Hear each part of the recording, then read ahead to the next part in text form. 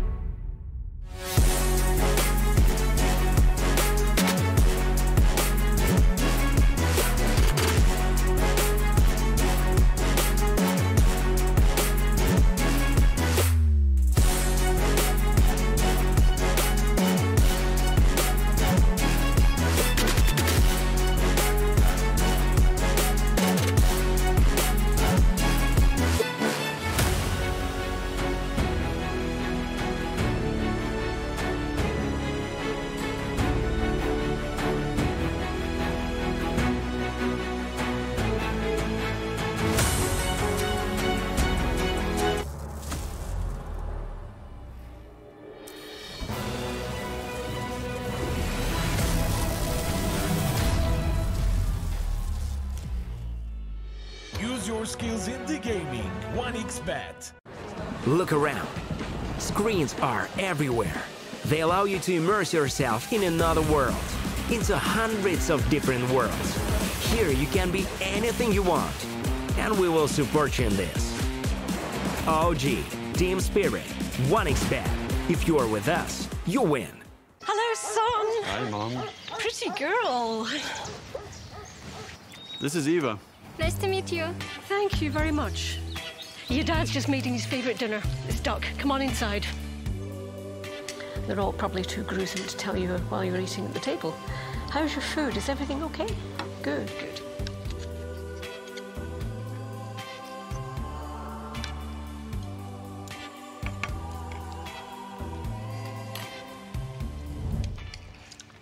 You seem to know each other.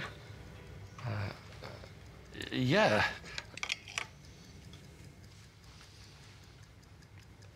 This is the new ambassador for 1xBet. Oh, I see.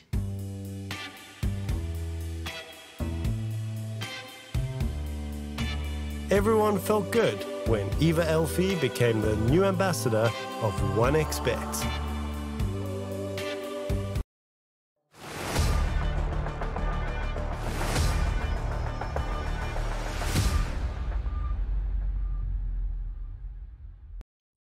The second day of the regional Dota 2 series in Latin America is gonna be here now with us. I'm Harry, joining me is Bowie, and we are gonna be taking you through today's actions, through today's three best of threes in this group stage. But Bowie, before we start, how do you feel being on home turf now, finally?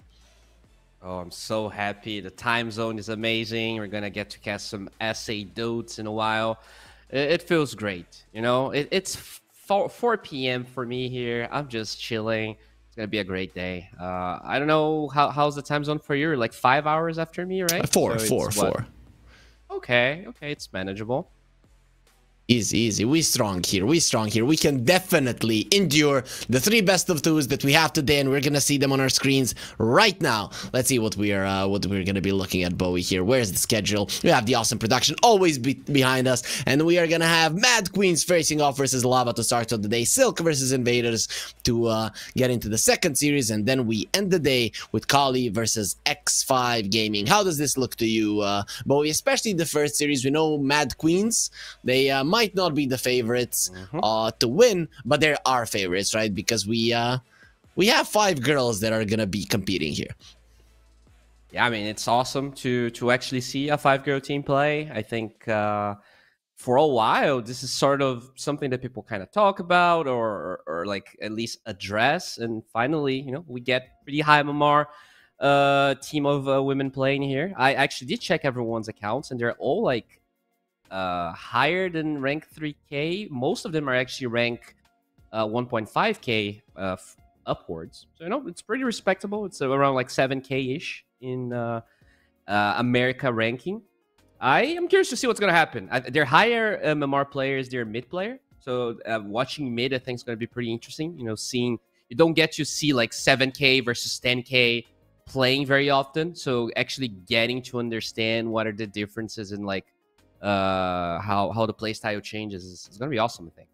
Okay, so we'll see what Bamboo, Azumi, Day, and the rest of the gang are gonna be able to do. Mariori and Lovely, of course, are gonna be the other ones, and of course we are seeing their opponents: Euphoria, James, Arcano, Demon, and Austin. I have to say, even in Dota terms, of course, Lava are coming in as the huge favorites. But imagine this is like a fighting sport, and then you see left side and the right side. I think that would be pretty unfair. Here, it's a little bit more even. I gotta say, I'm not sure if James' picture is right or if he's just a swole version of Leo style, because he looks like Leo style but swole, and I'm not sure if it's just like a coincidence or if his picture is wrong. But yeah, it's definitely a scary looking team. Everyone, especially James and Demon, I wouldn't want to fight with those guys. Arcano as well. Look at that round, his jaw. You know, it's pretty menacing. Yeah, he's looking at you from the side, right? It would be something like Dominic Toretto from Fast and Furious. Yeah, that's yeah. This is Brazil, right? I don't think he is from Brazil, right? But either way, it's close. It's close. All right. Yeah. So here's the Group A. That's the group that we're going to be casting after that. After we're done with it, we're going to be moving on to Group B. As you guys know, the format is going to be just the same as it was in Southeast Asia. As you remember, 3 teams are going to be going to the playoffs. Playoffs is single elimination. First team goes to the semifinals, and the other 2 teams will be facing off in the quarterfinals. It's single elimination, and of course, it lasts for only 3 days. So pretty fast playoff, but a long 10-day group stage with 3 best-of-2s a day. So a lot of Dota action for us to look at. And of course, we now turn on to the draft, where we're going to be seeing some standard bans. Before we talk a little bit about the heroes, you are very well known to always do your research, even show it in your amazing YouTube videos. Bowie is one of the most famous YouTubers when it comes to Dota. He has been inactive for quite some time, but now he's back in action, so check him out.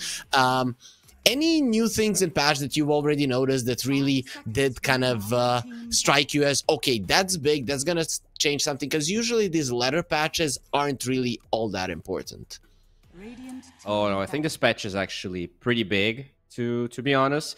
Most of the changes were actually in items, right? To me, the big stuff is all about Sange related items. I think Halberd for a while felt like a terrible item, and it got very significant buffs.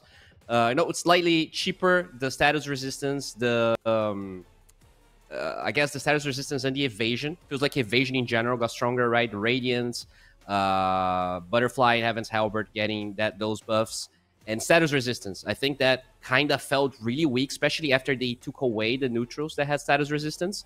So now, like, you actually get the same status resistance only with Kaya Sange or Halberd than you used to get with Kaya Sange and Sliver, I think was the name, right? Yeah, Titan Sliver. Yeah, so I really feel like because BKB seems so bad right now, we might start seeing a lot of status resistance being purchased, especially, you know, with Magnus, Axe kind of getting reintroduced into the meta. Overall, it feels like we're not... Like, Mage Slayer obviously still very strong, Shiva still very strong, but instead of building armor or building spell reduction damage, now you can get status resistance as another way to be tanky. Okay, makes sense, makes sense. I also wanted to ask you, is your light a little bit dim, or did you get a bit of a tan lately? Because I'm looking pretty pale compared to... I know you have obviously darker skin than me, but you seem like you've been hitting the beach. I think, yeah, I mean, I did go to the beach, but I think it already kind of faded away. It was like 2 months ago. Oh, but, yeah, faded away. I got a new light behind me, so I think it's kind of yellowish, and that's probably why I look a bit tanner. Yeah, you're but I don't know. You're rocking this cool Hawaiian look, right? And then you have the shirt as well. It looks awesome. Yeah, it looks really good. Yeah, that was This Is Brazil type moment for sure. As we do see a Zeus respond here to the lion. That's weird, right? Yeah, that's very weird. Lion obviously got a significant amount of nerfs, deservingly so. That hero was, you know, alongside Venge, felt broken as hell. This Zeus pick is odd to me. I am not sure what it is about. Like, looking at the changes that the hero got, I don't remember any significant big buffs to it. So I'm just curious. I never see Zeus first phase like this. I don't see any of his spells touched. Literally 0 spells touched in this patch. So that's pretty weird. I guess Zeus is fine at finding the lion. And Lion, of course, got, as you mentioned, a couple of nerfs, a lot of them to the mana drain, but I think the stun being 14 seconds in the laning phase on level 1 is actually a huge deal. Some people would say 3 seconds. No, dude, it used to be 3 times during one wave, now it's only 2. That's how you look at it, and it's actually a pretty big change for sure. But this use is interesting. I always loved him, and actually, I was surprised he wasn't picked more in a meta where Lion, Venge, you know, those hoodwink, those very squishy supports were always hiding somewhere in the shadows. So I wanted to see him more. So I'm really glad he's here, but I don't see him as a first big hero. And now a Dawnbreaker, so I have no idea what Lava are doing. This is your region. You need to take over. I think okay, I'm gonna guess this is not a core Zeus, and I think these are 2 heroes that have mobility spells, and you basically just want to be able to disengage from the mana drain. And so you can just, you know, bounce as support Zeus away from the mana drain, and same thing for the Dawn. Actually, you can just get on top of the Lion and kill him. So that is kind of what I feel. I feel like they pretty much sat on their off lane And yeah, that's the only, I guess, rationale I have for these two heroes. As the AA, another one that's definitely still very meta, despite some nerfs that it got in the previous patch, not this one. Yeah, I don't know if you saw the Reddit post. It was probably not a pretty huge one, but I kind of got onto it. Which Dota heroes could realistically beat Goku in a fight? Yeah. Oh no, I thought you were talking about the Kobold one, not the. I didn't see the. Did you see the Kobold one? No. Oh, yeah, I know. The T Governor actually, his tweet. Yeah, okay, I know about that one. How many combos? What is the Dragon Ball one? The Dragon Ball one is someone asked on Reddit, which heroes do you think lore-wise could actually beat Goku in a fight, right? So that was the question, and the people were mentioning AA quite a lot. So now when I saw him, that's the first thing that actually came to mind. You think Zeus could beat Goku? I think Goku would run through every single one of them because Goku is the strongest in the world. Maybe some Weaver, you know, a creator of the universe type stuff could actually beat him. But if he gets a punch in, this little popsicle, I think he's just falling apart. Yeah, I think so. Well, they did go for a Void here. So overall, you know, Mad Queens, they do have the Mad Kings handle, even though, no, they are the Mad Queens. I really dig their draft. I think maybe Lion's going to be phased out a little bit. I don't have enough information to say for sure if Lion's like still really good right now, if he's like first pick worth it. But in general, like their draft looks solid. I think Lava is the team that's experimenting quite hard here at the picks. Yeah, we're gonna have global heroes. So Nature's Prophet, you know, get something else that's gonna be coming into the fight all the time. You know, Mad Queens, there is a chance that some people do underestimate them. It can definitely happen. So this might be that kind of an approach from Lava. Though I have a question. I don't know if you watched yesterday's games, but there was an 8-minute game. I didn't watch it, but I heard of it. I saw like some highlights. Okay, so that's pretty. What needs to happen for you to GG out 8 minutes into the game? You have to get pretty pissed, I'd say. Yeah, I mean, I think,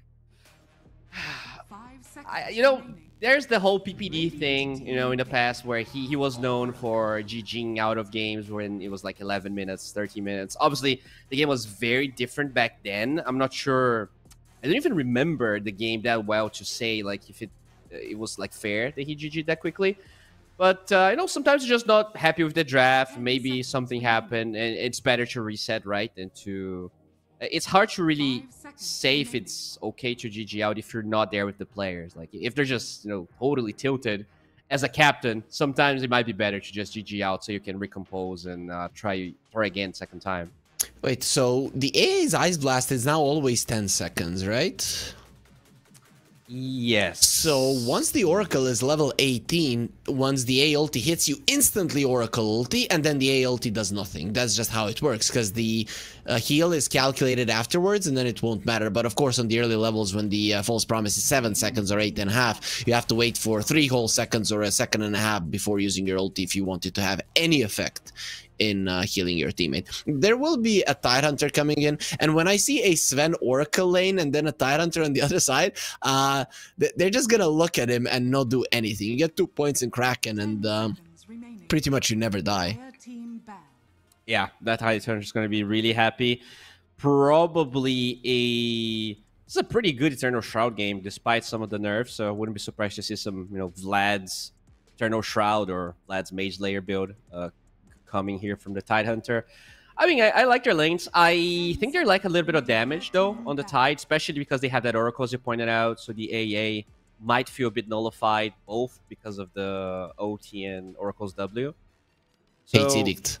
Yeah. You have to know the names of the spells. I mean, I don't dabble with support heroes, you know. Makes sense. Okay, so just yeah, I'm not like you. Just to understand for our viewers what kind of a colleague I have, that he's such a great guy. You see this hero that got banned, this Huskar hero, you know, that is the hero that he plays the most. Just so you know. So you're gonna love him even more now. You have a lot of fans now, Bowie. it's not the most, you know. It's definitely a hero I partake in sometimes. You know, Dota has lots of options, and Husker is definitely a nice one. It's an option. It's a hero that only fine gentlemen pick, and you know, I have no shame in what I do with Husker. I know. Husker and Viper. Husker and Viper players, they have no shame. Oh, yeah. That is very true. There will Viper be is available here, by the way. Maybe we're gonna see that one. I think he's really good against Sven. It would be a mid Viper though. They're gonna go Ember, and I'm not a big fan of Ember versus Oracle, to be honest, because you can pretty much do anything that you want versus this hero. He's all about poke, and then you have heals on the other side. So I don't see much reason in picking this one, but I'm gonna guess it is a comfort pick. You were mentioning a mid laner of Mad Queens is their highest MMR player. Yeah, it is. That was a really good Timber pick, I think. They were lacking damage already on the side of Mad Kings, and now you pick a Timber. It's going to be really tanky. He actually destroys Ember in lane. And yeah, I think, you know, at the end, Lava was looking a bit shaky.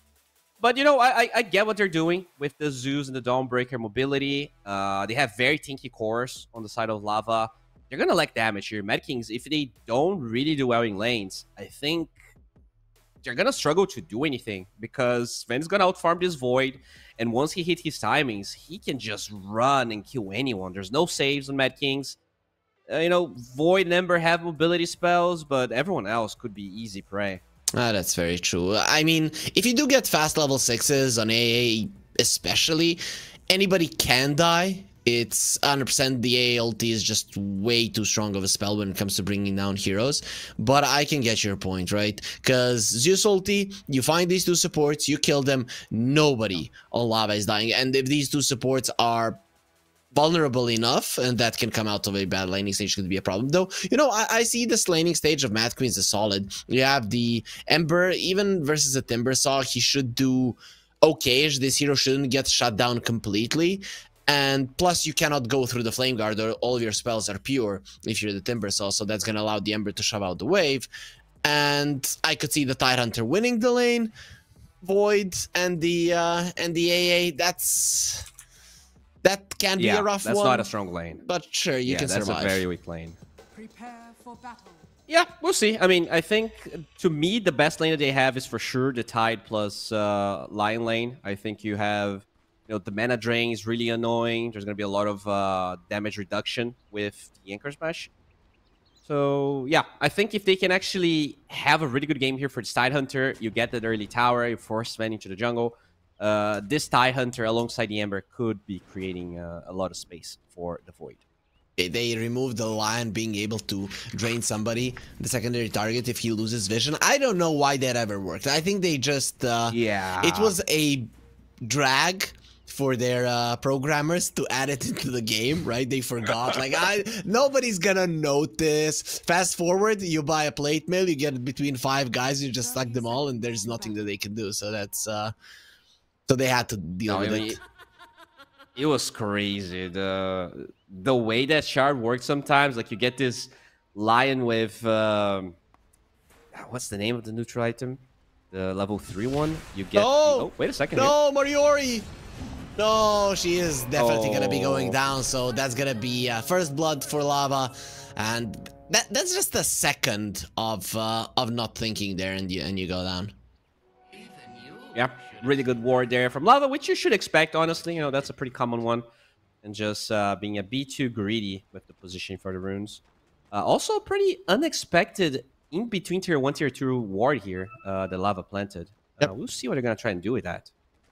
I mean, they're putting a lot of emphasis on this Timbersaw, and I'm guessing that if this Timber does well, if there are no rotations and he can just do whatever he wants, it can be a problem. He can even cut the waves behind the tower. So we'll see. That might be something that you want to do. But they don't really have like a hero that's going to be sniping the Courier or some Nature's Prophet, so that we see a clear idea behind the ward. I mean, look at the HP of Emberman. Like, sure, you shove the wave with a Flame Guard, but it also means you're taking full damage from all those Whirling Deaths. And that spell's so spammable. Like, this hero has a lot of mana regen, the Timber. It's definitely not gonna be nice for for the Ember here. We'll see how the highest MMR of Mad Queens will be doing, as that is an A in a lot of trouble. Has a Fairy Fire and Stick charges, so should be fine. One more hit, not gonna be doing it. Has to run away, and Demon now could be in trouble.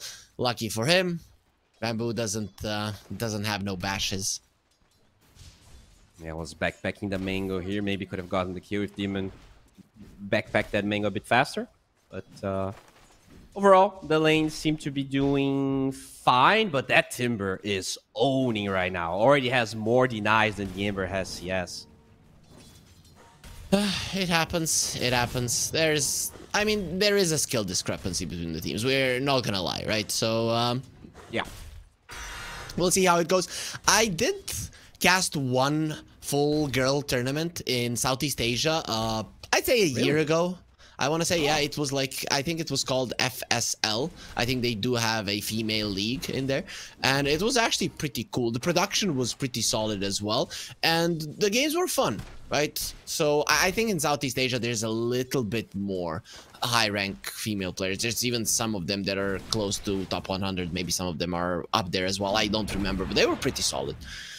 Yeah, there was a big female tournament in South America as well. If I'm not mistaken, pretty much everyone from Mad Queens or most of these players were the winners of that tournament. There was like a Brazilian stack versus a Peruvian one in the finals, and they did beat them like 3-1, I think.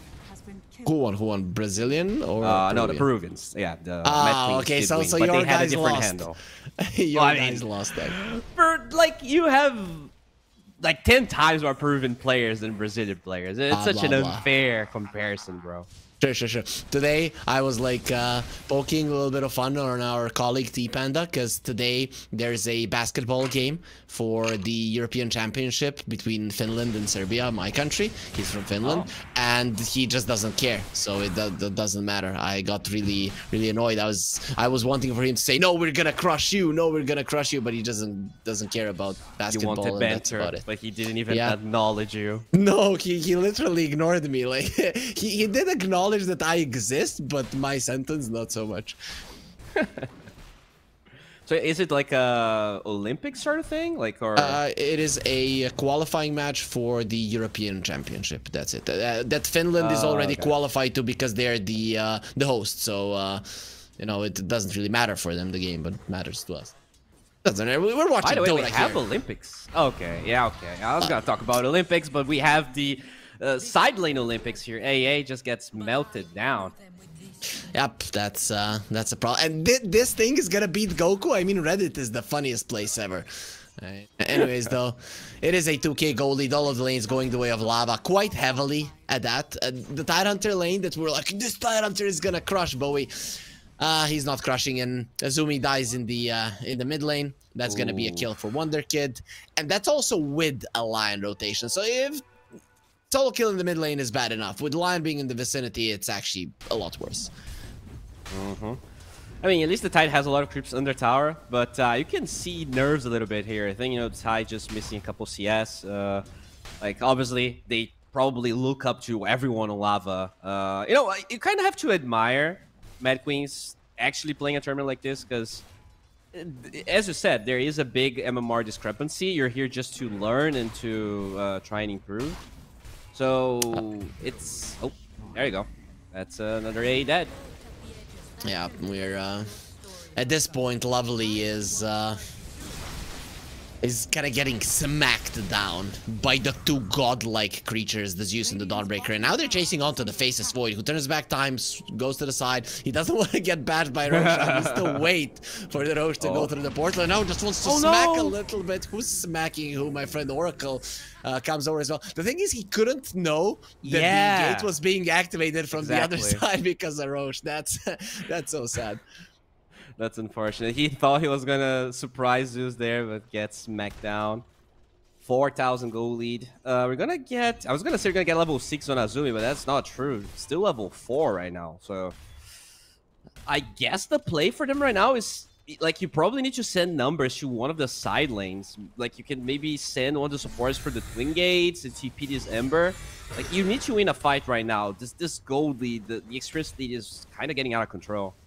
Yeah, you cannot allow this to continue. The thing is, look at what Wonder Kid is doing. Azumi kind of needs help, and the TP from the AA is coming. But the thing is, what is an AA gonna do, Bowie? Nothing. That is the answer. Here comes the Oracle, the Fortune's End. Actually, nice dodge from Azumi. Doesn't matter. He's still gonna be going down. They get the stun onto the Timber, and there the heals from the Oracle. So now he's just gonna be going forward. They're saving the Siege Creep, and nobody is gonna be saving the Lovely. She's dying on bottom lane and comes to the mid lane. She's gonna die there as well. Oh, yeah, and they're gonna keep that Siege Creep alive. You see, the Glyph is not gonna be enough. So, Lava just slowly but surely here, snowballing these lanes so hard. Oh, Ember. I was thinking, oh, he's gonna ulti forward, go for the Zeus. No, he can't. No, she can't, because she's level 5, and she might stay level 5 for a very long time. Here comes the Chakra, pulling her back. A little bit of heals. Yep, a little bit of help from the Oracle. That's nice. That is a gentlemanly thing to do, though Wonder Kid seems like not a gentleman whatsoever. Oh, yeah, definitely not. He's just shoving everyone away from that tower. Yeah, they lost the catapult at the end, so nice job by Mad Queens, but still, it feels like it's going to be a free tower here. Yeah, they're pushing so aggressively. You know, there's these moments where I would actually keep the tower alive. Once the tower dies, the Ember can actually get some experience. Before that happens, she is so sad. Gonna get dove every single time, and the creeps are gonna die to the tower. This way, at least some experience goes her way.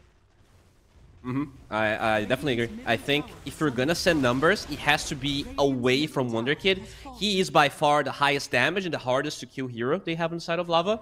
So maybe rather than defending mid, the play would have been for the Ember to walk to a side lane instead. You know, obviously easier said than done, but they might learn from this as Mariori gets found by Austin here. Oh my. That's so much damage between the two supports. That's only level 4 Oracle. So imagine what happens when you have 3 points in Purifying Flames. Here comes the time dilation. Demon is just running away, walking away from the Faceless Void. And here comes the level 6 Ember. Misses the slight, meaning that the chains won't connect either. Fortune's End is coming over. It's not like she was very fortunate to begin with in this game. And Wonder Kid, he's gonna allow Azumi to choose where she's gonna die, as he kills her now in the jungle as well. Yeah, that's a tough one. There's so much vision, right? Like they were fighting with that cliff ward close to the tier 1 tower, and now they're gonna dive for Beautiful bamboo. play. Yeah. You saw that Fortune's End? That was pretty cool. And the pre-cast on it. Did. That is great play, and I'm surprised by the Zeus support. It actually did way more than I expected. I think the laning stage went way too good for him, and now you are super high level. At this point, it's just way too easy to play Dota. Okay, so they have some stacks for the Tidehunter. That is going to be the first big thing that they're going to be getting in this game, since no kills have gotten their way, no tower pressure, no lanes, no success anywhere, but at least you get the Ancients. Can you maybe go for some kills with the Ravage, or is it still the level 6 supports that you're actually waiting for? I think you don't go for kills. I think you need to force them into you. You're way too weak to run at them. It's going to be awkward. You have to fight on your terms, under a tower, with vision. So I actually would like for them to, at best, maybe pressure the tower. But you don't have to, like, go aimless for kills. Just try and force a response and, you know, kind of take it from there.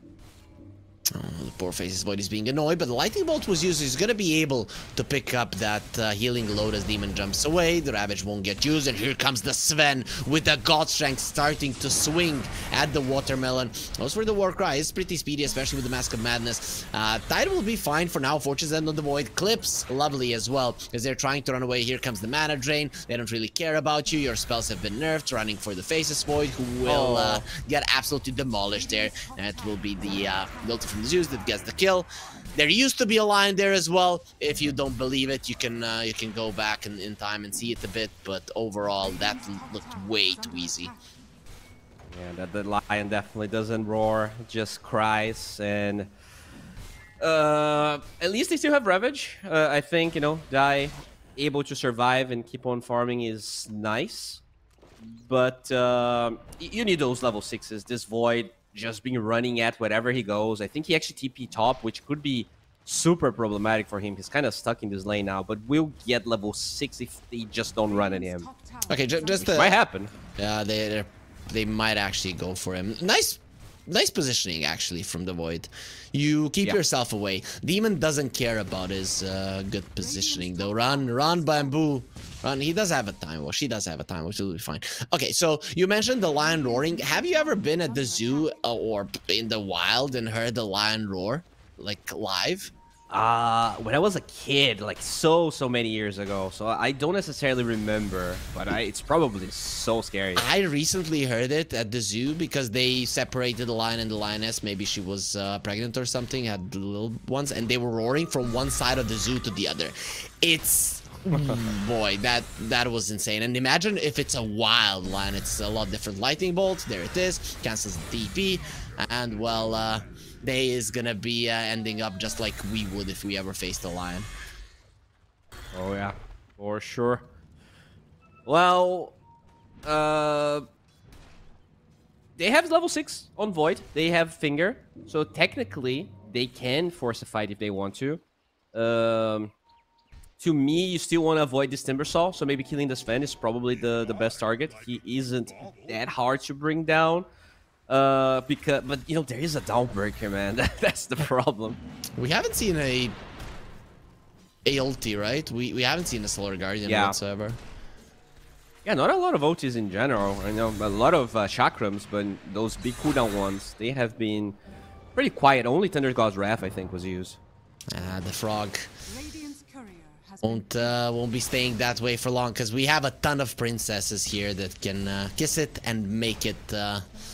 Okay, Timbersaw is not a beautiful prince, man. He's actually pretty ugly. As they will be going for Lionheart Spike. Gonna be keeping Arcana away. That doesn't mean that Mariori will be living through it. The damage is just too much. There's a nice lot of his chains, but so low in terms of levels. Now going towards the Tidehunter. Next in line with the Fortune's End connecting. And there's so much damage to work with. Demon, just like the old times, use ulti usage just to secure the kill.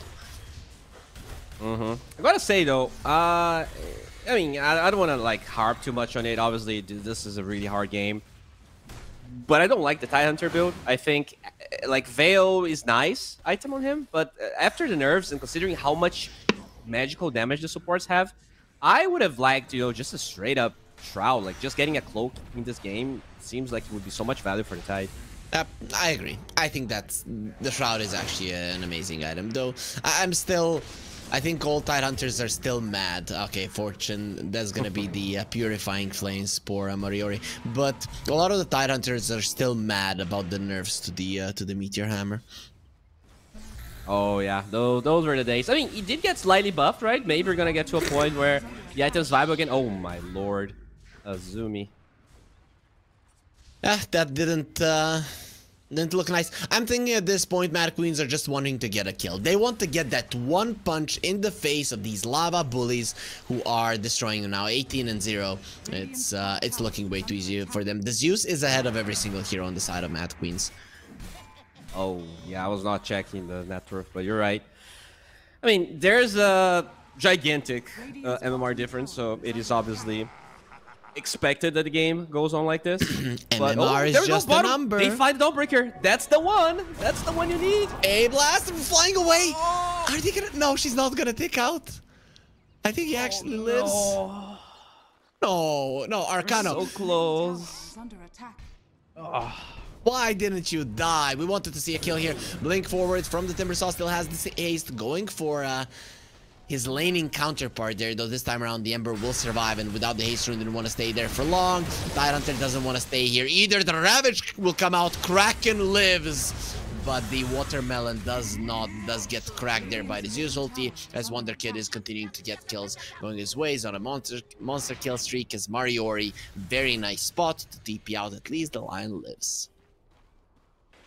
Well, Lion's gonna be roaring in the fountain. Yeah, I mean, now they use a lot of their spells, so they're gonna have to get back and chill. Gonna need all of those cooldowns. And I think that's the right option. You need to kill the Dawnbreaker. Anyone else who go, like, it's already hard to kill the Dawnbreaker. The other heroes are just as tanky. And if you have Solar Guardian on top of it, it just makes it impossible. Okay, so Bowie, what's with you and Roars today? Have you been listening to Katy Perry? I mean, it's You can admit it. You can admit it. We're all friends here. Yeah, it is. It is my favorite, but I'm more of a Taylor Swift guy. You know, this is way too millennial. I'm still a Zoomer. I'm a young lad. Makes sense. Stormhammer, Bamboo, and Mariori. They were also young, though. Didn't stop Lava from killing them as well. 22-0. Okay, so I don't know what happened in that 8-minute game, because this is... Stomp is an understatement. So if you GG out in 8 minutes, it has to be... I don't know what needs to happen, really. You need to get into a fight with your teammates. I guess that's the only way I see it. Yeah, I think that's probably it, right? If the dynamics of your team are just going out of control, you just gotta stop. There's no point in playing the game. Like, if you're a professional team and you guys are fighting in the midst of the game, there's no point. You have to kind of reevaluate, breathe, and get back to the drawing board. Okay, so I have to our colleague T Panda, he was casting that 8-minute game yesterday with Kips, and he wrote a tweet, said, I've cast my shortest but almost longest game in one day. 8 minutes was the shortest, 1:07 was the longest. And then in the reply he said, rarely these happen as teams want to play games out a bit further. With human error and a bit of luck added to the mix, these games are possible. So they basically GG'd out because they lost all 3 lanes, and they probably screwed up their draft. So that, I guess that's gonna be a response. So guys, if you want to, give the follow to T Panda on X, and of course follow D2 Bowie and me, Harry Freak. Be sure to give us a follow there, as Roche now will be taken with the God Strength. That's gonna be quite easy. Nice plug, very smooth. Who did they lose to? It was Silk, right? Yes. Okay, so arguably one of the teams that is also... No, wait. You are talking about Mad Queens? Mad Queens lost to Silk. Invaders beat Kali in 8 minutes. That was... Oh, that was the 8-minute game? Yeah. I thought it was Mad Queens. No. Damn. No, okay, now... Because, that's why I was confused. I was like, okay, I mean... Yeah, I thought it was them, because I heard that they did struggle in the game that they lost as well. So. I'm pretty sure we're not going to be seeing Mad Queens GGing out super early in some games. The reason for it is this is a learning curve for them. If they're going to be playing some female tournaments after this is going to be a big deal for them to watch, as you do get to experience just these small moments, and a little bit of lane dynamics can work wonders for you. You just try to copy what Lava are doing in lanes, and you're probably going to be beating most of your opponents just out of the laning phase. So I don't think that they're going to be letting go of this opportunity to see how these movements actually work. I definitely agree.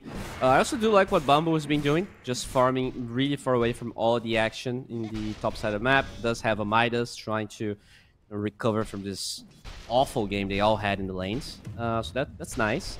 It's not like they can really go high ground that quickly. Like, the Sven can do it, but even now it's kind of awkward. He's like not really going for it, just poking. So you are buying time. Oh, nice hacks. Yep, hacks in time. Arcano will get to the low ground with the Celestial Hammer, as the Tyrant are coming forward, threatening with a spit. So, anyways, did you watch Powerpuff Girls? Oh, yeah. Okay. The best so comics of all time. Yeah, this reminded me of, there was a episode where Bubbles is infiltrating the Rowdy Ruff boys, and then she's getting taught by Buttercup how to spit, right? And it is very unfortunate. So I do faintly remember that. Yeah, that was fun, because they are like taking down planes with it, and there's the spit, so they would have no issue posing as one of the Rowdy Ruff boys, no problem. Yeah, they're making Lava work for it, very slowly but surely. Here, the God Strength is pretty much going to expire. So if they can take a fight now, that is probably one of the best openings they're gonna get, besides, Aegis being over. But if the Sven has OT, he might be actually stronger with 1 life than a Sven that has 2 lives but no OT. Okay. So did you see the Zeus items? Now, now that is a bit of a meme. That is definitely meme status right now. Obviously, it is better than it used to be, but still a meme. I was expecting you to try to justify this to me in Dota terms, but you didn't even attempt, and you shouldn't. This really. is officially a meme. Yeah, there's no way. There's no way your second item on support Zeus is a rapier. This is just not a thing. You know, when I was watching Amar play, and then won a game, he got that rapier plus Revenant's Brooch on the Mars, and I thought, okay, this is a meme because the game is way too easy for them and they're winning. Then next game, it is an even game, and he's still building it and saying, oh, it's actually great in some interviews. So maybe this looks like a meme to you now, but maybe we're gonna be getting Demon in an interview, and he's gonna be telling us, no, it really works. Phylactery and rapier on Zeus was exactly what I was gunning for. Unless he has some, hacks on how to get that caster rapier item that, it was kind of possible to buy in the beginning of the other patch. I don't think we're going to see this. The caster rapier, if they ever release this item, then that's definitely something you buy on Zeus. 50% spell amplification, that is worth God knows how much that item costs. Oh, let's see, Sven being targeted, still has the Aegis for another 45 seconds. As the Timbersaw jumps in, they will not be caught by that attempt. Euphoria, of course, does have the BKB as Bamboo.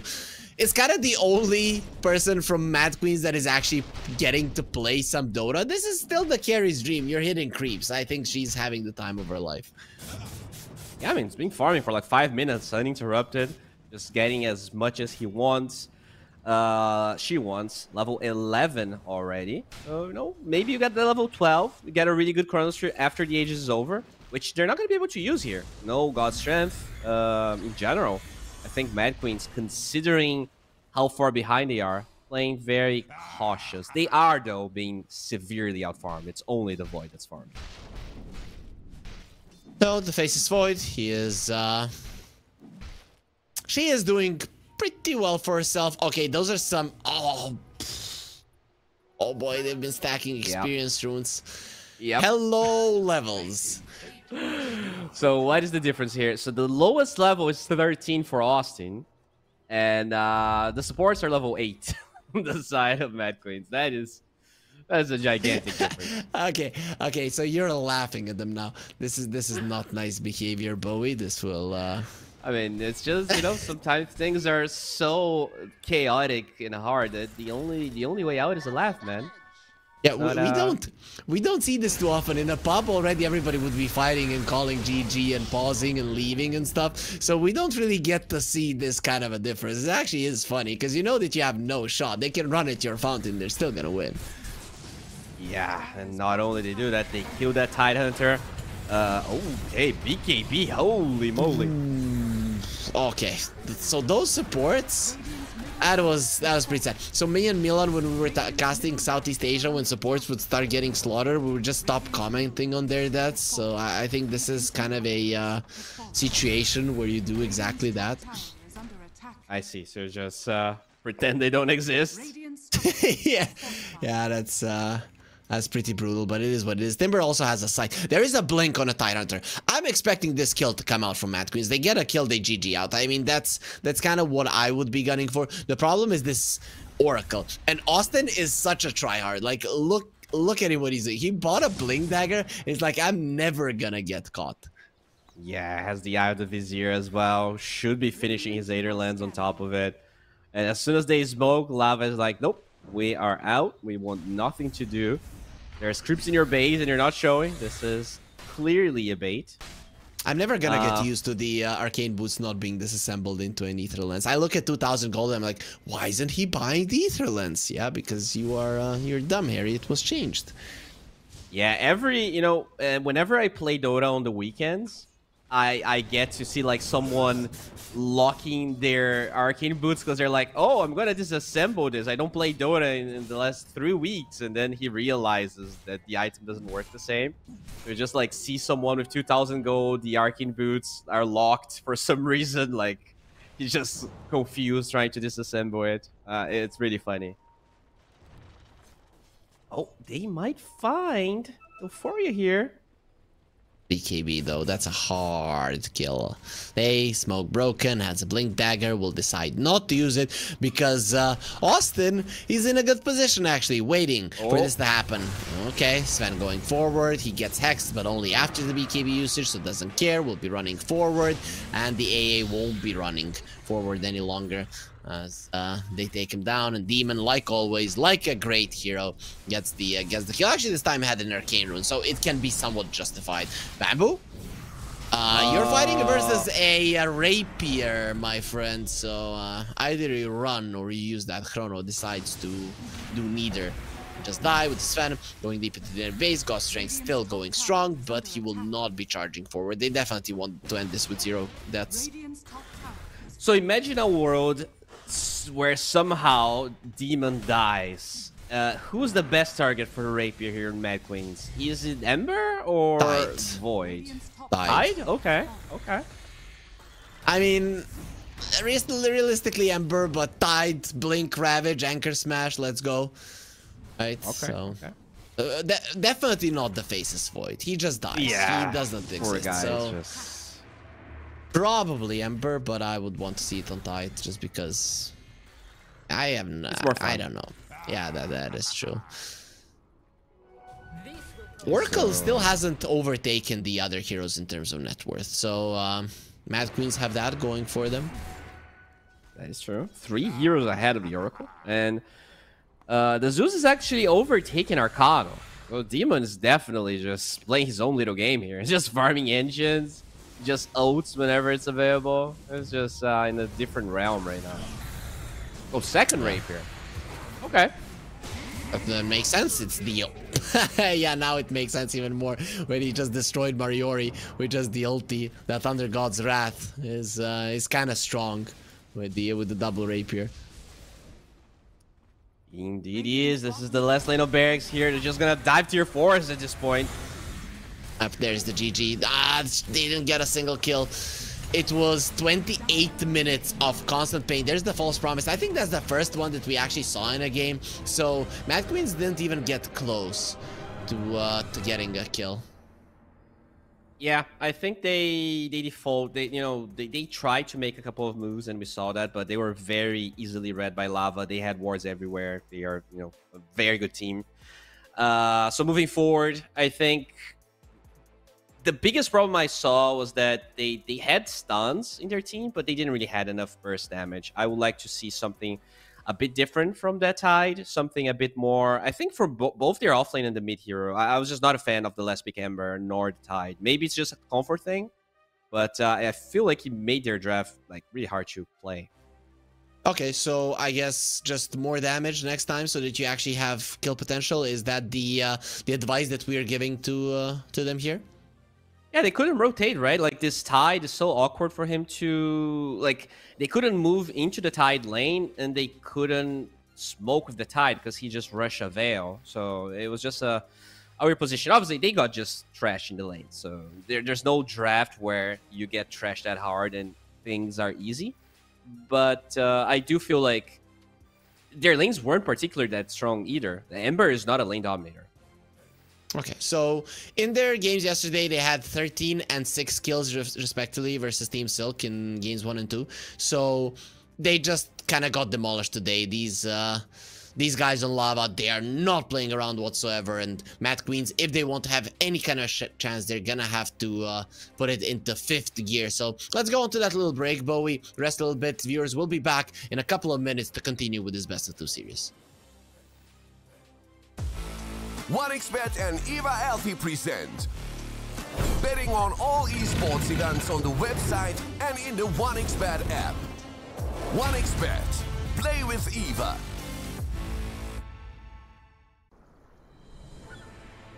What if Kunka knew that he could not only play Dota but also place bets?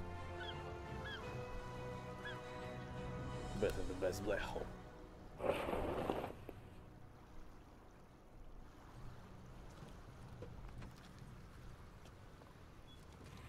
1xBet, bookmaker company.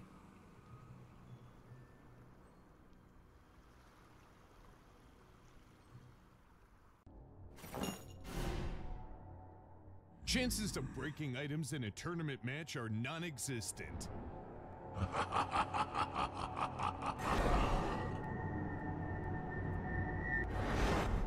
Chances of winning at 1xBet are always real.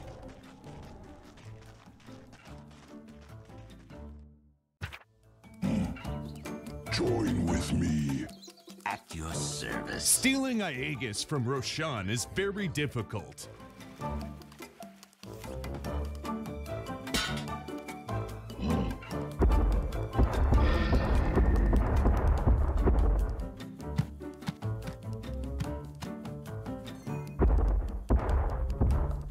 Winning at 1xBet is super easy.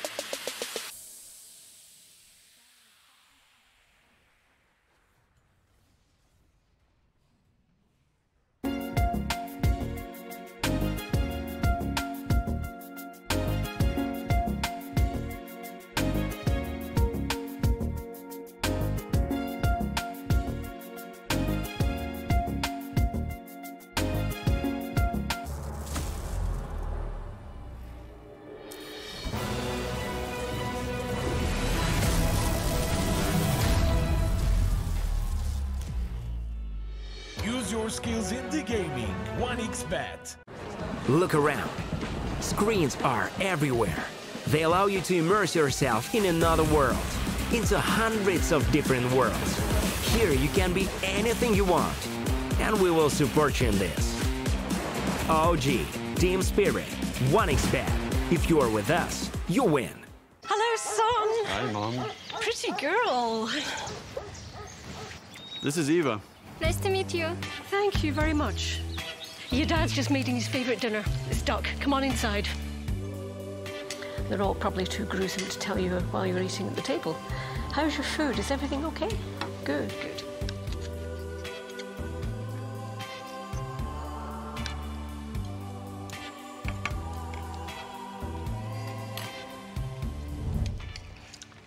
You seem to know each other. Yeah.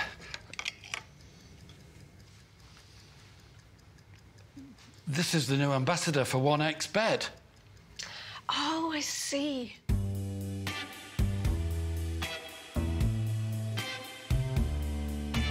Everyone felt good when Eva Elfie became the new ambassador of 1xBet.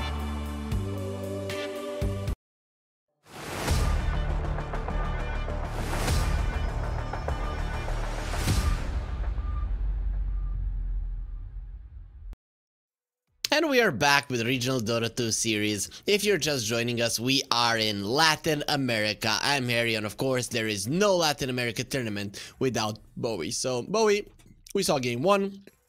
The question that now needs to be asked is, can Mad Queens threaten Lava in any way? And a bit of a more disrespectful one, but considering they had 0 kills, can they get a kill in this series? I think they can get a kill. I think that's like... I think there's a 70% chance we're going to see a kill. Threaten is a much harder job, though, because it feels like Lava, you know, they're very comfortable drafting different things. Like, I feel like maybe against a normal draft, Mad King's drafting game #1 could have actually worked a bit better, but it had so much burst. I know that Timbersaw last week was also good. You don't really see that here being picked in the mid lane that much. But I think they had a lot of very smart curveballs that kind of... Like, I would say that the experience drafting might be even bigger than the experience in gameplay. Maybe I'm going too far, but I do feel like their draft was really good. Yeah, I think their draft was really good, and like, yeah, maybe the zoo's a bit clowny, but I do feel like they use those lanes, right? Like that is probably the only thing where you would expect a team like Mad Queens to kind of at least stand their own, because when it comes to like actual map movements, a team like Lava, players with the experience that they have, you know, they've been playing this game competitively for 5 years or more. Whereas Mad Queens, they are kind of new to the professional scene, and that is a totally different game even, right? Like, you can be really good in pubs and kind of bad in competitive matches. Okay, so here's how I look at it also.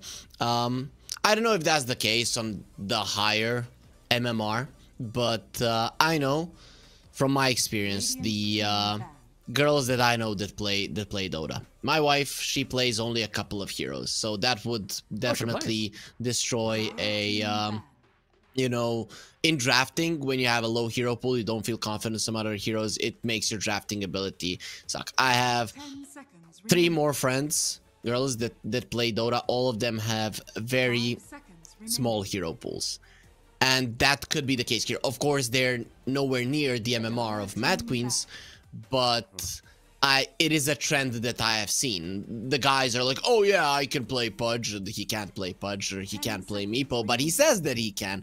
Girls, on the other hand, they're not gonna do it. So that could be a problem in drafting as well, that they're gonna be kind of running into. Of course, I'd love to get to talk to them and see if they how wide their hero pool is, what they can actually play. Maybe see them in a tournament where every single team is on their level, so actually see what they're capable of. But hopefully that's not gonna hinder them all that much. I'm actually gonna look at the drafts that they had yesterday, and then we can try to get a bit more info. That is a good idea. Let me check what they had. So they had Lion AA, so already pretty similar. Ember. Ember. CK Quap. So interesting draft. What was this, a Quap offlane? What's that about? And then the other draft was very different. They had Zeus AA, so only AA being a repeat hero. Sven, Offlane Ember. And oh wow, okay, that's something. Okay. Yeah, but the supports, you can see that they're kind of transferring, and then you see that they're playing a. Oh, what? Oh no, this was no. They're playing some heroes that might not be super in the meta. But sure. I guess they could have a hero pool problem as well. But this time around, they're gonna be getting Avenge. And what kind of nerfs did Avenge receive? Because we are pretty sure she's not gonna be receiving no buffs. Honestly, less nerfs than I expected, to be honest. I'm gonna double check here, but I remember just looking at them and considering some heroes that got nerfed. So Avenge got a cooldown magic missile 1 second higher, and the damage and wave of terror got reduced by 15. But that's like definitely not the reason this hero is very powerful. I think the way it plays out with Lads, the way the shard works, and in general, Solar Crest and her OT are the strong parts about it. So I wouldn't say, like, considering this hero was first phase banned literally almost every game, I think this hero didn't get nerfed as much as Doom, for instance. So I kind of like the trade that they ended up going for here. I do feel like Venge, after the nerfs to Shivas, after the nerfs to Doom, might just be a better hero overall than Doom. Okay, that makes sense. Of course, Venge kind of rises in popularity when a certain type of Dota is played, right? I don't ever see this hero as the main problem, but the type of Dota that people are going for, where you can actually go forward and she's going to be behind you. If a team is losing and has Avenge on it, it's not really going to contribute all that much. But Doom, on the other hand, this is a hero that I haven't seen in such a long time. It is just always freaking banned. Yeah, no one attempts to let it through. So very bold here of Mad Kings to let it through, but I do like the Venge pick. So in general, I'm happy for them. I think you need to take risks, and this seems like a decent trade, at least in my eyes. We'll see. You know, even the shield against Doom is pretty cool to have. Yep. Yeah, the main difference now for Doom is that his level 1 ulti is 12 and level 2 ulti is 14 seconds, only level 3 ulti is 16. I think it was kind of bizarre that you get level 6 and you reduce all healing to a target for 16 seconds. Who the hell is gonna survive 16 seconds without any heals? No tower heals, no fountain heals, no nothing. So I do like this change. I think it was kind of dumb. Yeah, honestly, I would even be mad about the region reduction scaling as well. So maybe like you got a 50% heal reduction and, you know, 75, 100. So like it is still the way it is now, but you only get it at 18, because it is honestly kind of crazy. Because the only counter to Doom is being tanky now. That is the only way. Either being tanky or really fast, so that you kind of outrun the Scorcher of damage and you only tank the Doom damage. But anyways, so you don't play Doom. I know that you don't play Doom. Yeah, I knew it, because you wouldn't be talking like that about a Viper or a Huskar. But talk to me about the Grimstroke. The Rubik response I can understand. You definitely want to be playing around a little bit, some nice spells to steal. But what about a Grimstroke? How does this hero look at the moment? I think this is just kind of signaling they're gonna go for 2 melee cores in side lanes. Just having those melee cores so you can use the Inkswell aggressively is nice. It also means you can probably kind of fight into this Doom, because you're going to have Inkswell plus the Silence to fight. But generally speaking, you know, it's a decent support. I wouldn't say it's very strong. I think Rubik is, you know, by far a better hero right now. And Ursa, man, now that is a hero I'm just not a big fan of. It's decent versus Doom, you know, you can get the status resistance, you can kind of bully the Dooming lane. I feel like this is one of the worst carries right now in the game. Really? What about Ricky? His win rate is Ricky's way better than Ursa. Just look at the Ursa win rate, man. I think it's like 41% in pubs. Ricky's 50. That doesn't count, dude. Ricky is a Smurf type hero, right? So okay. Ursa not so much.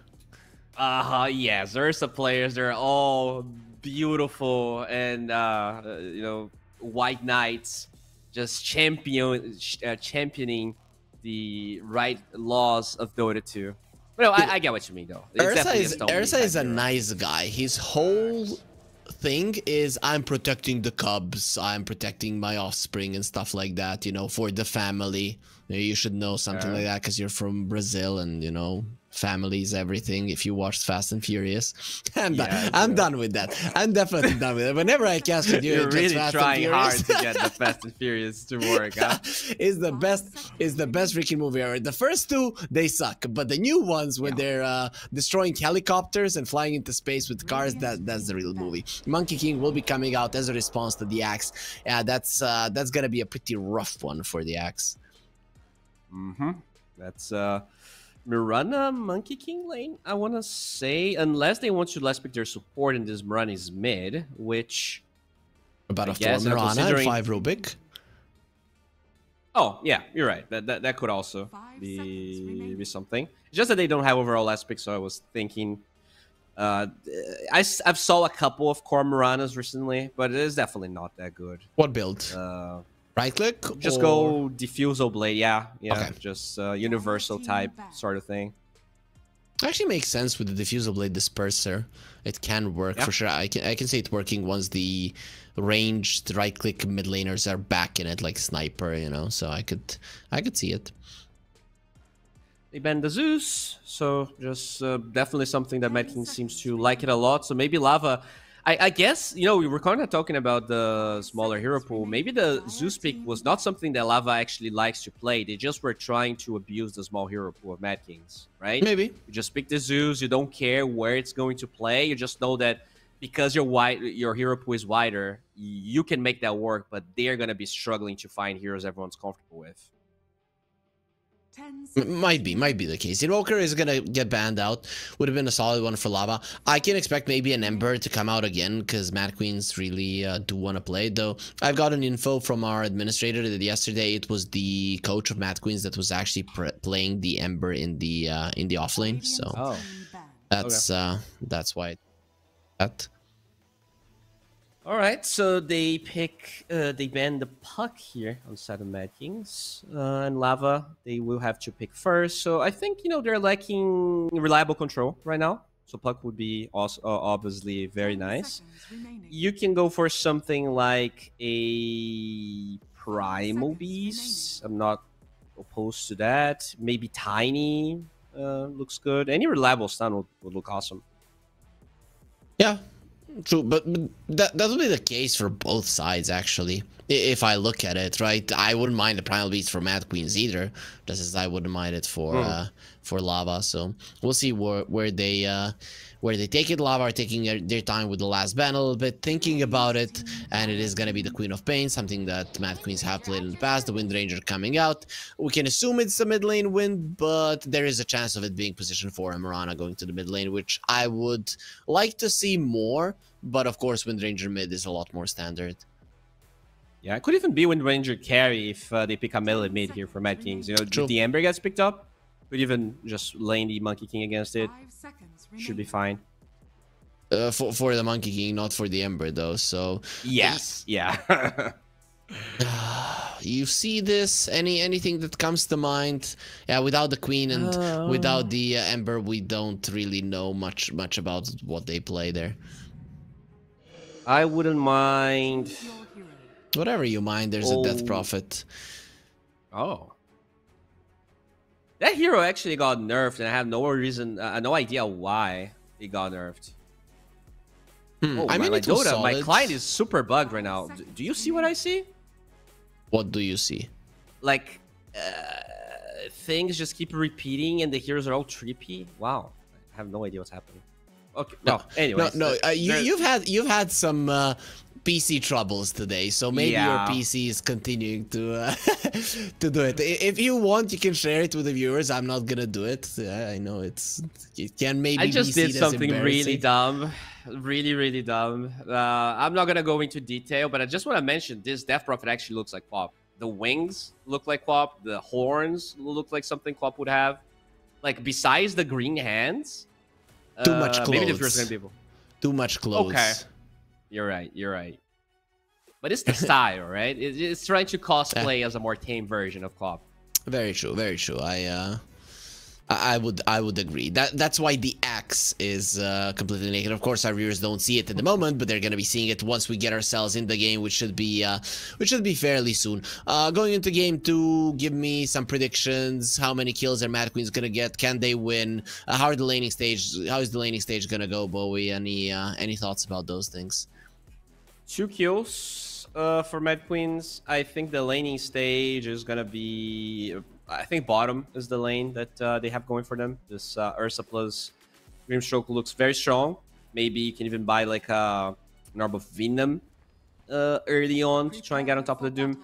But the other lanes look kind of mediocre, honestly. Death Prophet actually got nerfed this patch. I don't even know why. I don't think it's a good matchup against Wind Ranger at all. She can easily like disengage from you.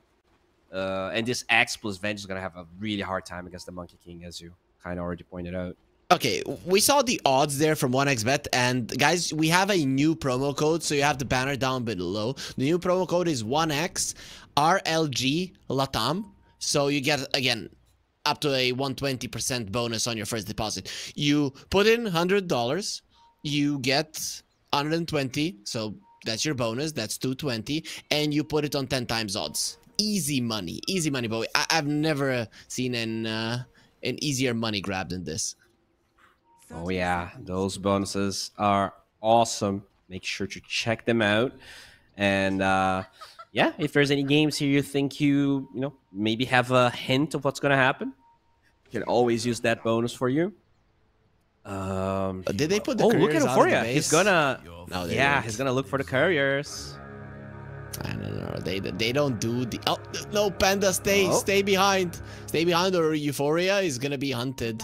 You know, pandas are actually considered endangered animals, so you would probably be a criminal if you would kill that little Captain Bamboo. What a surprise!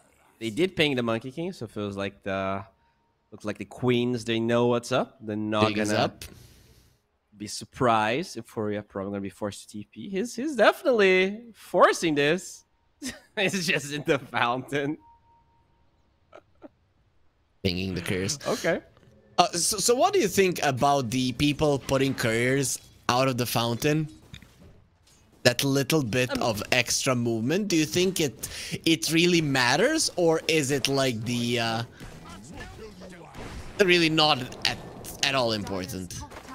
It matters for the mid lane the most, I think. I think for the other side lanes, like I see people doing that, and then they just let their couriers get killed 2 times in a row. Like the supports are just like fighting, and then a Murana just kills the couriers. So no, if you're gonna try hard to get your couriers out of the base, make sure like you look where they're walking when you're ferrying them, because I see a lot of people doing that thing, even in my MMR, and then like they don't care about other things that are more important. So I think it's like for the mid lane it matters. For every other lane, it's gonna, you know, if you're doing every other aspect of the game at the highest level, then that might matter. But there are definitely more things you have to worry about. Okay, so just a little bit of a background for what Bowie said. He's a mid laner. He's like, it matters for me because I'm cool, right? But for you other noobs, it doesn't matter whatsoever. Anyways, though, talk to me about the laning stage here. Which lane should we be keeping our eyes on? Where is the action gonna happen? Wow, I think we're looking at the right lane right now. They got level 2 really fast here. But yeah, I think both side lanes are where the action is gonna happen. I don't think mid should like have any kill whatsoever. So it's either gonna be this Monkey King plus Murana getting kill, or the Ursa plus Venge. They definitely have the upper hand. Although Bamboo very far forward on the other side of the map there. If Venge goes for pull, Bamboo could be maybe just run down. Lovely is going for a pull. Lovely doesn't want to be dying in this lane like she did previously. Gonna go for that hybrid pull, as you know it. Is there Shock of Dirsa, run Bamboo, but the ground, it is scorching hot. And Lovely's not gonna be dying, but unfortunately it would be her carry that kicks the bucket for the first time here. They're actually going, they have so many creeps. They don't have a glyph, however, it still hasn't come online. But Lovely's taking so much damage, 2 more hits from the Doom. 1 will do it if it's an Infernal Blade, and 1 more hit from Demon. So 2 kills, easily made. The top lane suddenly turns into a disaster. Yeah, that's the most promising lane we kind of talked about, and 1 pull kind of ruins it all. So many creeps dying under tower, and that's unfortunate. That's also a Lotus that the Rogue is gonna pick up. Yep, even a little bit more region for them. Not like they used a lot of their resources to go forward. There will be a minus armor and Demon. Bamboo doesn't seem to care. Creeps are what the carries want, and Bamboo, she has been getting a solid amount of creeps in this series, not gonna lie. Yeah, definitely having a decent time CS-wise. In the mid lane, this is actually very even now. Way better than the Ember versus Timber matchup that we saw. You know, it's obviously a matchup that the DP can farm. I talked that like a second here. As they got it! Get a kill. There we go! Let's go. Let's go, Mad Queens. The thing is that now... Oh, actually, they got a kill on Euphoria as well. That's a carry down as well. 2 for 2. The Doom on top. He was trying to get a kill on the Ursa. Not going to be happening. He actually has to be careful because the Fury Swipes can add up very, very fast, especially with the minus armor brought by the Venge. So, there it is. Mad Queens, a much better laning phase. Their mid lane is going well. Their top lane, they got a kill. And bottom lane, they're actually... they're crushing it. All right. Okay. This is infinitely more kills than we saw game number 1 already. And, you know, with that mid-hero having a good time, we could see some rotations from the DP. There's definitely a lot of things this hero can do. I am scared for her, though. Once the Wind Ranger gets level 6, you can die, especially if there's, you know, enough items here on Wonder Kid. And I'm really liking when I cast with Milan in the previous Southeast Asia region. He was always good at calculations. Now Bowie is going to be showing that he's good at math as well, understanding the multiplication with 0 and stuff like that. This is all pretty cool. Fairy Fire, lovely degree. Yeah, of course, lovely. Of course. Lovely. Okay. She's okay. Day dies on the other side of the map. As she's not okay. That doesn't look like okay to me, and Mariori is not okay either. Okay, they killed Euphoria, and it seems that the only thing that they've managed to accomplish is make these guys mad. Yeah, they're now, okay, we promise we're not gonna feed any kills. They're gonna have to play serious against you guys. But I mean, this is still way better. We actually have like 2 heroes from Mad Kings in the top 4 CS as Bamboo. Getting chased here, there is a TP. Nice movement. Really nice movement. Getting away from the Scorched Earth. The left top toss is there. Lovely will take some damage. Will not die. Do you think... I know when... I used to play Dota competitively, and if we would play some open qualifiers versus, you know, a random stack, we would make fun of each other when somebody died, right? So do you think that might be happening here in lava communication? Like, haha, you got killed by a girl, you know, and stuff like that. It probably is happening, right? I wouldn't be surprised, yeah. You know, it is a Dota crowd, but no, I think it's all fun and banter. You know, when you get to this very competitive level of Dota, you kind of have to have some sort of thick skin, as the Ursa doesn't. Gets pummeled down. Yeah, Lovely is gonna be on the menu as well. Here comes Azumi. Let us go. 4 people are running away from her. The Boundless Strike will be keeping her away. Azumi is not done. Has the amplified damage. We'll know how much damage this hero can do. Doesn't want to chase forward. Doesn't have the phase boots. Doesn't have the movement speed to get any kills. And the first exorcism will be unsuccessful.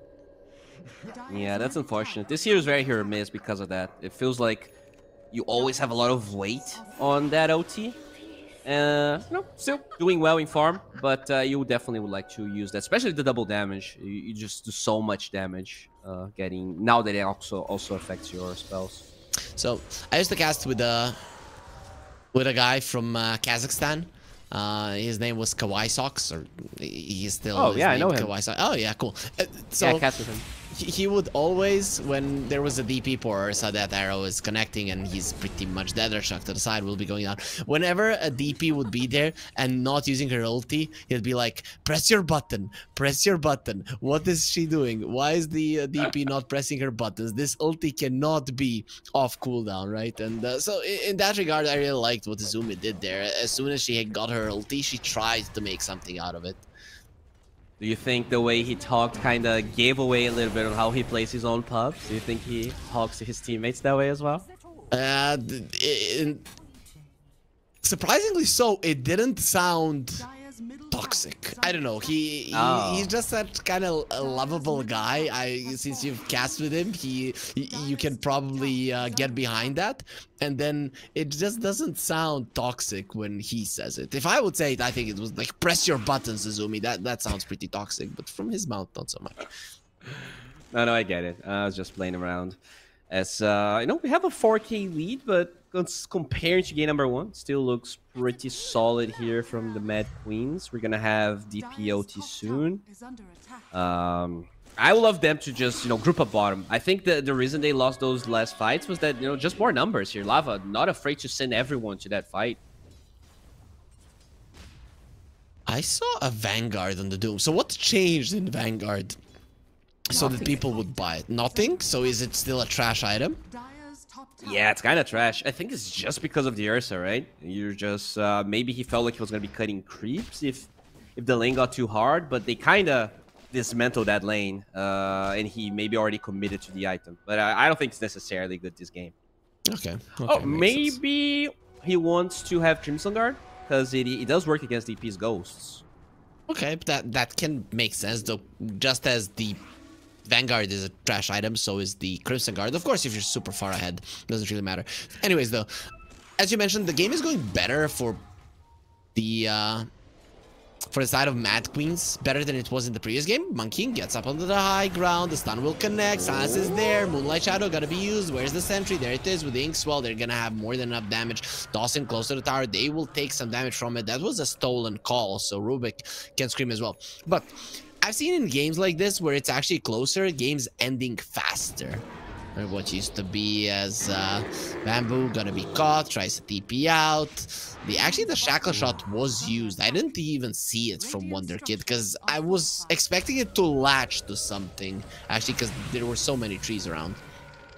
Yeah, he got unlucky with the angle there. Sometimes some trees kind of have an indentation and you don't see it. Lovely though. Might be hurt here. Oh, good OT though. Arrow. Oh, did you see that arrow? That's just a dead Grimstroke now. Oh, Mariori. Poor girl. That was so unfortunate. It just came in to cast a spell and the random arrow connects that you're just not paying attention to. Just want to mention, I did say 3 kills and Mad Queens, you know, they got them. So I just want to point out that I believed in them and they delivered. How did you believe in them? It's 10 minutes into the game. They have 3 kills. They're gonna be getting more. You underestimated their power, Bowie. That's what I would say. Okay, we'll see. They did go for Blade Mail here on Dave. Very good against the Wind Ranger. So I do like that a lot. Ursa going Battle Fury. I guess the DP is the question that I have. Do you still go Shivas or is there going use Scepter here? It's okay. To help you survive the Doom a bit, maybe. You know. The spell on the wind. Up. That's true. I mean, I like it. It's still a common item on the Death Prophet. It used to be a core item. You couldn't play the hero without it. Yeah, I think that's why I think the hero is bad. Like, if you have to go this item, I don't play the Death Prophet, so I can't really say for sure, but if you have to go for this item, it just feels like, you know, an underwhelming item. It's good on her, but it's so expensive.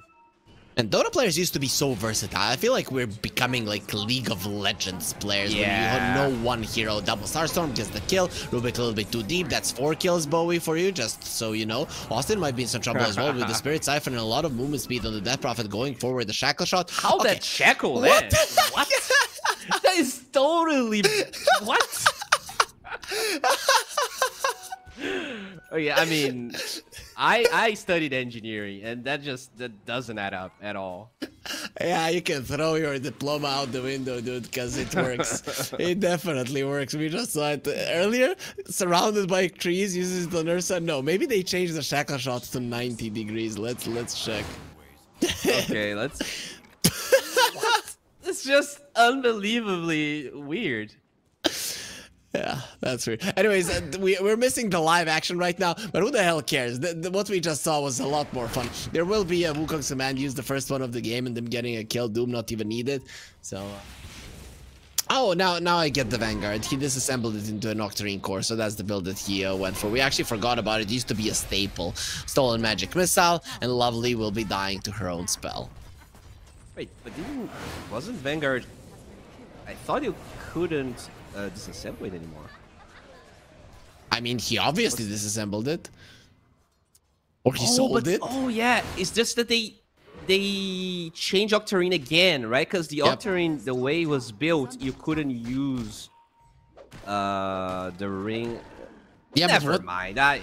You don't need to use the ring. It isn't built from the ring anyways. What did he do? Did he sell? No, but in the past you used the ring, right? The old version had Perseverance. Like the old version had Perseverance, so you could use both items to disassemble. What did he do with the ring? No, wait. How do you build the Vanguard? Did they change that? They shouldn't have. No, it's the same. I don't think so. You just sold the ring? Okay. I guess, yeah, you would rather have an Iron Branch. Okay, that's a tower going the way of Mad Queen's Day is gonna be the one getting it, even though, of course, the Death Prophet and her sisters were giving the most of it. So, oh, actually, those are just hands. You know, this reminds me of the hand from the Addams Family. Oh yeah, definitely does. It's really cool. Thing, right? Mm-hmm. So what is the Monkey King going for here? Is that Battlefield as well, or did he go Maelstrom?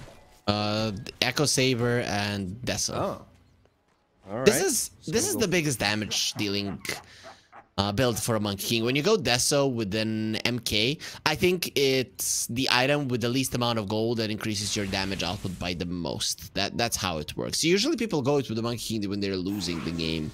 So when you are winning this much, I haven't seen it much like that actually. Yeah, his talents, like his new talents, really kind of make this build really good, right? You get 100 damage, Jingu, 110. I think he even used to be higher than that. And the Boundless Strike cooldown really makes your DPS go through the roof as they get a tier 2 tower here. But, you know, in general, still kind of winnable. I think we were in like 22k goal lead in game number 1. Still like 24. Like, this is a respectable win percentage chance. The Ursa is finishing his Battle Fury. Honestly, if they take one good fight here with this draft of Mad Kings, they can potentially just get Roche and make this game even. Yep, make this game pretty close. Probably not gonna happen. We're seeing that Lava are moving better and faster around the map. They went for a smoke, brought down the Grimstroke. Still, nobody big has died just yet. They going for TP out. There will be no Infernal Blade, no Doom. What was that long TP? He hesitated on the Doom, thought about the ulti, and then thought about the Infernal Blade because they did survive Boundless Strike on the DP. Arrow not even gonna be used. Okay. So now going back for that Veil build, the 2,000 gold recipe on Chivas. But yeah, Bamboo just farming. I guess the Battle Fury is about to be finished now. Did get a couple of stacks for herself. But looks like they're gonna pressure top here. Dodge on the arrow. There will be a swapping. Swell as well. Both of those things quite nice at saving. Double silence from the DP coming from the side. And Azumi, she's gonna let her sisters go. Stun. Oh my. Poor day. That's a really nice play from the Rubik. Has a stolen magic missile. The Doom will come out. No heals for the Death Prophet. That's so bad for her. Nice double stun though with the Soulbind. They're holding hands, coming forward, but with the Monkey being stunned up for so much, can't go forward. The Shackle Shot this time around. Okay, that's how it should work, guys. If you're new to Dota, that is how Shackle Shot should work, not what we saw previously in the 2 previous usages. But either way, a very easy fight for the side of Lava, and a high ground push commences. Oh yeah, that's a 420 right there. They will use their glyph. They might defend. Oh, look at Demon just getting full HP with the Stolen Spirit Siphon. That's one of the best spells for Rubik to steal. Yeah, usually you look at the Rubik, okay, this guy's super weak, we're gonna kill him, and Spirit Siphon is one of those spells that just doesn't let you die. The thing is, when there's a Doom on the other side, it doesn't really work all that well for the Death Prophet. It doesn't work at all. Oh, yeah, it is one of the... No mana. Ulti? That's a late ulti. You're actually gonna die inside of it. Yeah, he didn't use the shackle this time. Learned the lesson. Knows that it doesn't work right now. It's just glitchy. Did you see the arrow on the Grimstroke yet again? He's just eating those random arrows all the time.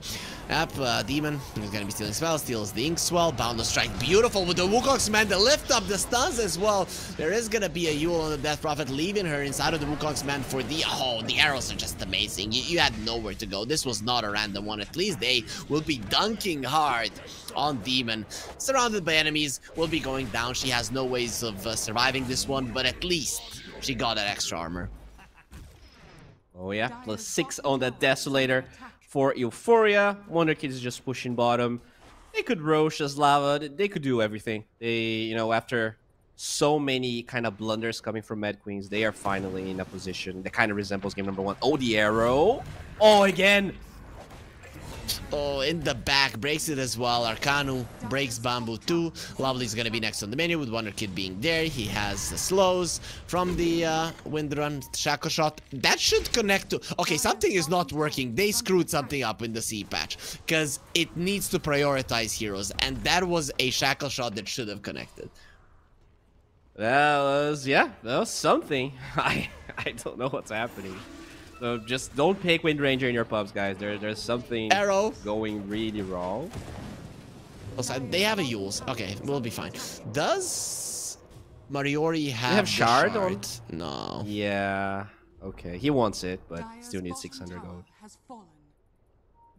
It is far. It is far away, as there will be a Manta on Wonder Kid. This Wind Ranger, actually, even without the Focus Fire, deals a massive amount of damage. There is a smoke from Mad Queens. We haven't seen much of it in the previous game, but maybe they can do something with it now.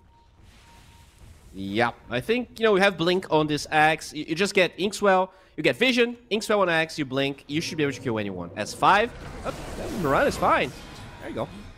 Call not even needed. Stolen Call from Demon. He's waiting. Yeah, you can use it. You're not even gonna be allowed to. Yeah. Oh, actually, there's the call. Attack me if you dare. Lift up. Yeah, well, they do dare, and Demon is gonna be no more. Maybe? Just run Roche with the Ursa? Force it right now? You could. That's actually a solid play. The thing is, there's a Wukong's command, and the Monkey King kind of packs a punch. Okay, yeah, and it actually, like, if it was still dire, if they got that fight 30 seconds earlier, they could have probably just run Roche, but now that he's on the Radiant side, it makes it much harder. And with the Wind Ranger coming, it's actually going to be Lava taking the Roche, which is kind of annoying when you're in Ursa lineup, you want the Roche. It feels bad, though after the previous game, I think nothing feels bad for Mad Queens. I actually feel like this is a feels-good, man, moment for them. I agree. It was a respectable match. I think, like, you can probably... We are going to watch matches like this coming from, like, this 10 KMR teams, right? Like, it's not uncommon to see a stomp, even if you are an incredibly high MMR team. Very true. The Roche is dead. It's going to be Aegis going towards Wonder Kid. He's going to be picking it up, has the haste as well. Running forward. Okay, how do you make this Aegis of Immortal have a different color? As we're gonna answer to me later, as they do slow down Demon, steals the silence, doesn't allow the axe, head off, the Shackle Shot will connect to the tree there to the side. Nice soul bind. He's gonna get the dunk as well. Call onto the Wind Ranger, Wukong's Man, Euphoria threatening with it, as there will be Yule on the Death Prophet, keep her alive, but now the arrow will be waiting. Nice swap out. Ink Swell pops as well. They still have way too much damage inside of the Wukong's Man. You're just gonna die as they comes offers herself as well. I don't want to live in this world without my girls. Ursa, of course, well, she doesn't have any kind of moral obligation to stay. Bamboo will run herself away. Yeah, maybe. I think, honestly, that fight was really good. If the Axe got a better call, if the Ursa was nearby, I think they could have probably turned the fight around. Doom was mid. I'm not sure if they had intel on that, but Doom was running. He was really far away from everything. The Wind Ranger was not in this fight, like, instantly.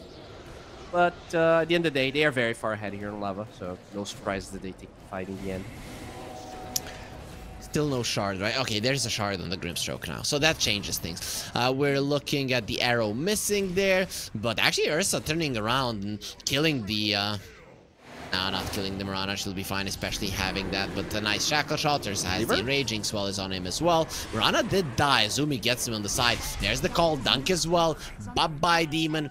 Shackle shot, keeping them at bay. Wonderkid still has the Aegis, but they don't care much about it. Azumi coming forward. Okay, that's a speedy Death Prophet. Shackle shot doesn't connect to anything. There's the Silence. Still get the wind run off. And the slow will be there with Axe coming over. They threatening with the call. Needs to blink first. She will not be finding the initiation, especially with the Doom in the vicinity. Here comes the Boundless Strike, running forward with the Monkey. That's a bit dangerous as the BKB because of it. And that Axe is going to be in trouble. No supports to reveal the Invis, so it is actually invincibility rather than invisibility as they are now searching for supports. You want to be using the Glimmer Capes. Lovely wants to use it yet again. Run, Lovely. Run 3 more seconds. The swap is there. Nope, not going to be enough. Doom onto the poor Grimstroke. And that girl is gone. Euphoria will not be allowing anybody else to slap Mariori out of the map as does get a double kill. Continues with getting everything he wants. Azumi, poor girl, she has nowhere to run, nowhere to hide. The shackle shot doesn't connect, but guess what? The arrow will, and that's more than enough lockdown to get the kill. Pretty solid fight once again. They got 2 kills, but they got baited a little bit. And you're also chasing an Aegis hero, so Wind Ranger probably not the target you want to be overextending for. Still, Bamboo keeps on farming here. Actually, highest net worth on the team, and not that far away from the Wind Ranger. So overall, you know, there's still hope here. I think they're actually like taking some decent fights and things. I'm pretty impressed. Yeah, for sure, for sure. It looks good. They have solid spells to do it. I still think Lava are maybe overextending a bit a couple of times, especially with their supports and their positioning.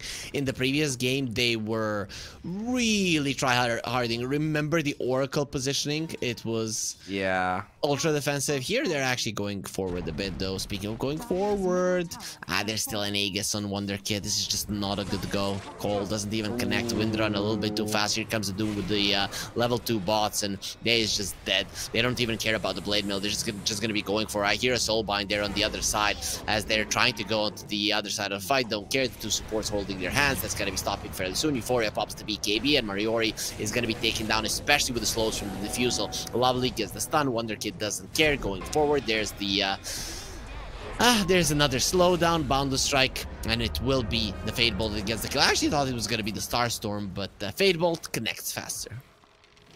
Yeah, they just got baited into that Wind Ranger. Still 1 minute on the Aegis. You have no business going for that unless you insta-kill her. But no, there's boss level 2 on Arcano. We saw him using that. It's almost impossible for you to isolate a target like this. You needed more vision of heroes in the side lanes, but you have not. Which means this is going to be 1 lane of barracks at least. They're still staying here. They don't have the Aegis any longer. Wonderkid did lose it. There's also a Purge creep on Doom, which is pretty huge versus a Grimstroke. Kazumi comes forward, gives the silence onto the monkey. Here comes the arrow. Nice Inkswell. Keeps Kazumi alive, gives HP. And of course the Purge. Monkey King swapped out, still running forward because of that. Yeah, he's gonna be healed up. We'll be fine. The Doom comes out onto the Ursa. No ulti for you.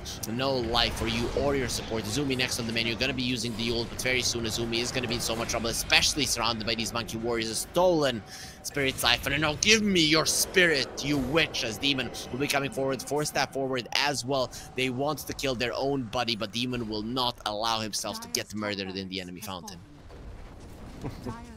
Very, very cheeky. But yeah, they still have buybacks. Maybe they're, let's see, you wait for the Venge to spawn. I mean, you don't have the Exorcism though. It's still such a hard fight if you don't have it. Fight till the end. That's the only thing that you can do. Mad Queens never give up.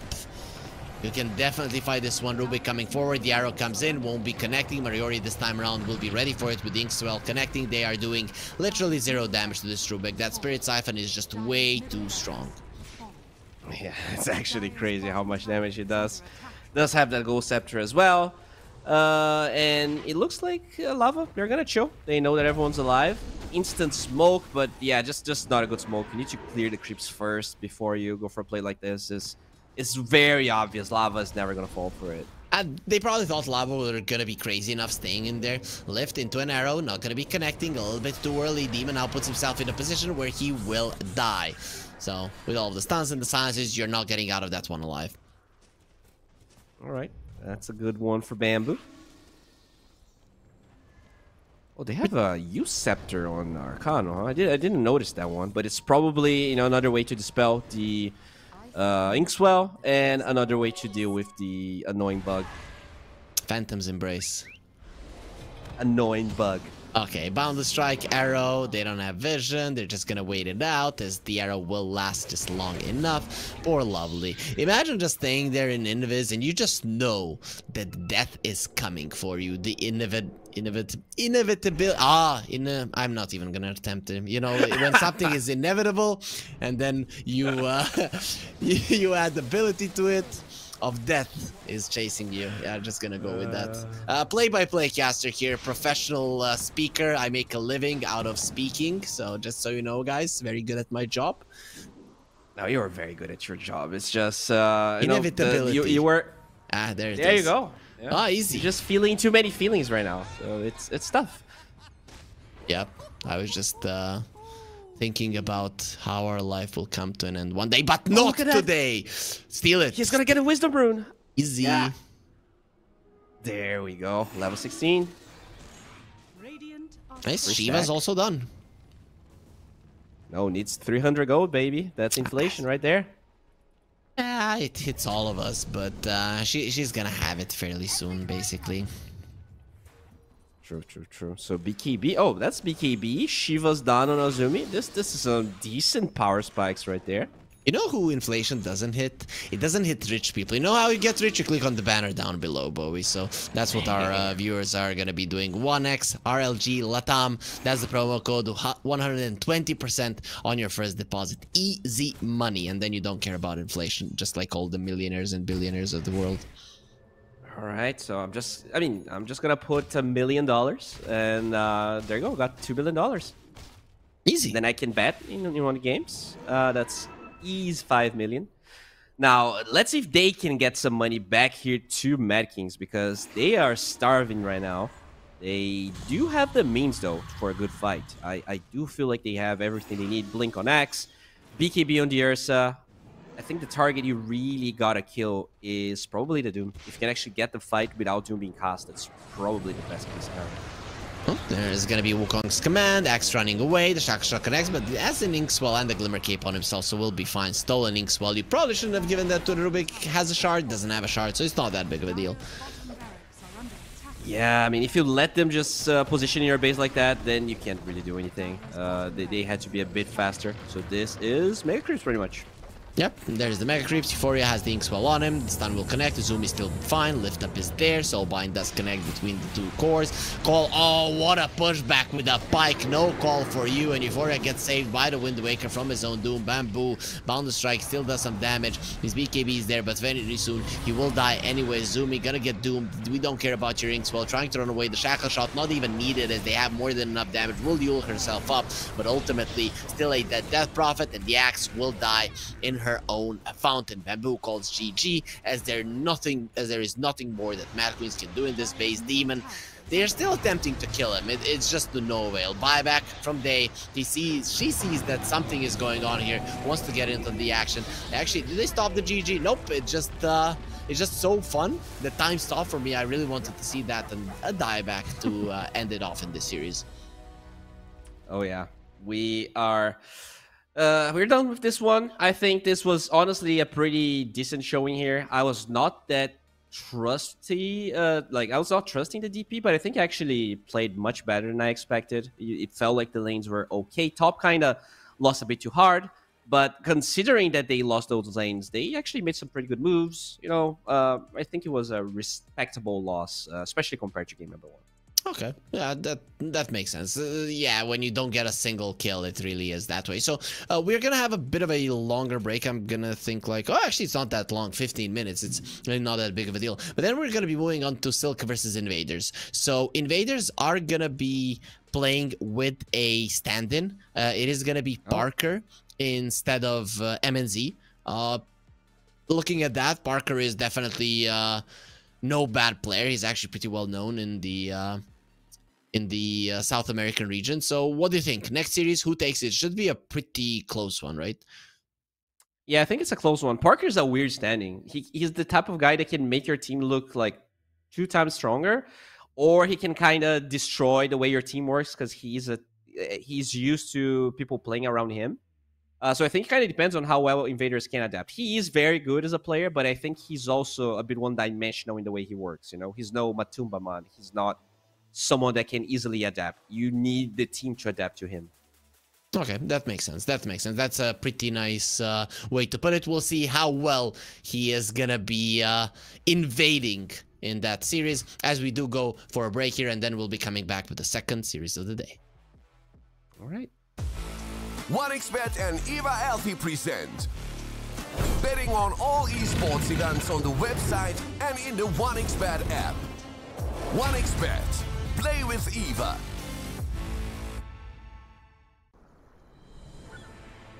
What if Kunka knew that he could not only play Dota, but also place bets?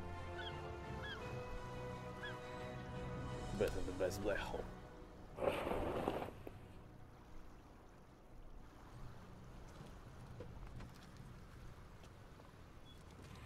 1xBet, bookmaker company.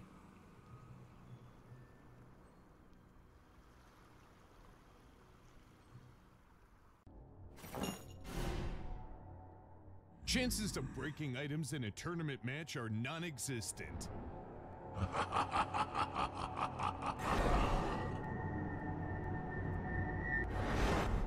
Chances of winning at 1xBet are always real.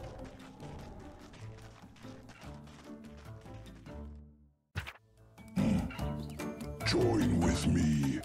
At your service. Stealing Aegis from Roshan is very difficult.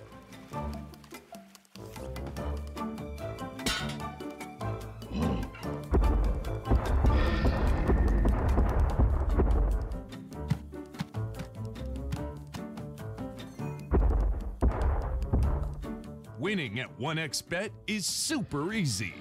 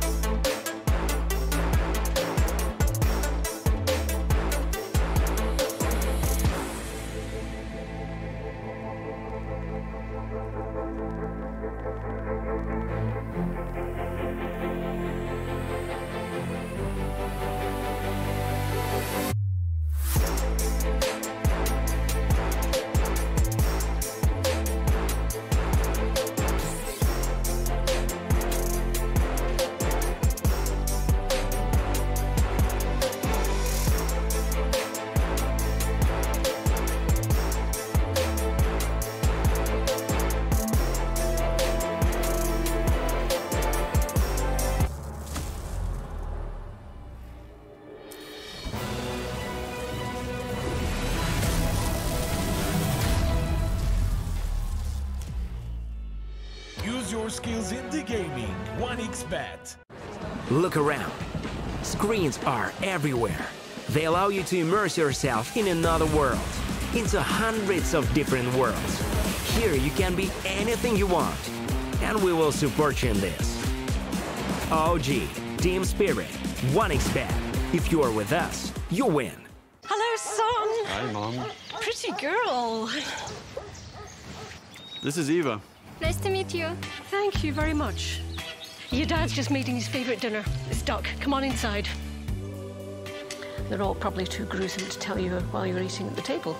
How's your food? Is everything okay? Good, good.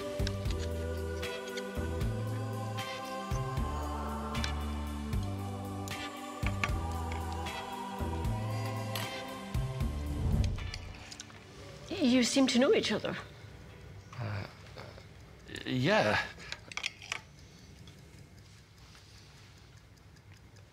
This is the new ambassador for 1xBet. Oh, I see.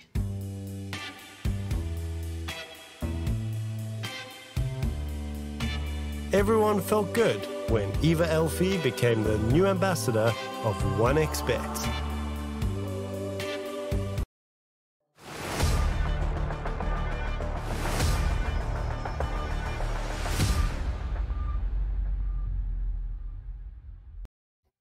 We never sleep here at the regional Dota 2 series. We are in Latin America, and for some of us, going to sleep might be something you'd want to do at this time, but not for the guys over at South America, where it's around, I'd say 6 p.m. right now. Is that right, Bowie? Oh, yeah. Oh, yeah, we got that right. We got our second series of the day. The first one was a bit of a stomp, but now we're looking at Team Silk versus Invaders. So take me through these two teams, Bowie. These are your, maybe not countrymen, but your neighbors at least. So you're going to be giving us a little bit more info on Team Silk and Invaders, who so far have been undefeated. Yeah, I think this is probably Invaders' favored. The introduction of a standing kinda, mixes things up for me, right? I think because they have Parker, usually a standing is probably a downgrade, but Parker is such a good player that he is an upgrade, but at the same time, he's a very specific type of player. So maybe it's the same thing, and I think if the Invaders is at the same level they have with Minos, I would say they're stronger than Silk. I think, even though you have names like Deostai on Silk, just in general, I would say, Alone, Sacred, Michael Stinger, these guys have played TIs, these guys have played Majors. I think they have more experience. Yeah, for sure. I mean, when we see the names, we definitely see them as the favorites. Will they win? Well, that's something that we're going to be finding out once the series does start. Not everybody is in the lobby. A team asked for a bit more time, so we are going to be here analyzing a little bit what's going to be happening in this tournament, what happened in the previous tournament as well. Any surprises in terms of who won the Southeast Asia one? As just a little bit of an info for our viewers, there's going to be 4 tournaments in each region, 12 tournaments in total. So we're going to have Southeast Asia. We already did that. Now we're going to have Latin America. And then we move into Europe. Everybody's going to be collecting points. The teams with the most points are going to be going to LAN. That's going to be happening after this one. So you can follow Wikipedia. You can see the points that people are getting. It's not only $50,000 online tournaments that are happening here that we're supporting the tier 2 scene, but we're also going to get them all together, mash it up, and have a great LAN once it is all done. But Bowie, how do you think the Southeast Asia one ended? Do you think it was expected, or were there some surprises for you? There are definitely some surprises. I think the biggest one was IHC, in my opinion. Like they're definitely a good team, but going all the way, taking away Mag Indonesia in a 2-0, taking away Bleed, I was very impressed with how they were able to play. Also, Team Tough taking Execration, right? They kind of got lucky, let's say, because GeekFan couldn't make it to the tournament, and still they beat Execration. Sure, Talon ended up 2-0ing everyone. I think that part is not that surprising to anyone. But I was actually pleasantly surprised with both IHC and Team Tough. Yeah, Talon in the group stage actually went 1-1 with Batam Pride, which was kind of why their stocks were kind of down. going into the playoffs, but in the playoffs they kind of showed what's up and how you do it. So yeah, Southeast Asia in the end talent, the guys that in terms of organization name, they would probably be the top one.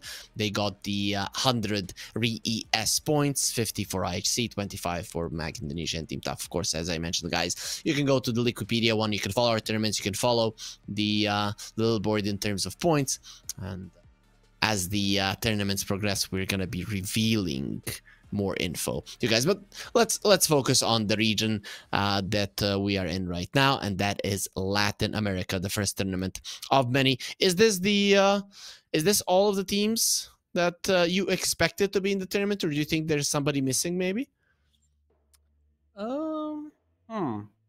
I think most of them, right? Because the teams that are not here that you would maybe expect are actually playing tournaments, right? I think Beast Coast, they were in Russia. Boom and Thunder Awaken are also there alongside Heroic that's playing Dream League soon. So I think out of the teams that are, maybe there's someone that you could argue could substitute, maybe one or two teams here, but overall, I think most of the big names are represented. There's a couple of players that are teamless. I think, Parker being teamless is something that's kind of interesting. Weird. I think, yeah, he was someone that burned a couple of bridges, had a really good start of the year last year, and then kind of lost himself a little bit. He had the whole incident with the playing someone's account, right? He's gonna have to recover his image a little bit, and maybe playing as a stand-in here, kind of owning, could be a start to a redemption story for him. Okay, but I don't know if I saw it. Did you put braces on? Oh, I don't. No. Okay, for some reason I saw you on like the white ones, right? You know the ones that are on the teeth. Yeah. And yeah, I don't know. It just looked that way to me. I think my lighting is a bit weird. Like just looking at the color of my green versus yours, it's like yours looks like a whiteboard, not a whiteboard, like the ones you have in college. Yeah, mine looks like a patch of green from like a Pokemon game. I mean, your looks more like a green screen. I think your green screen is better. I definitely have to ask you which one you bought so that I can also mimic that one. But yeah, it is weird from your lighting. It looks different than it used to be. I can't say it's worse or better. It's just different. It's just the time of the day, I think, because it's starting to get late. I think the colors kind of change, because usually for SCA it's pretty early in the morning, so I have like early sunlight. And my lighting, like, I think I gotta work on it when I'm casting at night. Okay, it doesn't look as good. Okay, so since you are in South America, you're gonna take us through how the day looks for these players overall. So how long are your days? What's the temperature at the moment? Can you go to the beach and stuff like that? So take us through the day of some of the Latin American players. Well, if you live in Peru, I believe they might have like some beaches, but it really depends on the city that you live. So I don't think that's something that everyone has access to. Okay. Temperature wise, Peru is kind of like, I guess Peru is probably the closest to New Zealand. So they have like mountains with snow, and they have deserts, and they have beaches, and they have valleys. So it's there's a lot of different types of nature, and that's why the food is so good there, because there's like lots of different crops.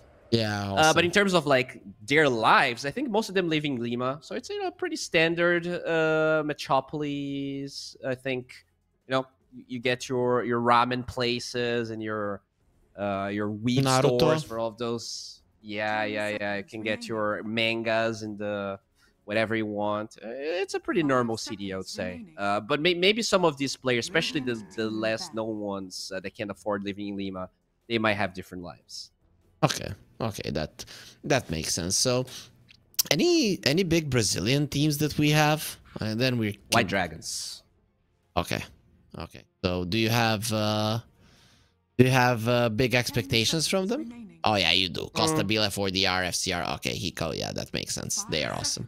I mean, I love them. I think they subbed HFN for Costa Bill. Costa Bill, he was playing in the old VKS that actually played TI, but then only KJ and Analog ended up going to Heroic, so Costa Bill got teamless.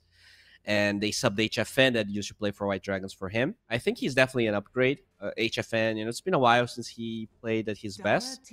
But 4DR, I don't know. He's been out of the competitive scene for a while, so he's kind of a question mark. He used to be really good, but I think in the last couple of years, he kind of also lost himself in maybe in a different way than HFN. Okay. Makes sense, makes sense. So, let's see. Lion Mars. There was a letter patch. I see no difference. The bans are kind of the same. The picks are kind of the same.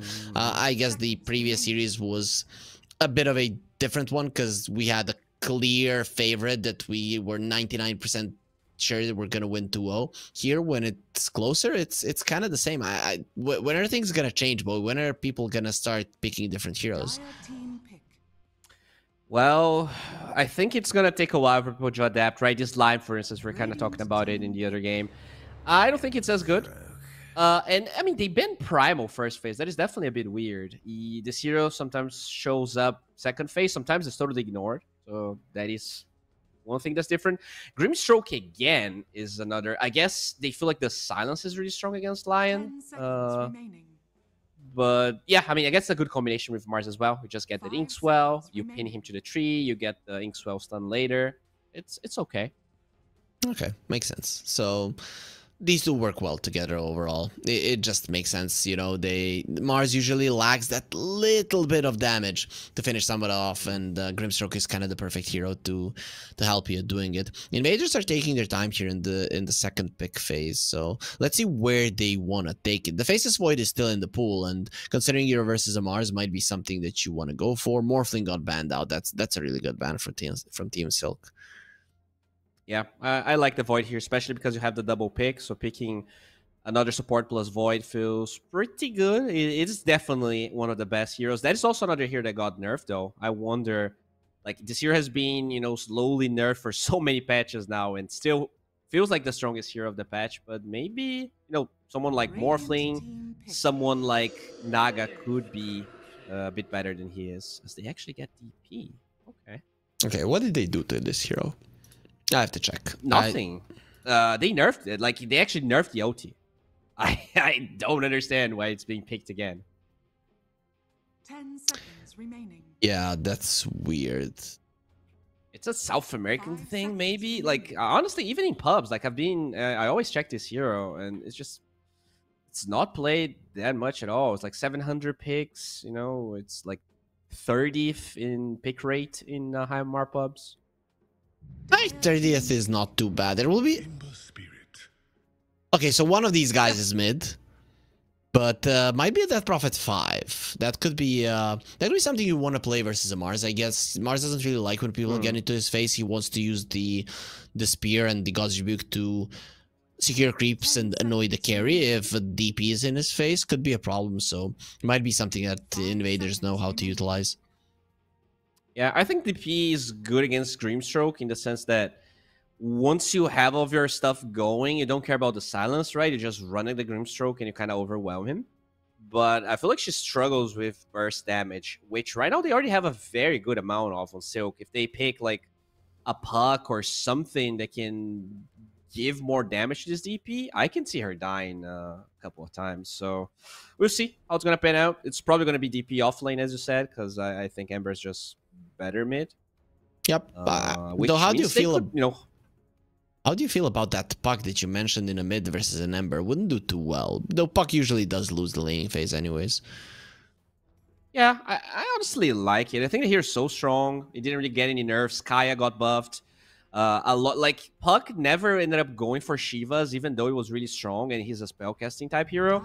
But Kaya Sanj is definitely something this hero loves. But instead, they grab a Tony, which could be flexing. Could be. I'd love to see a mid lane Tiny. I think there's a little bit more potential in the current meta when a lot of squishy supports are being played, CMs, AAs, Lions, Grimstrokes, to play a core Tiny. I think some teams that have really strong Tiny players could have utilized it more across regions, not only Latin America. And if they want to play that puck, they actually get to cover for the puck because Tiny is so good. But yeah, it's going to be... I guess it could be Carry SF, so... And Carry SF is really good because DP, right? You want something range, you don't want to be drained by the DP and just run at. Dude, mid lane SF versus an Ember. Come on. Come on, Yeah, no. it's nice. Both lanes are good. Both lanes are good. True, true, true. And even if you would have a tiny, toss the DP towards the SF, the shortest trays, and then you need to fight this guy, and he's hella scary. Yeah, I think I like the SF mid because this Grimstroke's probably 5, and I don't want to see Grimstroke and SF together. I think that's a really weak lane. You probably want a melee carry to play with the Grim, if the Tiny is a support. So, we'll see what they're gonna try and get here. Oh, the Kato, that's a classic combo. What was the plan here for Invaders? We're gonna pick 4 mid laners. That's that's what it looks like to me. Is this now gonna be an offlane death probably with a 4 Ember, and then you just put a Coddle in the mid lane? I think it's Kato support, right? And you just with an Ember. Yeah, that's true. That's true. It really does work really well with him. Even for the DP, I think just getting those more charges of the Siphon is not bad. But it could be... I've seen offlane Ember, and no, DP5 is not unheard of. So we'll see what the hell they're going to do with this draft. It is definitely a bit all over the place. And now they need a Parker hero here. Because as we said, Minos is being... not replaced, but substituted by Parker today. Yeah, that is true. We'll see what they pick up for him. Definitely, they need a strong carry. I was thinking Invaders were gonna pick something like a Tusk. When I see an SF, I think Tusk. Like, how do I kill an SF? I pick a Tusk, and the SF is gone. It'd be good save for the Arena, good save for the Inkswell. Pretty solid hero, though. Unfortunately, they went for the Coddle, which is still quite nice. I guess this Ember is gonna be poking you quite hard. But then you're picking a hero that's buffing up the Ember. Imagine if this Ember gets dumpstered in the mid lane. It's kind of gonna be a throne pick, let's say. Yeah, and I feel like Ember, like, he's not played, like, in the past, the way the Sleight of Fist would work with Kato is that you have the early Maelstrom. That was the only item you buy on Ember every time. And that's not true anymore. You want to go Maze Layer, there's, like, other paths, and just the damage of the Sleight of Fist can be a bit underwhelming, especially if he got trash mid, which could happen if Husker gets picked. You know, Husker's still up here, did not get banned by Team Silk. Nobody wants to see your worst hero in the game. I'm kidding, boy. I love the Huskar because I was a huge Oracle player, and then I would always, tell, yo, guys, I'm playing MMR. Oracle. Somebody pick Huskar. It's literally free MMR. 20 minutes into the game, I would just say go high ground, and it's over. There's nothing they could do when that old meta was up. But I do feel like it's gonna be SF mid here because they did ban Abba and Void. Void, a hero that Parker picks, and interesting here that it just gets banned. He's been playing a lot of Meepo, but they don't have overall last pick, and there's a lot of AoE. No. Tiny... SF is one of the Meepo counters, right? It's you don't get much worse than that. What? Dawnbreaker carry. That makes sense. I mean, it doesn't make sense, but it makes sense. Yeah, it's not a Parker hero at all, in my opinion. I wonder if the Ember is going to be the carry, honestly. But, yeah, because I think you can probably carry Ember DP versus SF. Looks like a much better lane than the Ember mid. And you play offlane Dawn, right? 5 seconds remaining. That actually... I'd be fine with that. I just don't know how well an Ember in the safe lane would do. Last time I saw it was Ana, TI, winning. But still, he was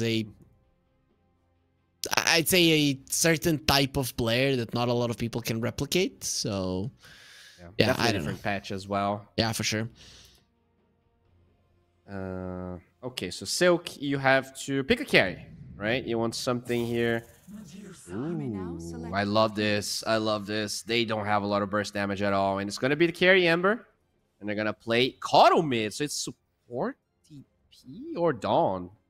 Support DP 100%. There's no way you're playing Dawn, especially.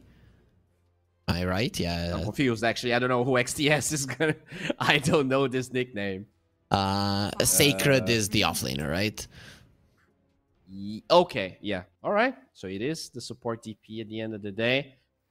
I'm not sure how big of a fan I am, but always ready to be surprised. I guess now that the silence slows, that is a change that came in the other patch. it's a better support than it used to be, right? Because he has no stuns. At least you have a slow now with the silence. Yeah, I guess. So XTS, this is Stinger, just so you know. So that's Stinger, so that we are going to be finding that one out. People are rebranding quite a lot. You and me, we have perfect nicknames, so we're never going to rebrand in our entire lives, right? That makes a lot of sense. But overall, I love the Medusa, though I don't necessarily love her for the laning stage. In my mind, the Coddle and the Dawnbreaker can be a problem for you. Yeah, I definitely agree. It's going to be... Yeah, I mean, I think this Medusa hero, it actually didn't get nerfed at all. The only nerf to it was the bubble neutral item. This hero is really strong. And just looking at the type of draft they have on the side of Invaders, the only siege they have is this DP. If the DP doesn't get to a really good start, I could see this Medusa getting obnoxiously strong. And then, like, you actually have other two cores that KO a lot. The late game on the side of Silk is very good, and I don't think Invaders KOs nearly as much. Yeah, not even close. And they aren't that great at pushing, are they? So in my mind, Team Silk actually got a better end of the draft and quite a lot of it. If they don't screw up the laning phase, they should win this one, right? They just have that type of a lineup that if you do not get crushed, you can constantly scale. At some point, the enemies are going to be helpless. Yeah, defend lanes so well. You have Grimstroke's Q, you have Adusa, Manta, you have Shadow Fiend. Just even posturing to get those towers is not going to be easy for Invaders unless they have... They found the first blood. Avalanche is going to be amazing, but that's a zero armor hero, very close to dying. The attacks are flying through, and well, guess what? It is going to be XTS with the first blood, so I don't know what anybody wants to say. What the hell was that? What was that shooting out of the ground? Oh yeah, that's the lunar ear. Like, you just get those crackly things. Yeah, it's fireworks. I love fireworks. Yeah, I haven't seen it, but awesome. I love fireworks. It's cool. Look at that. I always liked it as a kid as well. You have the tree with the ornaments thing. Yeah, it's pretty cool. Why didn't any of the Southeast Asia guys been using this? I am not sure, actually. Maybe they didn't. I think maybe you have to buy one of the chests. I honestly don't know how to use that. I've seen in my games. I don't know how my allies use it. I think if you buy a chest, maybe you get it, you know, from the... because there's like keys, and if you open a chest, maybe you get it from there. Okay, makes sense. So Sacred almost died, but he's gonna be surviving. They kind of overlapped with their blood grenades, so got a little bit greedy. The blood grenades do not stack, so that's the mistake that people can sometimes make. And Sacred will go back to the base. He'll maybe lose one or two creeps. He's overall gonna be fine. So it is gonna be a double melee lane on the bottom lane. This DP is gonna be running into their faces so much. Doing a lot of damage. Chains level 1. Very interesting here from Gene Park. He used it for level 1 kill, so that's why he... Oh, yeah. So what about the mid lane? I think SF should win in terms of CS. Like, the base damage of Kato is awful, but you can always stack for yourself, right? I don't think they blocked any of the camps. So Kato, very easy, especially on the Radiant side, to get the double stack. And even if you lose in CS, you might just get level 6 faster. That's true. So we'll see. SF should be doing well, as you said. We'll see if it continues. XDS in a very aggressive position. Of course, Destroyer, he went for the classic pull. As well, it's two melee heroes. You don't want to be playing around with that. Yeah, I wonder if this tiny pick's gonna kind of hurt them in the end, because in general, Ember safe lane just feels like such a weak hero, especially if you start with chains. But right now, the DP, especially the first blood gold, just doing so much work. Oh, Destroyer? He doesn't have any of the heals. That's gonna be the Avalanche keeping him alive, but pretty much zoned out from this range creep, so it's gonna get denied by XTS. So that's pretty much as good as it gets. Yeah, and he's not level 2. Doesn't really have much to work with or how to help Ryu.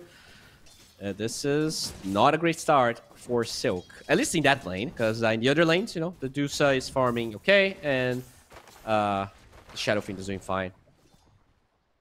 You know that Ryu means dragon in Japanese. Know that? Huh? I actually didn't know that, but I know that. I actually do know that because of Street Fighter. I think I remember reading that. Did you play Street Fighter? No, but I'll still kick your ass. Oh, okay. Yeah, we have to try. We have to try. I'd probably get smacked. I suck at fighting games. Really? I was solid at Soul Calibur.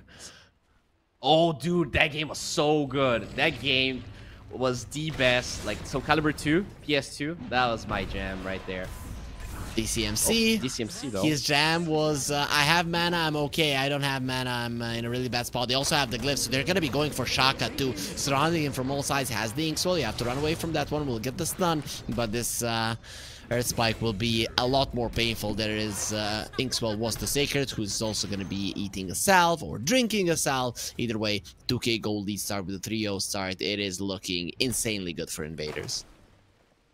Yeah, damn, they're just owning the lanes right now. The mid lane is probably the only one that's remotely close, but even still, like, this Cotto is doing better in CS, already has a couple of stacks, will probably get more stacks going, so alone, pretty good spot right now.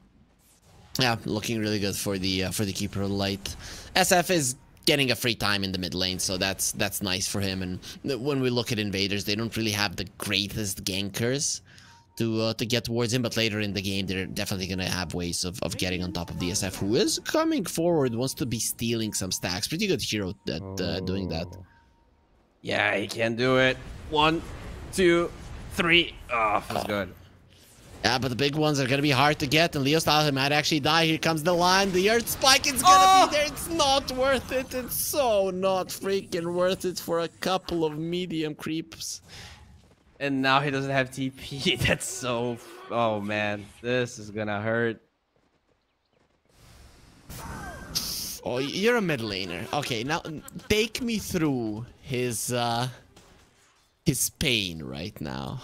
How big is it? All right, I'll explain exactly how mid laner feels. So right from the get-go, you're telling your team, all right, guys, the Scotto is gonna be stacking.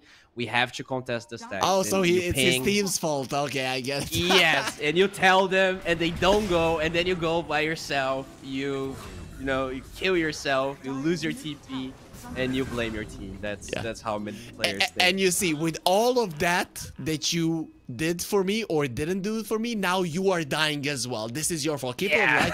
TP to the bottom, and now he's coming to the top lane as well. Bowie, he's everywhere. Leo style. You need to give info to your team, but you're not there to give info. DCMC trying to TP out with no another HP. TP wasted. Yeah, at least it's nighttime, so he's gonna be a little bit faster. Shaka, don't use your TP, please. Just accept your destiny. And okay, he is gonna be accepting his death. Good job.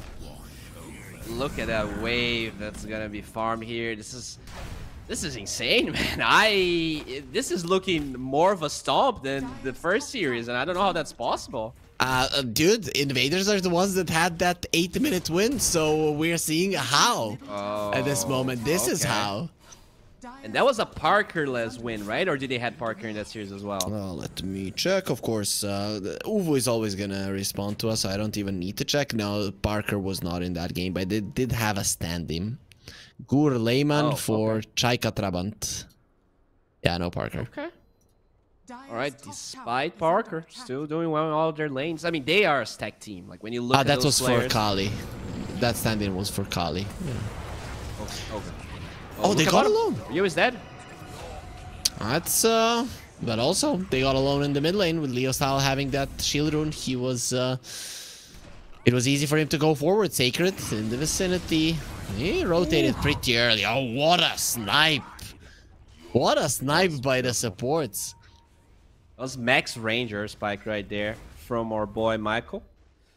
And the SF actually going U-Scepter. So this is... What's going on? Like, this item had no changes. Everyone's deciding to build. Is this like U-Scepter day? Is this like a holiday I'm not aware of? I don't know. Are there strong winds in Latin America right now? Didn't he just die?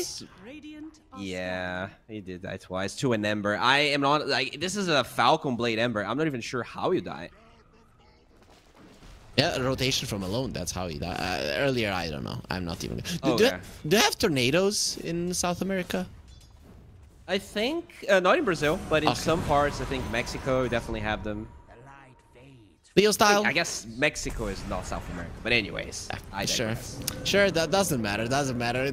You know that there's you don't have to know all of the countries in your on your continent. That's no problem at all. Are you really from South America? You don't know where tornadoes are located everywhere?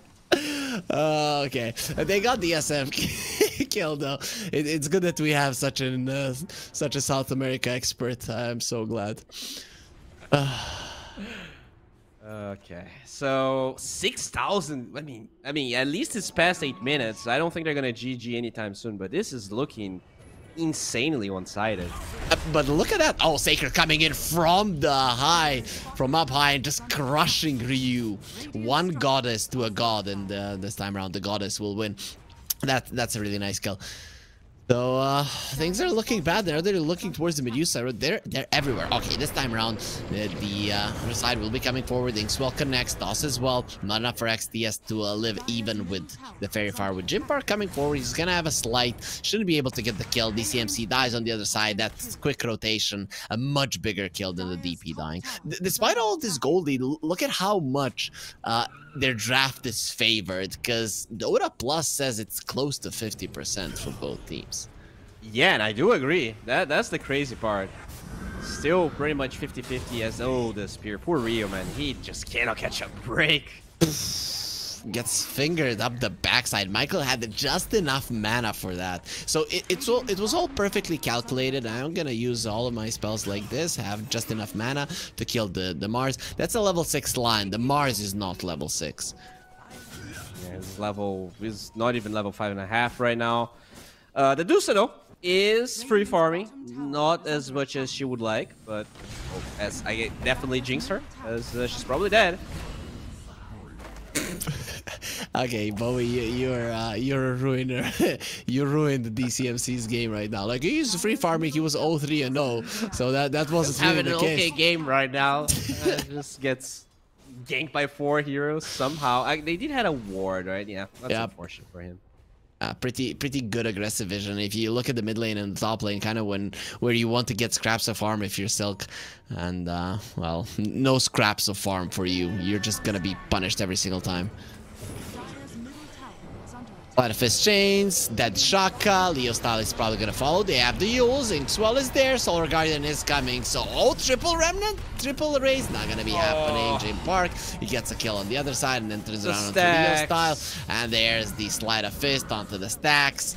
That is even more gold going their way. This is probably a crime somewhere. The amount of shellacking that's happening here is unheard of. They're really playing awesome Dota. And it was actually a pretty cool attempt at turning things around. Look at that. The third raise maybe killed Jim Park, actually. Was pretty close, but nope, doesn't connect the Solar Guardian just in time. That's a Battle Fury Ember right there from Jim Park. Is going all the way back to 2015. Yeah, I'm like, you actually have an idea of how many years have passed in Dota, because I was casting with Milan. He was always say, "Oh, it was 2 years ago," and it was like 6 years ago. You have a good memory on when things were like this, and it was a long time ago. Yeah, I mean, I made so many videos. I think I looked at one point, I had like 500 videos. Oh, good arena here. Spear into the tower. That's gonna be XDS dead, though. Ryu will fall as well. Actually misses on the Remnant. Jim Park might be going forward. Actually, it is gonna be Alone that kills him just with the urn and Sleight of Fist to finish off the Little Rock rubble now. And they're just defending their siege creep, their 2 towers. They're nothing to be laughed at. And actually, their siege creep does go down, but the tower will be taking a significant amount of damage anyways. Yeah, I mean, you see the DP dying, you're like, oh, okay, they kill a core, but no, it's a position 5 DP, and the Battle Fury Ember, like, he's gonna get a 12-minute Battle Fury. Like, this is insane. Leo Star is dead again. Did you see how they stopped his DP in 0.1 with the Starbreaker. It was just pixel perfect usage of the spell coming out from the Dawnbreaker. Sacred is playing some great. Oh, that's a nice bait with a spear on the sleight of fist. Doesn't change anything. Blinding light again into the Solar Guardian. They get the kill alone. He's unstoppable, even though they did find him once in this game. But it's looking so damn easy. Avalanche onto the line. He got the Phantom's Embracing Swell as well. They're surviving. Michael will be fine. Yep, you can't kill him. Okay. Yeah, I mean, the tempo they're playing here on Invaders is crazy. I think that is the only way for them to win this game. Like, you overwhelm the lanes so hard that... oh, okay, some old chat right there. What does that mean? He said, you suck. That's you suck, Shaka. I'm so glad That's basically what he did. I'm glad I have a translator. Avalanche? Okay, that's a dead Sacred. Even with actually Illuminate coming in, the heals are there. Has the Blade Mail. They cannot finish him. They're not doing anything. The Luminosity heals are coming through, and here comes the Illuminate. Just the light is going towards Silk. But the thing is that the light from their eyes is being taken away by Invaders. I really think they're living up to their name. They're literally invading your private space, and they don't freaking care. Yeah, they are invading indeed. This, I mean, the amount of TP cancels that resulted in deaths this game, I don't remember seeing that many in a while. I've probably seen like 6 already. Not sure we're gonna see much more because this game seems to be quickly dwindling away here from Silk, but Gaben still gives them like a fair 10%, which is honestly very generous. Yep. Ink Swell might save Shaka, though just a second ago someone told him that he sucks. Is that friendly banter? How are you in Latin America? Do you guys get salty, mad at each other, or are you always just friendly with each other? Well, you know, they might say it's friendly. I wouldn't say it's friendly. Like, I don't know all the backstory of these all of these players, but I think if he's just dropping that in an unofficial, like, directly at someone, there's like at least some pub controversy. Maybe it was something dumb, but there's definitely like someone broke an item in a game, as the dude says, broken. Yeah, Leo style tries to get the ulti off. He does get it, but the Blade Mill just instantly kills him. They're trying to finish off alone and will be able to do so, but at the cost of so many of their heroes. 3 of them die, and at least they bring down 1 enemy mid laner. The Ember is actually in his base, enjoying and bathing in the fountain while his teammates are bathing in the blood of their enemies. Yep, it's just going Desolator here. No cares. Given his 5 levels ahead of Ryu, and Ryu might just be dead here.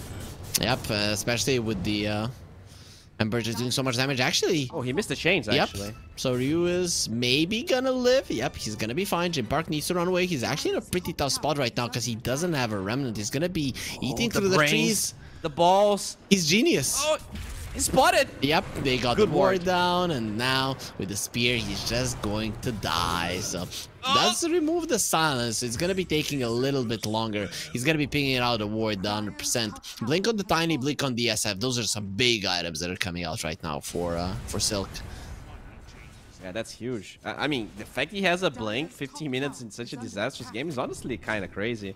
He's 1-7. How did he farm this blink? I guess it's just out of that kill. Yep, the kill was worth a lot. Did the Ember have any deaths before it? No, that's his first one. So, yep, SF is gonna be becoming rich. You just find the rich kid, you take his lunch money, and you get everything you ever wanted. There we go. He needs that. That is not a life advice. That is not a life advice. Just so you know, guys. You know what is life advice, though? You should probably check the promo codes in the description so you can get 100% in your next deposit here, as they're gonna deposit all of their spells. Oh, that's a good turnaround, though. That's a huge, and you're gonna be saving yourself. The stun from the line is gonna be amazing. You killed the Coddle. We've seen it so many times. You killed the Coddle, you give away 3 heroes. That is not a good trade whatsoever. Yeah, I mean, that is farmed Coddle, but still. 3 heroes dying. I think, yeah, the SF's close to his level 12, so maybe you can go for a YOLO smoke. You can probably burst anyone there. 100 to 0, you have your level 2 OT. But overall, this Dusa is behind the Lion of Michael. This is the situation we're in. Yep. Piggy, run, Piggy. Yeah, I don't know if a pig or a snake would be stronger at this point in time, as Inkswell actually pops, catches the line, the double silence is there, here comes Eagle Star, boom! Goodbye, Jim Park. Ryu this time gets him, Michael will be getting a kill with the finger, dying in the process as Leo Style finishes him off, and another big influx of gold in the SF. Don't ask why this SF is rich, he just is. This is, yeah, I mean, they knew that ward was there. They pinged it when he died the first time, and now they go again, as they're gonna lose this Coddle. What's going on here, Invaders? Are they gonna lose the Coddle? This might have been Invade with the Blinding Light. He's actually gonna be fine running away. The Luminosity heals are coming through. DCMC, no more mana. SF already died. Sacred is beyond godlike. And of course, that DP will be running down Destroyer as well. As you spoke a little bit too soon, Bowie. They baited them in. So they even baited you. Yeah, the only reason that worked is because they're 17k going ahead, because that was a sus play from those 2 kills actually. But they finally, I mean, they dropped a ward. They're yet to de-ward that. But Yep, that's gonna be DCMC dead, and Ryu will follow fairly soon with the Solar Bind. He's trying to run away, but will be run down in the end, looking toward the poor Grimstrokes. A lot of fish chains. Here comes the Crypt Swarm. Look at that, the Batman coming for him, and Grimstroke does kind of look like a Joker sometimes, so it makes sense that that's gonna be working versus him. So Team Silk, they lose another hero. Alone thinks the Grimstroke is a joke after that pause, but let's keep on going here as this mid tower is falling very quickly. Yep. Ember usually not the fastest of pushers, but with the Blightstone and the Battle Fury actually does pack a solid punch. Yeah, I think he has a Dazzle flying to him as well. Yep. Is it a full Dazzle? Yep, yep. It is in the courier as Jim Park, he's not done, he's going for the push, wants the range Raxes at least, and nobody's stopping him. They're not even attempting. They have a toss back, but he has only a remnant forward, from what it seems. Solar Guardian, I'm hearing it being used. There's a toss back into your forest. Leo Style will be going down. Ember Spirit caught. Not getting out of that one alive, especially with the Soul Bind being there. XTS came to hold his hand while he dies. And DCMC has to be very, very careful about what he does. Sacred, he packs a punch. There's the Harpoon, takes all of his mana. DCMC got the ulti off, so they won't be able to finish him off. There's the Lion to Stone. And let's see if they can break that stone. Speaking of stones, one is going to be lifted up into the air. Destroyer in a lot of trouble with the finger. He is dead. Another finger of death kill, as there is going to be Ryu being caught. Follow up Earth Spike. They have the Harpoon. They found the Medusa very close to the fountain, will be fine. There's the spear back, no toss back needed, not allowing him to leave the fountain. A huge influx of gold. That's 803 gold that everybody gets, or it is? I guess. Yeah, I think so. it is. Yeah, like damn, 200 per hero would be solo. Yules on the DP, not gonna be helping. They have the signs, it's a little bit too late. Toss already came out. Tiny bot back will be turned into a little fishy. Here comes the Requiem, a little dance of the SF. A lot of fear in the eyes of the Coddle, and will be taken down. They're playing with their lives a little bit too much. If you look at the late game of Silk, you can easily lose this if you're not careful. Yeah, we're at 6% here, so we did recover. But now with all these heroes dead, DCMC farming, we're at 11%. So Gaben's like, okay, guys, looks like there's still a chance. I mean, no melee barracks have fallen. This is not the end of the world. Okay, Uvu, our Berserker, can you show us the percentages again? Just not for the percentage, but look at the dots of the kills. They have 43 kills in 21 minutes. Like, look at those green dots. Like, let's go green all the way. Oh, yeah. That was a lot of kills, but eventually they killed themselves in the fountain. That was a really good toss back from the Tiny, then the 2 buybacks as... Oh, my lord.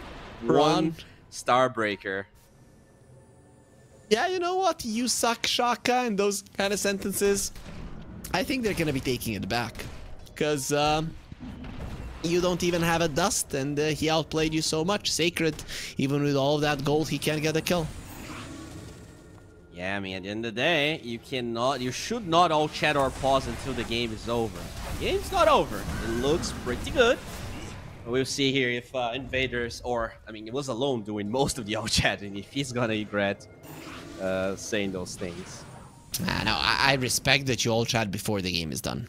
That's what you do. If you all chat after the game is done, then you are just a coward, right? Okay, now I won. But this way, you're actually putting your pride on the line. And we all know in Dota, pride is everything. Ego is everything.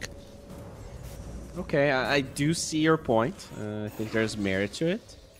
As they're just going high ground here with no wages. Invaders definitely feeling themselves a bit too much.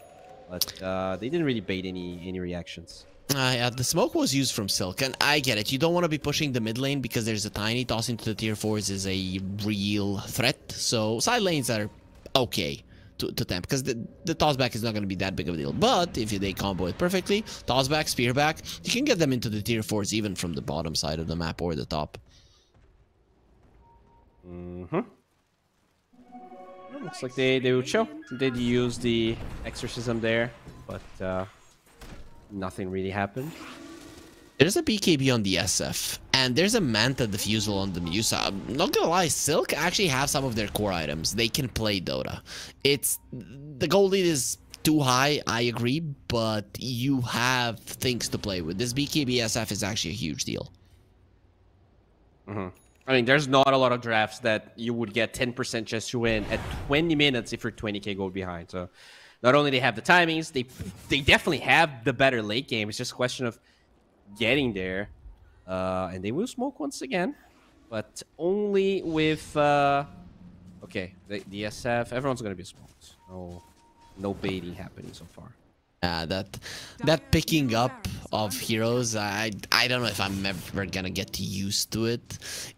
The one that used the smoke has to get near them, right? That's how it works. Yes. Yeah. Makes sense. It's nice, you know. I kind of like that part of it, but sometimes like you're just in the lane and your teammate you're in front of creeps and your teammate just walks into you and you smoke, right? Especially in pubs, sometimes it can work against you. True, but also in pubs, remember those guys, yo, TP for a smoke, yo, TP for a smoke, yo, and he's TPing 3 seconds later, and because of that, you're not catching it. Now you can just smoke, and he can join up if he wants to be late, he can. So, positives and negatives, that's what we like. Roche, this guy has mostly been living through negatives in Dota, because you're just constantly dying. He probably feels like Doctor Strange. Like, Dormammu, I've come to bargain, and then you die, and you die again, and again, and again. Maybe someday they're gonna let him go.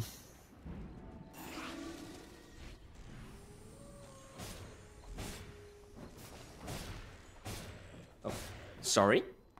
Had an issue. No problem, no problem. We know, Bowie, that you are very well versed in the information technologies. So you know how to deal with your PC. Today, Bowie, for some reason, banged his head on his PC, and then he was actually not understanding why it wasn't working. Yeah, no, I understood why it wasn't working, but I couldn't fix it. That's the hard part. Yeah. You know, when you know how to do something but you can't, it's frustrating. Remember the old TVs that you would just punch them on top and then they would start working? That was the technology days that I understood. Solar Guardian to protect the Emperor. He is going to be removing the Silence. Here comes Sacred forward. He has the BKB. That's a nice second BKB. A lot of physical damage, and SF just cannot survive through all of it.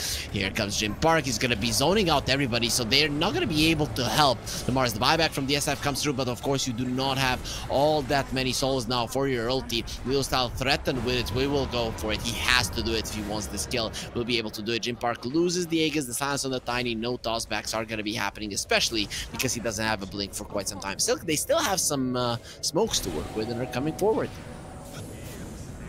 Oh yeah, they did use Requiem though, so it's not going to be that easy of a fight. But I mean, Old Man the Barracks still up. It's really hard. Their draft is obnoxiously hard to go high ground, especially when your DP is your 5. Yeah, especially when your draft is the worst draft in the world for going high ground. Like, is there yeah. I guess DP is hard solid. to get a worse one, I think. Like, you know, Dawnbreaker's like okay, but Ember is definitely really not good. like you see okay guys, we need a hero for high ground in our last pick, and then your teammate suggests a Dawnbreaker. You're telling me that that guy stays in your team? Yeah, I don't think so. I mean, it could be a clock, right? It could be, I don't know, be a phoenix or something. That would be worse. Oh, okay. So there are worse heroes. That's what you wanted to say. Yeah. Okay. So there are like 5 worse heroes. That's true. Anyways, though, they're 24k gold ahead. It's still looking great for them. Their lead is only increasing, but Silk are keeping things alive. They now have the Disperser and Medusa, so in terms of damage output, this hero is starting to hurt. Does have the specialties array as well. That's definitely the best one besides the Groove Bow for her. The thing is, the map is definitely a bit hard for them to access. So, like, if you want to keep on farming, you're gonna have to make a move eventually. I think they kind of use all of their smokes, though, on the side of Silk. They have one on Shaka, and that's about it. Okay, we'll see if they're going to be using it to get out of the base. Shaka, of course, has the Billy Stone, so he is going to be getting all of that juicy gold. Has the shard as well, so Grimstroke pretty much has all the items that he needs, the Glimmer and the shard. Any cool items coming soon? The BKB from the Mars, most definitely one. The Death for the Tiny, there's the Orchid. Pretty short range usage there from the Coddle, considering that you have like the biggest range in the world. Michael, he gets the kill with the finger, and the Grimstroke will follow as well. Nowhere to run, nowhere to hide, but the supports do have their buybacks. The Tiny is dead a little bit too long, as he did buyback the last time he died. Oh, stun onto the SF. Yeah, he's not getting out of this one alive, and that's a dieback. 80 seconds on the sidelines. That's your main damage. The other buybacks on the support, they know they have to fight right now. No glyph, so they're going to be losing the melee racks in the mid lanes. Finally, XDS going to get lifted up into the air, tossed up twice. Still has the mech, will be surviving because it's Watts with the heals. That's not fair. The damage from Silk, it's nowhere near enough to kill them. Ryu does survive. Solar Guardian Sacred, he uses it on himself, crushes the ground. Nobody beneath him though, and Tiny dies yet again, dead for 72 diebacks at the moment. They're not going to be coming back alive, and they're not going to be returning themselves in this game, as it will be a game 1 victory for Invaders. Alright, it did end up being a bit closer than we expected, but mostly out of Invaders just clowning around. And I'll be honest, if they stomp this hard with this draft, I cannot believe how Silk's gonna do any better moving forward. Like, that draft's just not supposed to stomp the lanes as hard, and I don't know how they did it. They're something else, but I'm not gonna lie, I am hella impressed with the way that they played Dota. I'm just looking at their heroes just to understand if they really did play them, and yeah, they did. It looked awesome. So Team Silk, I think they got the biggest outdraft in the world for themselves, and they lost. So what do you do now? What's the talk between the teammates to lift up your spirits? Don't feed First Blood. Probably draft stronger lanes, right? Because yeah, we can have the strongest late game ever, but if your lanes are that weak, I honestly don't know how Mars versus Ember is that one-sided towards Parker. Maybe he's just an Ember god. But yeah, just get stronger lanes, because if you're being stomped like that in the lanes, you're never gonna get to play Dota anyways. So might as well give up a little bit on that late game and get something more comfortable. Yeah, you got the core matchups to be good, but the supports, Tiny just couldn't contribute to that lane. And Ryu, I guess he suffered because of that. We'll see if he suffers in game number 2, but that's only gonna come our way after the break.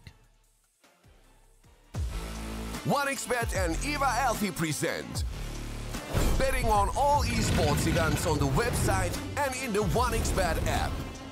1xBet. Play with Eva.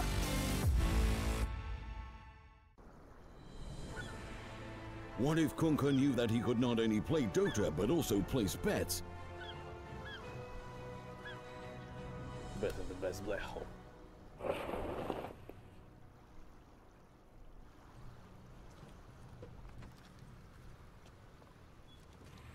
1xBet, bookmaker company.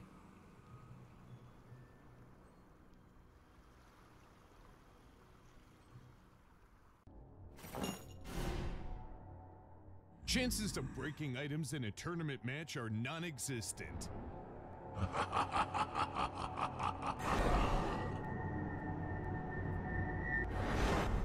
Chances of winning at 1xBet are always real.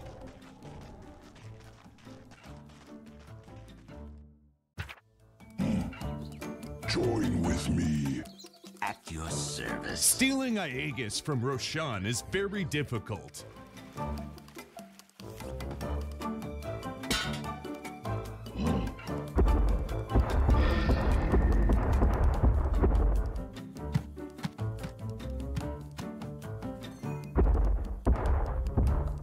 Winning at 1xBet is super easy.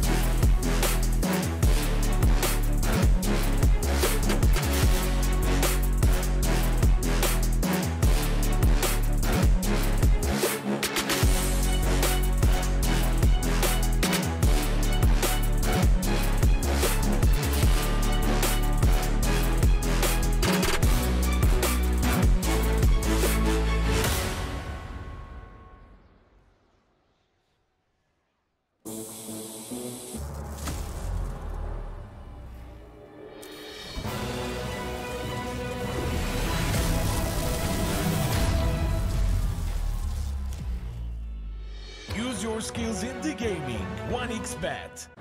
Look around. Screens are everywhere. They allow you to immerse yourself in another world, into hundreds of different worlds. Here you can be anything you want, and we will support you in this. OG, Team Spirit, 1xBet. If you are with us, you win. Hello, son. Hi, Mom. Pretty girl. This is Eva. Nice to meet you. Thank you very much. Your dad's just making his favorite dinner. It's duck. Come on inside. They're all probably too gruesome to tell you while you're eating at the table. How's your food? Is everything okay? Good, good.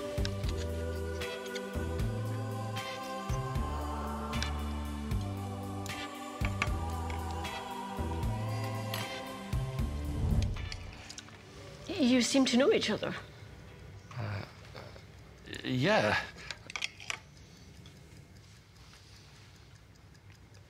This is the new ambassador for 1xBet. Oh, I see.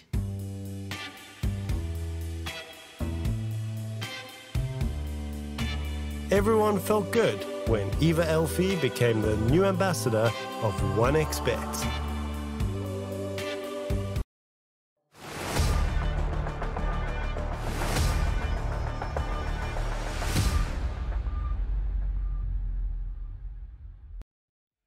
The Latin America action does continue here at the regional Dota 2 series. I'm Harry, joining me is Bowie, and we're taking you to Game 2 of Team Silk versus Invaders. If you're just joining us, well, Invaders were schooling Team Silk in Game 1, Bowie. I think that's the right way to put it.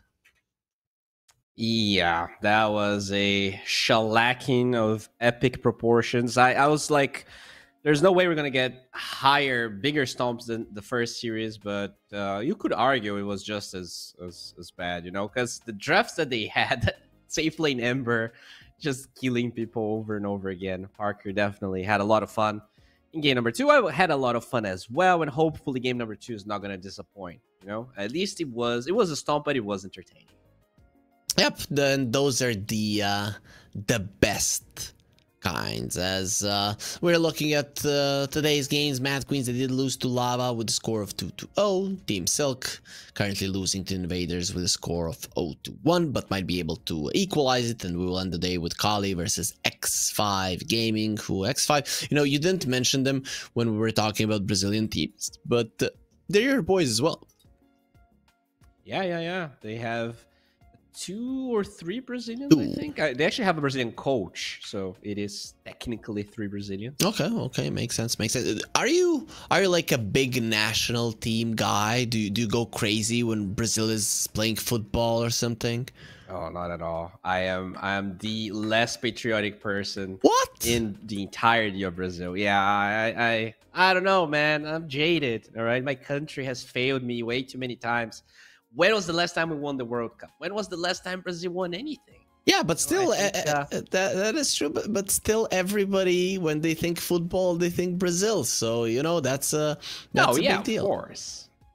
Are you good at football? Are you good at football? I am definitely better than you, but I mean, yeah, of course, because you're Brazilian. It's not even fair, right? For Brazilian terms, I would say I'm pretty bad. But okay. I still feel like, yeah, okay. Like if you just give me a ball, we kind of born. Like I remember having like 5-7 balls in my yard, and I would just like be kicking them as a kid. So we definitely got used to playing soccer. Yeah, I only have 2, but that doesn't matter. As anyways, the draft is gonna start. So we are gonna be getting ourselves into it. Invaders, their bans, nothing too surprising. Maybe this Wind Ranger is sometimes a bit weird, but it is something that a lot of players play here in Latin America. From what I've seen, Southeast Asia and Latin America, they really like this Wind Ranger. Yeah, that's very true. And we also like our Timber Saw, so very early pick here. Couple of responses available, right? You can get the DK, although the hero got nerfed a lot. You can go for the Hoodwink route just to have a break, or you can pick a lot of burst damage. Try I don't know, some 5 seconds remaining. What else is here? Maybe I just pick a lion or a Mars. I think that's the way, the standard way people go for. But invaders might surprise us with something weird. yeah, lion. Yeah, they did pick lion game 1, so they are thinking here if they think lion's get enough of a response or if they want to pick something else. Because early on, lion is not that good against timber, right? I think as you get more levels in mana drain, then it kind of starts becoming a problem for him. But if he's just sucking you for 10, 20 mana in the lane, you don't care, just walk it off. Oh. Yeah, I was never gonna guess that. Though Sven is one of the heroes that actually, in terms of strength heroes, actually lanes pretty well versus the timber.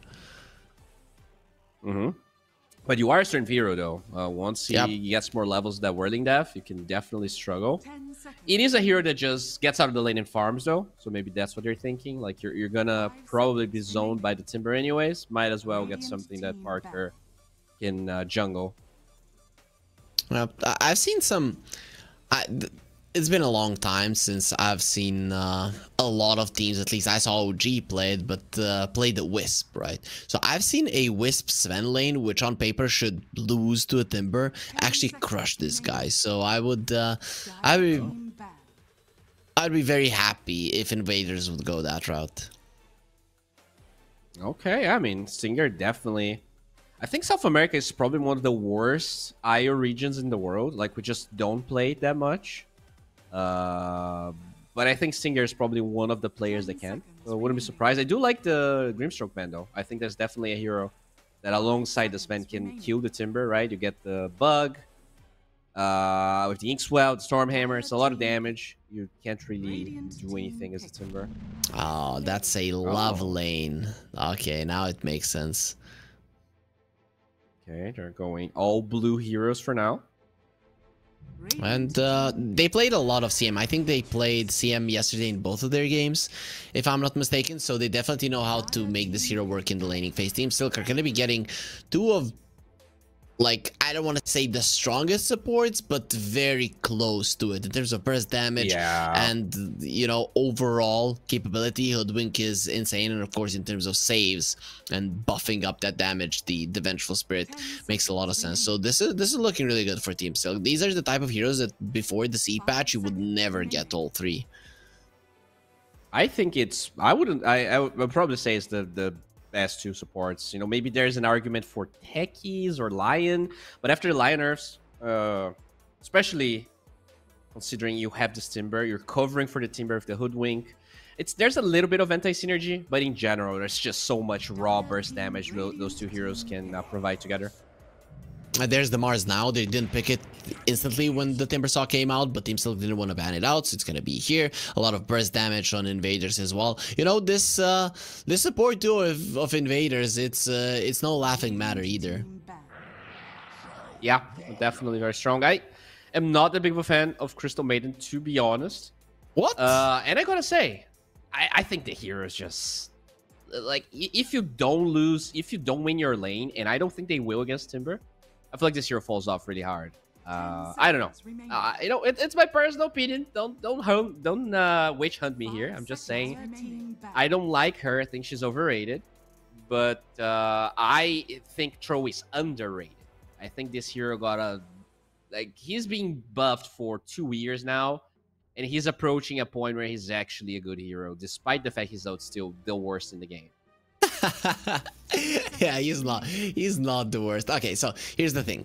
Bowie is my analyst. He's the smart one here, so I'm just gonna agree with him all the time, just for narrative purposes. CM sucks, Troll is the best. That's what we're gonna go for. But with Troll being a solid hero, I still never agree. said Troll is the best. I said he's underrated. All right, don't twist my words here. Yeah, okay, I'll never do it again. Bowie, I sincerely apologize. You can see the sincerity in my eyes. As there will be a puck ban on their side, they get rid of the Coddle. Do you really think that the invaders are gonna lose the laning phase? I don't know. I feel like these guys with these two heroes are gonna crush it. Even though I look at the Timber and the Hoodwink as like D lane, these two are no pushovers, and I feel like invaders have been playing better Dota so far. Yeah, no. That's like, if you consider the players, I kind of expect them to win the game as well, just considering how game 1 went. But I do feel like Timbersaw Hoodwink should beat Sven Crystal Maiden. I feel like the Whirling Death thing, the span is insane, and you don't really have any regen. The IU that you talked about would kind of help in that regard. But, you know, Crystal Maiden is only aggression, at least in a laning stage. It's all about pumping out as much damage as possible. But it's just, I don't know. We'll see if this Sven can keep it up. I feel like this hero struggles with mana. Maybe Parka's just gonna leave the lane with 2 mangoes and have enough mana to like kill this Hoodwink twice, and then you just kind of snowball your lane stage. That could be a solid approach. The Invoker gets banned out. You need a mid laner. It's gonna be Alina, something that doesn't get so easily countered. Anything that comes to mind that you would want to play versus this hero? Yeah, there's not a lot of heroes that are happy against oh, you know what? This matchup. Razor. What? Razor actually lanes relatively well versus Alina, and it is the biggest troll counter. I don't know if Alone is going to be playing it, but it is such a good OD. I really like OD. I think it's the hardest troll counter, and it pretty much doesn't lose a single lane. Versus and I Alina. think it's an alone hero as well. It is. It actually is an alone hero. Yeah. It's a setup for the techies, a setup for the spear. You have damage on the Timber, actually. Once you get your Witchblade, you just like 3-shot him with your OT. The swap doesn't matter because you have so much burst coming from both the Sven and the OD. What did he play yesterday? He played a Shaker and a Monkey King. So Monkey King is definitely not gonna play either one of those two against Lina. No, that is very true. He plays weird heroes. He could play his SF maybe. Okay. That hero kind of, we forgot about him. He's still really good in the lane, right? What did they do to the Dragonite? Did they finally deal with this hero not being fair? Yeah, I'm gonna double check because I think his nerfs were significant. Let me see. So he's only nerfs on the dragon form. It slows less in every level. That's fair. The attack speed's low, got nerfed, and the damage, the magic resistance of the eggs got nerfed. It's actually less than I remember. So the lane should still be good. I think alone should be fine against Leo Style. I think the Frost Breath being slowed down, it makes a lot of sense. Those illusions were broken, right? Like the fact that you get the slow, the same as the main hero, that was way too. I mean, you still get the slow, it's just slower, right? Yeah. It's not as oppressive. Yeah, 60% and 60 attack speed. Yeah, that was kind of dumb. I mean, you know what? 45% and 45 attack speed. It's not much better either. Not gonna lie, it still feels bad. Yeah, I mean, I guess they try not to over nerf anyone. Honestly, the hero, I guess Meeple was one of the heroes that got nerfed the most, as well as Void. But I still feel like Meeple is good. I saw a lot of people commenting about Meeple being trash again. I don't think he's trash at all. The hero is still really good. Yeah, but Meeple shouldn't be a hero that anyone can play anyways. I still think, though, anyone can still have so many saves. Yeah, I feel like that hero... I would like to see nerfs on Meeple where he gets harder to play. Like, he can be OP as he is. I just wish the skill cap kind of increased. Because he feels way too easy to play. What does El Devora mean? So he say... he said, Shaka, the streamer... what's a good term? Like, the streamer devourer, like as if he just beats all of the streamers. I guess he's alluding to him stream sniping. I think that's what he's saying. Maybe. Yeah. I remember the time when I was streaming, I would never cover my minimap, and when my teammates would tell me to do it, I told them, we never lose to stream snipers, and we never lose to stream snipers. There's no way. So I'm hoping that that's not true, Shaka. Okay, so alone he loves this, I know. Te quiero mucho. I know everything. Alone is definitely very vocal here about his love towards Shaka. You know, this could be a tsundere. I mean, you watch a little bit of anime, right? You know what tsundere is? No. Really? Okay, so Tell this is gonna be hard to explain. Let's just change subject here. Okay, makes sense. But te Like quiero a mucho. tsundere Quiero is mucho, that I know. It's a stereotype of a girl in anime that pretends to hate you but actually loves you. So, you know, I was just gonna say that Alone is saying all those things, but in fact, he might just be in love with Shaka. He cannot express his love properly. I got a lot of that in high school. I was convinced that all of the girls loved me, but they all seemed pretty they all hated me, and I knew they were all in love with me, actually. Yeah, so I know what you mean, though. I don't see it as an anime concept. Yeah, girls just wouldn't talk to me. I was mostly very weird. No way. You're the most beautiful guy that I've ever seen in my life. As top lane, we'll start over, and here we see a love story.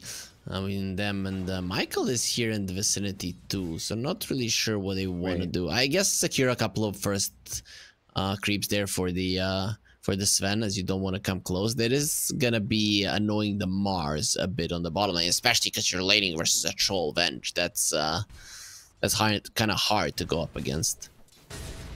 I like what they're doing here, just trying to pressure this Timber in the early levels. I mean, they're actually not struggling with this Mars at all. Sacred's still farming. For some reason, Shaka is going for a pull, which means one offlaner has almost no experience, and the other offlaner is farming just fine, even though he's against two heroes. Yeah, double range creep. That's why he had to go for a pull. And now Michael is going to be rotating the sticky bomb onto DCMC.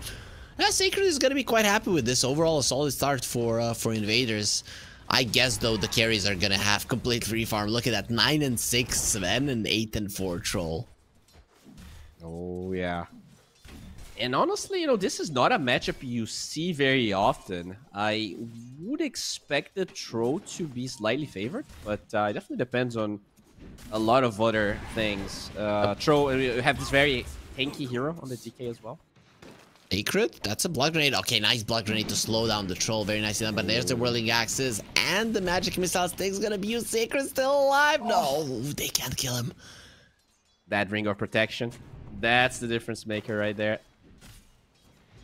Imagine somebody, you're shooting at somebody and you hit their ring. Like, that's quite unlucky. This shouldn't be protecting you as much. Several times you hit the ring. Yep. We watched that pretty good movie and read the books. You know, rings can bring you immense power, but if not used properly, it could be problematic for you. As the mid lane was actually going really well for the Dragonite. It's still going really well for the Dragonite, but the difference is not as high. Should the DK be winning this? Yeah, its hero is broken. Like, it's just way too good. Brave Fire is too strong. You just get 2 points of Dragon Blood. Even Lina can't, like, out CS you. You don't have to spend a lot of mana anyways. This hero, like, he can actually lane against Vipers and Huskars. And, you know, honestly, most of the time doesn't care about anything. Look at that. Double Bracer and 2 points in Dragon's Blood. You are untouchable. You're literally untouchable. Alone can do whatever he wants at this point, and even with some support rotations, it's not going to change. Also have that stick, so mana is actually not a problem when you're against Adelina. Overall, though, both carries still farming, just as you talked about. Oh, there you go. Yep, nice kill. Ryu gets the first blood. The Sven is farming great, but the CM dying and Ryu getting the first blood, actually, I don't want to say he makes the lane even, but makes it pretty solid for Ryu.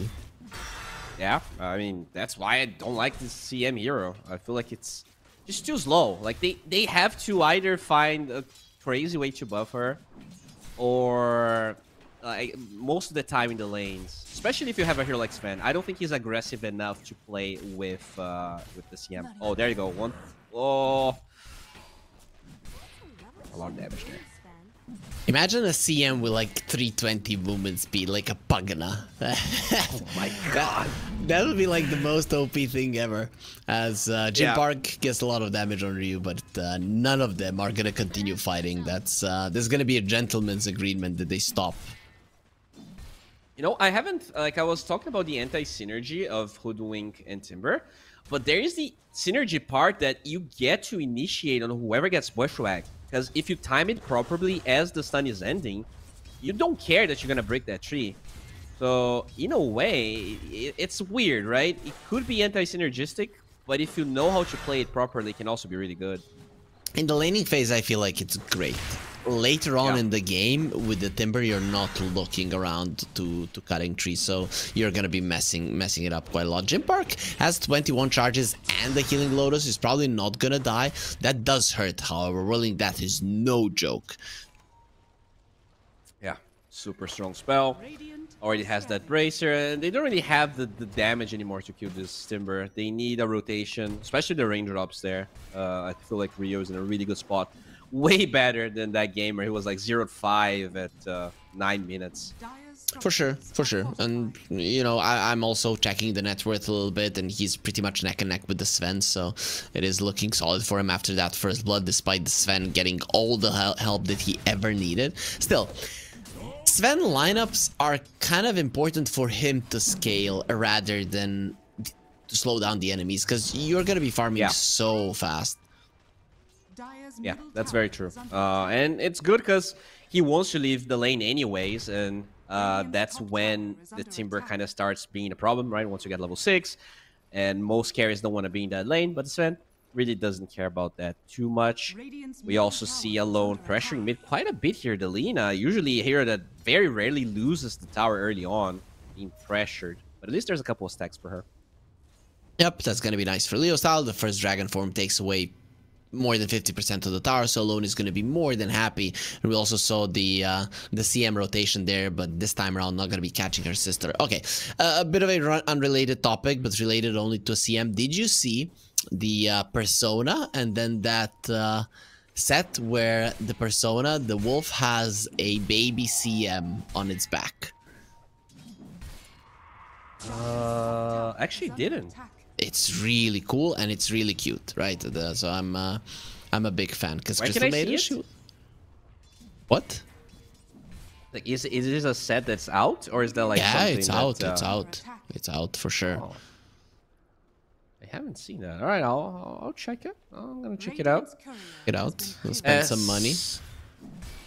Oh, I mean, it's been a while since I bought like a cosmetic in Dota. I guess I bought one Frostivus chest just because my girlfriend actually, like, she's getting addicted to gachas because she plays Genshin Impact. So she wanted to open a chest, but it's been a while since I spent my money in like cosmetic.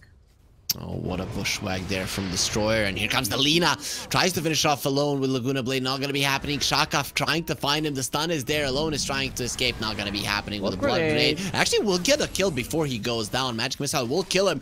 The Crystal Maiden in the vicinity. No way that Shaka can get out of this one alive. It's a 2-for-1. And the tower. DK kill, of course, super big. But Lina, no, Leo style, you cannot die. The slow is there. Run away, Leo. You're super fast. And he's going to be able to burn off all that frost. All right, should be fine on Leo style. I mean, the DK dies, but he got the job done, took the tower away, even got a support kill. So I think Invaders, they're still really happy. As you said, the Sven, he is the highest farm hero by a decent margin, and he already took a tower. This is a pretty decent spot to be at. And you don't like the CM, but the CM did the most damage in that engagement, so maybe you start liking XDS, especially because he's gonna be level 6 at minute 9. Man, I love this hero. Yeah. Could even ult those 2 stacks that Michael's gonna do right now. He's gonna ult the Lina. Extra. He was under vision, so he's never gonna have enough enough movement speed. Another one. Nice. Oh, easy. That feels good. 100 gold. Yeah, especially for a support. Yeah. Windlace and Tranquil Wood. So this is actually a pretty speedy Crystal Maiden. Just trying to run away from the Timber, from the gap close of the Troll as well. And they're gonna try and force this tower. The DK is actually top. I expected him to maybe follow everyone, but he could use the Twin Gates if he wants to. Just to... Yeah, I think that's what he's gonna do. And they're gonna collapse into this tower. They sent him versus the Timber, so I actually the Dragon Tail, he's gonna annoy him slightly, I guess. Has the shield rune, so you're really not afraid of dying. Actually does expire, so that's pretty dangerous. I'm guessing you're going through the gate right now if you're DK. No, just TPs to the mid lane. Doesn't care. Wants the farm. Okay, I guess he wants the rune. Maybe deny that from the Lina. But yeah, very interesting usage of the Dragon form. And it is alone. Leo style, sorry. That's gonna get the arcane.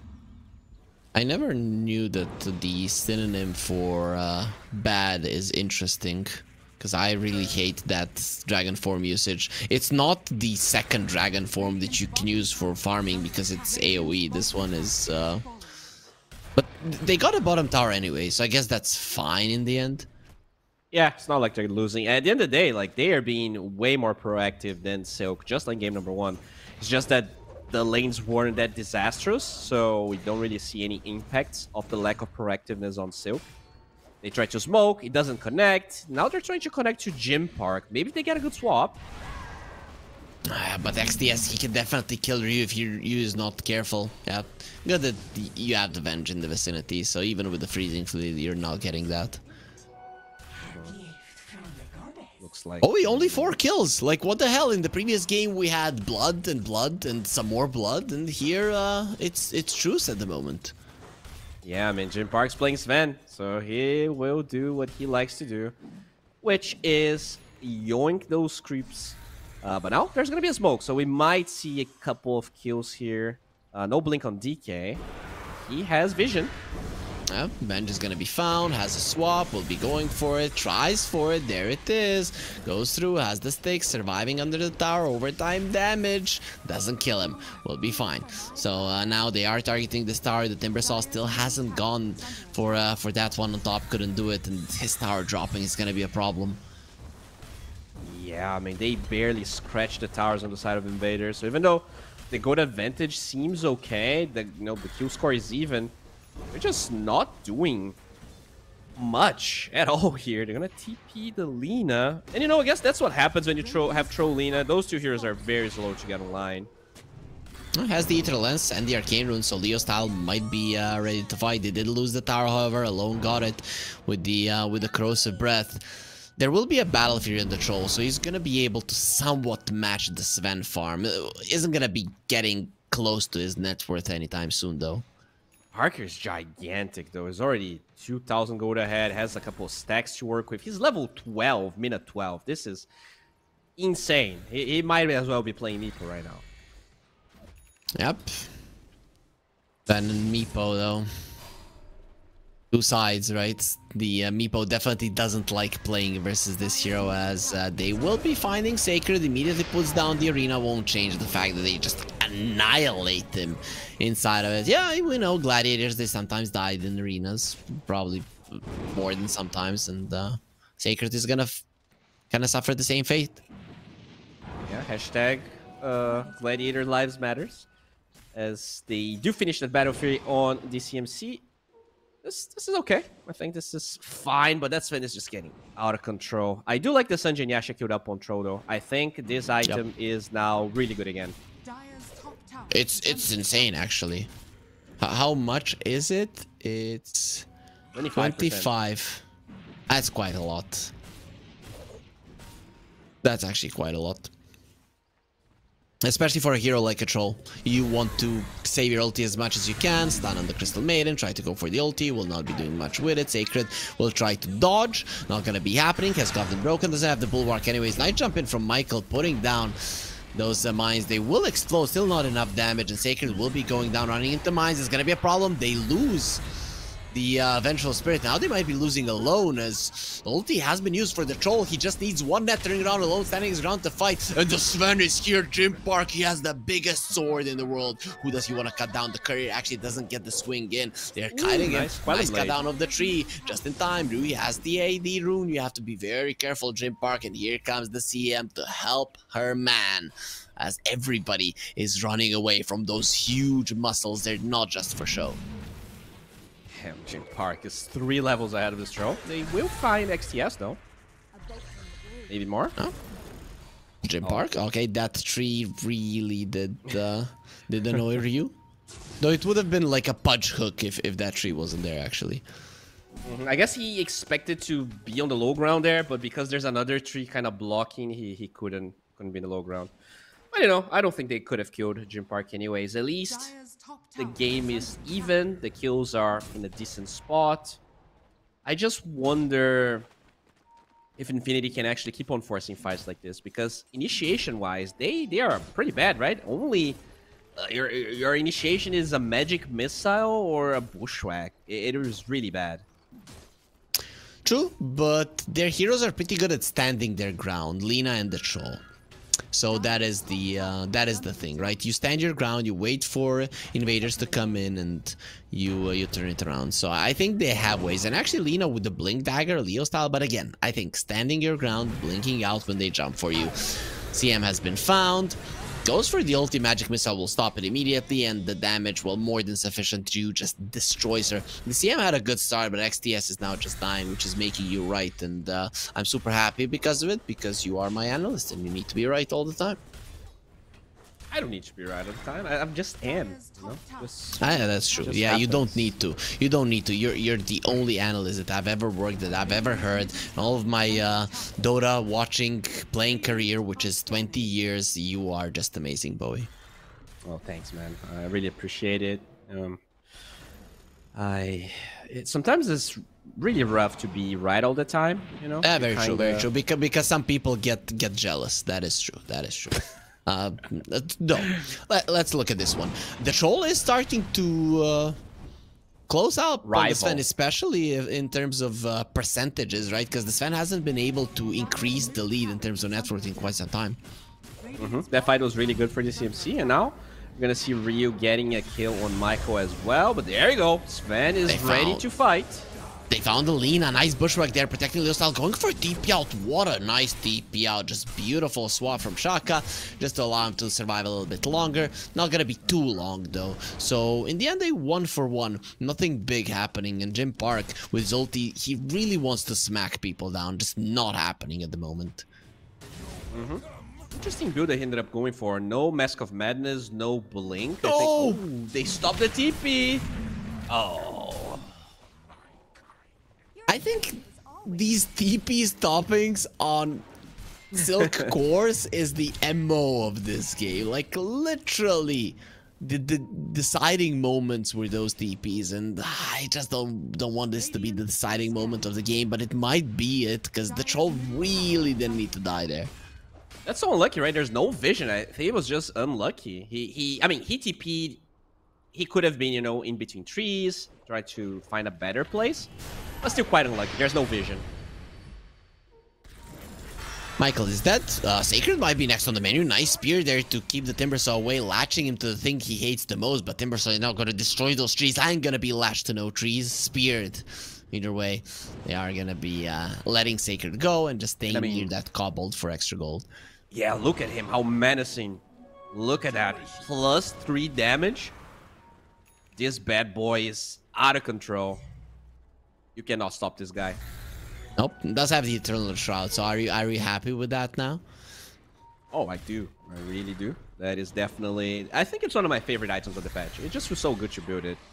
I cool, thought it was really expensive at first, but you know, BKB is so bad that it feels really good as Destroyer. Oh, what a stun! They all jumped into that when the bushwhack fall up. It is a catastrophe, and alone is just gonna get sharpshooted down. No more flying for you. Squirrels hunting dragons should be the other way around. XTS next on the menu. Nice. You're not gonna be escaping with this CM. Oh, actually, with the force staff there, Michael keeping him alive. He's gonna let it go. Ryu doesn't want to go forward, running away. Shaka is in the vicinity, and Ryu finishes him off. He does have a swap going for the Sven. BKB then get to use it. Now they're just gonna go with everything but by. Actually, what a jump in to save his life. Jim Park will run away because of a beautiful sacrifice from Michael, but it's still 4 heroes dead and a 9-second BKB down the drain. Yeah, that's really bad. They got a lot of kills. Your BKB is wasted, so they're gonna respawn. You can't really fight with your team. And in general, I feel like the Roche taking on the side of Silk is better. So they could actually brute force Roche with Vengeful Throw if they want to. Actually could, and Silk are in a really good spot right now. We talked about the Troll versus the Sven matchup. If it comes to the later portions of the game, these two guys fight it out. I mean, we all know if it's a 1 versus 1, the Troll will win, basically. Not only that, but I think Troll just has an extra slot because of the way... Oh, wait a second here, Leo style. What are you doing, bro? He's dying. Oh, just a 2-hit from Jim Park. Sharpshooter, Sacred wants to dodge it. Running left, running right. The swap onto Jim Park. That's a huge kill if they can get it, but he turns around and starts fighting. You wanted me, you got me. I'm just gonna swipe you all down. No trees to latch onto. The Timbersaw has done his job. He's destroyed all the trees in the world, but now he doesn't know what to do. He's gonna run away. There will be a spear latching onto another one with Jim Park getting a triple kill, and suddenly the game has turned on its head in favor of invaders. That's so unfortunate. It all started with Leo style. He was like trying to LSA the Sven, having no vision of everyone else in the map. So he baited his team in, and even if his team got baited, they actually just missed a couple of spells, right? You didn't hit the Chakram, you didn't hit the Sharpshooter. I feel like you could have still maybe just killed Parker in return. Oh, look at that, DCMC has a double damage, or amplified damage, as the Zoomers call it nowadays. Yeah, I mean, you know, it got officially changed, so I don't think we can hold it against them. The Wisdom Rune will be picked up by DCMC. Did they get the Tormentor? No, they're gonna get it now. And let's see who's gonna be the lucky guy. A question that is totally unrelated to this game, but did your language get changed anytime in the recent 20 years? Yo, not by a lot, in a sense that the words haven't changed. Some English words have been, you know, kind of domesticated and added. You know, because what are you gonna... You can't really add those new words, or you can't just make them up, but... What did change is they changed the accent of some of the words, and they just destroyed the language. I can't explain it to you, but it's pretty weird when you're saying a single word. Yeah, very destroyed. You're saying a single word in one way for 10 years, and now on television they just changed it, changed the accent completely. Because in Brazil, we had a lot of changes. Wait a second here, as we're talking about Brazil, but DCMC is just getting pummeled down. Look at Jim Park and his damage. The Troll is in so much trouble. He's going to be using his ulti. Let's go now. He's going to be standing his ground and fighting. The Sven is running away. Gets the extra armor. No more running away from him. Still alive. Actually, he should be running away quite for long. Here comes Superman coming forward, but he got his armor. He couldn't fight. Why couldn't he attack him? I'm honestly not sure. Do they have a halberd? The taser from Techie? I don't know. Oh, taser is on the other side. Yeah, that is very weird. Yeah, I don't know what happened. Oh, no. Okay, he was missing, and the animation kind of bugged. He was missing because the axis, yeah, that's true. Okay, so that's the... But that was huge. That was a no BKB throw. He gets pinned down. He was chasing the Sven the entire time. If he could focus the CM, I think he would have gotten like even more kills in that fight. And even still, this troll is doing so much work. And what I was saying, and I kind of lost track, is that because of the Berserker's Rage movement speed talent at 10 on Troll, and the 20 talent where you get Battle Trance move speed, which is usually what you take as Troll, you can pretty much have like 500 move speed with no boots on Troll when you're ulted, which means it just feels much easier to play 6-slotted Troll than Sven. It feels like Sven falls off much harder. Shaka gets the swap out, allows him to survive one more hit, will be going down anyways. Dragonite coming forward, he has the Manta and the Blink. No level 18 just yet, no Aghanim Scepter on the menu. Sharpshooter, try to get yourself out of a bad situation, but this is a catastrophic situation that you're gonna be in. The Glimmer Cape will try to protect himself in that arena, used only to kill some couriers as they're still on the chase. Here comes the Superman, and suddenly he becomes an enraged red Superman with alone coming from the side. No more BKB on the Troll. He might have an Aegis, but can you survive this one? Oh, nice pull in during the spear. They didn't want to send him back. Jim Park going for you. Valina is coming over, but actually thinking about going for a troll. Has the ulti. That's very dangerous. Laguna Blade finishes off Sacred, and there's the ulti. You wanted me, you got me. They're fighting 1 versus 1. The Sven trying to get himself away, standing his ground, keeping the troll in place. He finally goes down, but the Sven dies as well. Both of the carries are dead with Leo Style coming forward. He's gonna be melting his own sister. XTS is dead. Still, that fight does benefit the side of Invaders. They did get rid of the Aegis. Look at the speed of Michael. He's gonna have a 4-staff in a second. That doesn't mean that you can escape. But Timber saw Ryu again missing out on those Timber chains. But Leo Style is not missing out on Dragon Slaves. And Michael is gonna be burnt to a crisp as well. Yeah, they're definitely... They lost a big timing there. If the supports had buybacks, that could have been a really good fight for Silk. So Invaders, they were quite bold in the sense they were diving the tier 2 towers there, but they got lucky. No buybacks on neither the Venge or the Hoodwink, allowing them to still like brute force that Aegis with no fear whatsoever. Oh. Just a spear here on Ryu. The positioning of Valina really in that fight that we're looking at right now was beautiful. He knew that he couldn't leave the base until they're completely focusing on the troll because they're just gonna annihilate him. Oh, you get swapped out during the 4-staff. That's so annoying. I really hate when things like that happen. But it does happen. Shaka, perfect swap. Don't know if he was gunning for that, but either way, gonna be quite happy with it. Yeah, feels pretty bad. And Shaka, he is getting really close to his Aghanim Scepter now. Yep, so huge. Already has the shard. This is a huge spike for him. And I mean, we're already talking about, like, Sven already died twice, despite the fact that he still is ahead of the troll. But I feel like he's gonna need a bigger gold advantage if he wants to win those fights. So very close, let's say that. That would have been problematic, especially with the swap being ready. Sven, his BKB is down to 6 seconds. Of course, for a Sven, that's not too bad. Usually you delete somebody in that BKB usage, but this is gonna be problematic. He is level 21. What do you get for a talent? The Warcry armor. Okay, that makes a lot of sense versus the troll.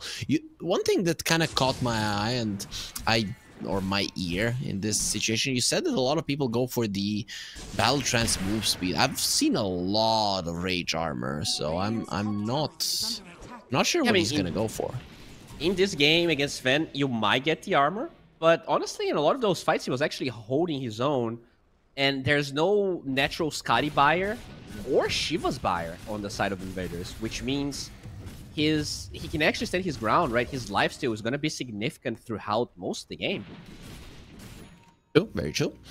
Paladin Sword for the Sven, Paladin Sword for the Troll. Of course, does benefit the Troll a little bit more. Dragonite has an Aghanim Scepter, so there's an Aghanim on Shaka, but this Dragonite Aghanim Scepter, that's the real dangerous stuff. Yeah, that's what can actually kite this Troll. That slow is insane. They will go for a Tormentor here. XTS gotta be careful not to kill himself. Yep. And it's so alone. Okay. Fireball, nice to shove out the waves. Bad.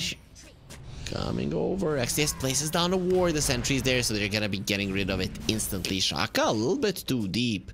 Those illusions from the Dragonite, of course, not gonna be doing anything. Wisdom Rune, nice pickup from Alone, and Shaka puts himself in a very uncomfortable position. He's just gonna be taken down. He needs the swap, doesn't use it, but has the Aghanim Scepter, so it doesn't matter. He's still a part of this fight. They just got some gold for him. The Troll, who just bought a fresh Basher, is coming over to help as well. Yeah, I think they were trying to bait that the Yags on the Venge. It is recently completed, but they couldn't really do it properly. So, you know, you just lose the Venge. Troll? Get nothing out of it. And DCMC... Ikred gonna be stunned up. Mars gets solo kill. He's deleted. Gets the arena off. Leo Style is just gonna be flying inside of it, showing who's boss. Here comes the big black dragon. This is the first usage of the Aghanim Scepter. You not really taking all that much damage. Manta will be used, going for the illusion. They want to kill Shaka, but he's gonna be back in 10. Still chasing forward. Want the BKB from DCMC. Get the Dragon Tail. Gonna be lasting for quite some time, but he does have the 25% status resistance. His Gym Park won't be able to run him down. All right, so they will trade support for a Mars. It's not the end of the world here.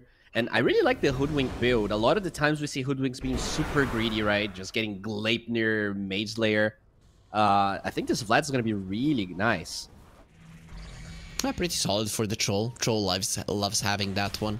Got slightly nerfed the armor for the bear is the same, but for the team it's 2 less. So I guess at this point in the game doesn't really matter. At the early stages of the game it matters. Smoke now. Radiant are So where do they go? What do they do? Who do they catch? Oh, that's the problem. You're smoking at nighttime and no vision against Dekis. Good luck making it work, baby. Yeah, it just doesn't work versus that hero. They're seeing that Jim Park now knows he's gonna have enough time, has the AC that's gonna be even bigger for him, and of course wants to go for the MKB, the whirling axes that are hella annoying for him. I think this has been the weakest point for Silk. Like the map movements have not been good enough. Nice glimmer, protects from the bushwhack. They also take down the trees there, so Leo Style would have kind of saved them anyways. Looking at the odds, they are very close, but Team Silk is being favored by our sponsors here, and if you guys want to utilize it, just go click on the banner down below. Nice dodge on the magic missile, just beautiful one. Protecting himself with the glimmer, Shaka will be fine, but Alone still running forward. His teammates are not in the vicinity, so he's kind of bluffing. Might be good at poker. Let's see if it transfers good towards Dota. Shaka gets the swap off. Gonna keep him alive a little bit longer. Alone in a good position. Goes forward there. Kills Shaka. And actually is just creating space for his team that is coming with a smoke. That swap will be there. Puts the Dragonite in a bad position. Oh, baby. Nice BKB from the troll just in time. Goes Bash. for the ulti. Is gonna start the smackdown Jim Park. There's the bash. Arena gonna be used, protecting him from the Lina. And nice force staff to the high ground. He'll be fine. It's a 1-for-1. But the Vengeful Spirit still a part of this fight, as they do have some mines there to protect them. Do they actually have the Venge Illusion? No, they actually got taken down. The Sven damage is just insane. Oh, Ryu, pretty forward. Nice force staff from Michael, saving his buddy. Has he killed himself, however? Gonna be trying to jump away, but in the end, you just explode yourself. I mean, it feels like in the fights that the Sven and the Tro get to hit each other, it's just impossible for invaders to win those types of fights. They have to either kite the Tro or force fights for Tros away from the team.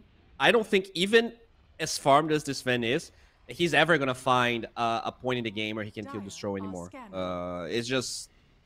this Tro is way too strong. Very, very powerful. The next item is going to be the Disperser, so you don't want to get slowed down at all. No, also it's gonna be quite nice versus the reactive taser. Sacred used to be there. This Mars really hasn't been having the game, and I think it's the main reason why invaders cannot play fights properly, because their Mars is just way too weak.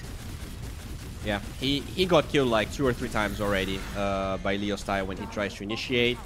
He never got to... He actually has a BKB, but when you get LSA'd from Fog because Lina has Zags, you just don't even get to pop it. Like, you pop it, but then you're so low HP that the right clicks kill you anyways.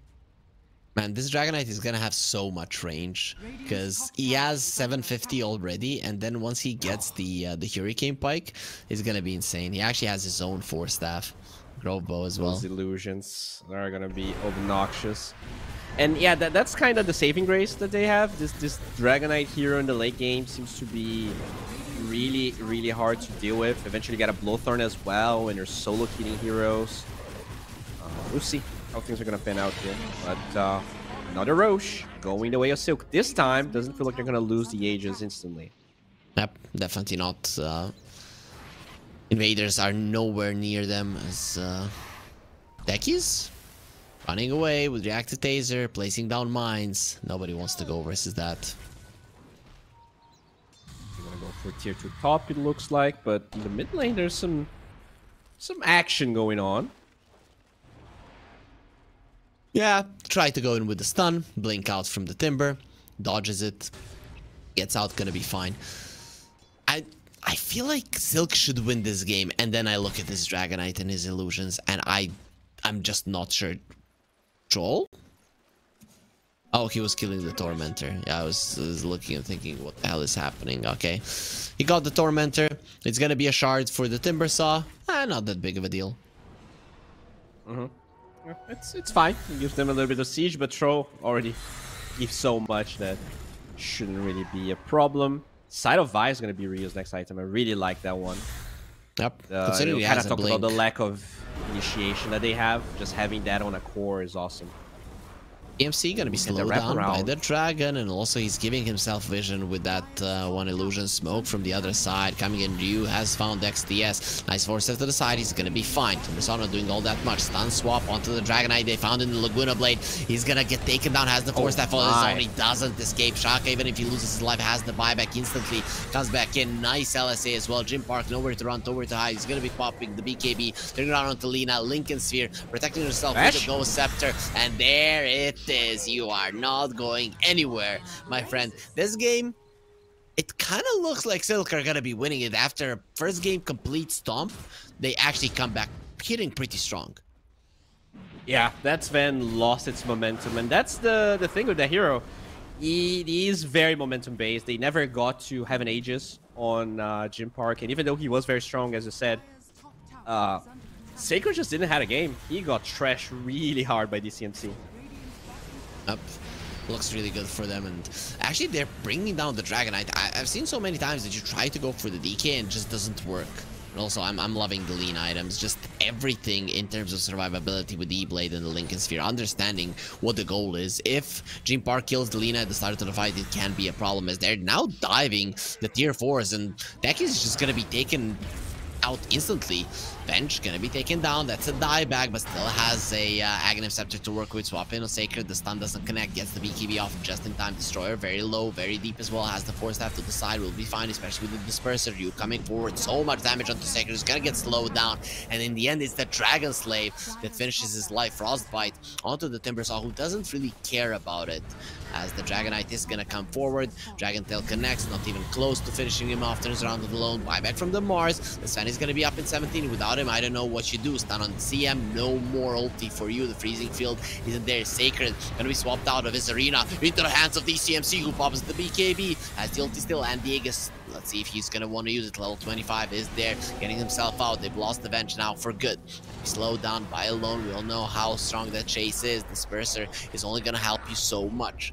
Let's have that level 25 talent and you don't have any stuns. Yeah, he's gonna get the ulti off. Will take some time, but his life will be taken. They have overstayed their welcome, and the Sven will be allowed to finish off DCMC on his own. Yeah, I mean, they forced a hell of a lot of buybacks, right? I think that was 4 buybacks? 3 buybacks from Invaders. Yeah, you lose your throw, but you got a little barracks, 3 buybacks. That is more than worth it.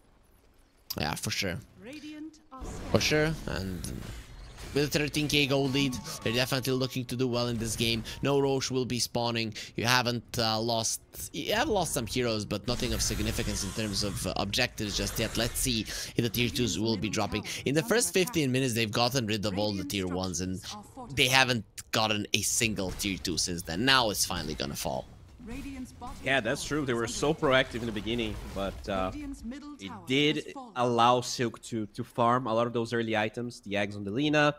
Timbersaw recovered very nicely. Has the vibes, by the way. No buy on him. But they could just smoke with this throw being alive. And if you find any of those heroes with no buyback, especially, I guess, Mars, it could kind of win them the game. Yeah, for sure. Buybacks at this point of the game, very, very important. And you only have them on the 2 big cores who kind of rely on their transformations, so they're not really all that relevant, to be honest. So you could look say, who they found! Who? I have no idea who you're talking about, and that's a hero that's dead for 100 seconds. Is this just game over now? You just run down mid? Like, what the hell are they gonna do? Yeah, no buy on him. They don't know, but I guess he needs 100 gold. Is there gonna be a bounty somewhere? I guess in 30 seconds there's gonna be a bounty. XTS could pick it up. Yeah. If he's gonna be allowed to. Of course, Team Silk are not gonna know about it. They're just gonna be shoving out the waves, so not really too interested in forcing out this buyback. I guess they can wait for Roche. XTS gonna be leaving the Crystal Clone there. That's some very dangerous approaches from the Crystal Manual. Actually, level 18. This hero could be somebody that could turn the game around once you do get the Lincoln Sphere. And there's the push. Alright, so still 47 seconds here. The DTP, so no buyback money for Jim Park just yet. He needs 40 gold. Oh, a lot of damage is being done to the troll. Has to be careful. Gonna be stunned up. Swap onto the CM. CS, turn into a piggy, will be fine. That sight won't be killing him. Sharpshooter, only some damage. BKB from the Mars. Use Sacred doesn't want to initiate. Level 23 on the Mars, but his net worth definitely not that great on this hero. As the Dragonite goes forward, now with the Sven coming in 15, has the buyback. Of course, not going to be using it. Shaka being slowed down, these Dragonite illusions. Yeah, nice nerf, Ice Frog. It really did change the problem that this hero is bringing to the game. The Avenge will just die to it. It's kind of stupid. Still has the Aghanim Scepter illusion to play with. Yeah, that's not even counting the 1,000 attack range here. This DK is literally sniper, but with wings. So thanks, Ice Frog, for that. As they did defend. I think they were a bit slow in grouping up mid. Like, the throw ended up going bottom, as you pointed out, and only then he run mid. So, like, there's only a like, they don't have a lot of split push on invaders. They shouldn't be scared for their tier 2s on side lanes. But they can secure Roche. It shouldn't matter too much. But it's one of those things where a team that is not as good doesn't pressure their advantage. You know, a really good team can make use of that to come back. Yeah, Dragonite is also approaching level 25. The Sven already has it. He went for the God Strength damage, of course, as we usually see. Lina approaching her 25 as well. Laguna cooldown is probably going to be the way to go. And I'm guessing Lina might get an Octarine as her next item. Maybe an Arcane Blink. Both are really good as they find Sacred. Yeah, double Chakram as well. Nice force left to the side. ECMC has the BKB. Had to use it a little bit earlier. Rina gonna be used. They need to bail out their Sven. Will be doing exactly that. But look at the damage from the Timbersaw. What the hell? They destroyed him. XTS's ulti is gonna continue, but doesn't matter. This game, but waits over Leo style. Getting an ultra kill. Where's his Rampage? Is gonna be stolen by Ryu. What a nice teammate. The best teammate in the world. That was really patient from DCMC. He started fighting the Sven, didn't pop ult instantly, waited really long. Really good spear from Sacred, hitting him into the arena, but still wasn't enough. Yeah, we're gonna see that he holds like for a long time. Really good spear as the BKB is ending. It doesn't matter. Look at that damage from Leo style and the Timber. Yeah. Ryu really destroyed him. I didn't really see that Ryu got to level 25 before that fight, and in a fight when I saw the double chakram, that's kind of... that's one of the best level 25s actually in the game. It's just stupid how much damage you do. Yeah, it is honestly crazy. He has that amplified damage from the Shivas, and there we go. What seemed to be a very one-sided game number 1 becomes... a close game number 2, and for a team like Invaders, you know, I think they're gonna be kicking themselves a little bit. 1 point of a loss like this one can matter as the groups are being decided in the end. And look at Shaka just being the bigger man, writing GG. No, yeah, I think that's the biggest like finger in the eye. If you're like, yeah, I'm not gonna stoop down to your level, I just crush you right now. If they see each other on LAN or something, you're just gonna be looking at him. That's gonna be enough. So 1-1. You know, this big team that we thought might get undefeated through the group stage will be losing 1 game. Invaders, they're not as unstoppable as we thought. Yeah, they got invaded real hard right there. And yeah, I mean, I guess we don't have that much of a break here. We ended up having just perfect timing for the next series. That is true, but we always, I think, give 10 minutes for our viewers to relax, to recuperate, to get their hopes up that the next series is gonna be even better, which, I mean, this one was pretty amazing, but we all know that Dota never sleeps and that fun never ends here at our stream. We're gonna be taking a short break, then we're back with the third and final series of the day. 1xBet and Eva Alfie present betting on all esports events on the website and in the 1xBet app. 1xBet. Play with Eva.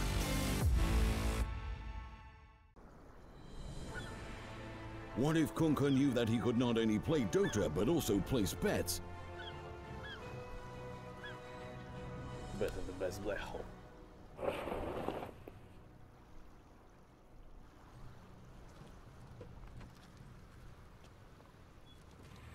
1xBet, bookmaker company.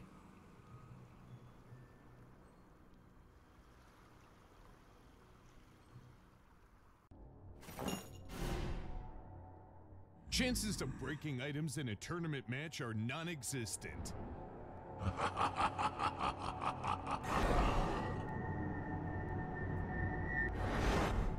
Chances of winning at 1xBet are always real.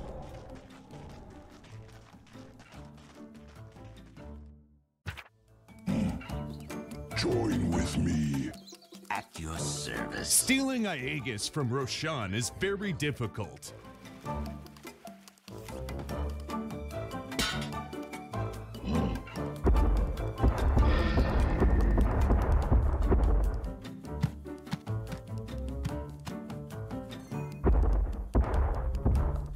Winning at 1xBet is super easy.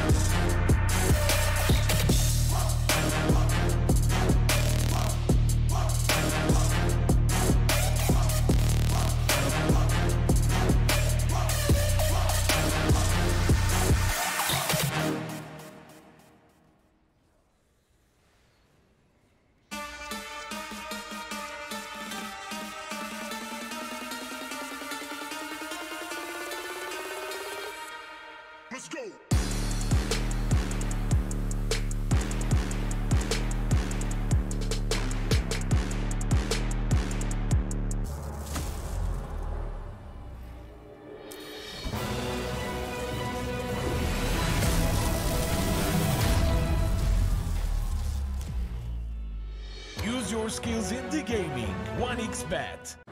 Look around. Screens are everywhere. They allow you to immerse yourself in another world, into hundreds of different worlds. Here you can be anything you want, and we will support you in this.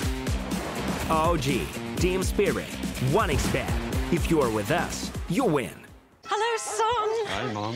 Pretty girl. This is Eva. Nice to meet you. Thank you very much.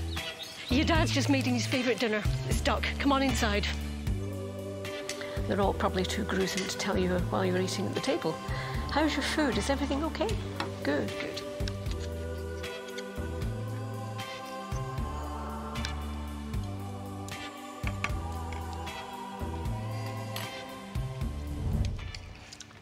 You seem to know each other. Yeah.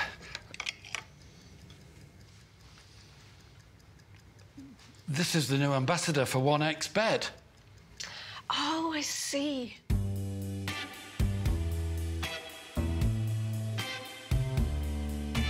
Everyone felt good when Eva Elfie became the new ambassador of 1xBet.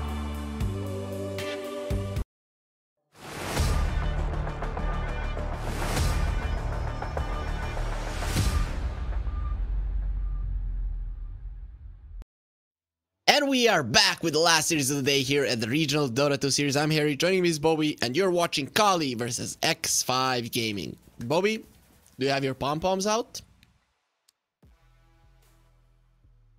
No. Okay, so okay.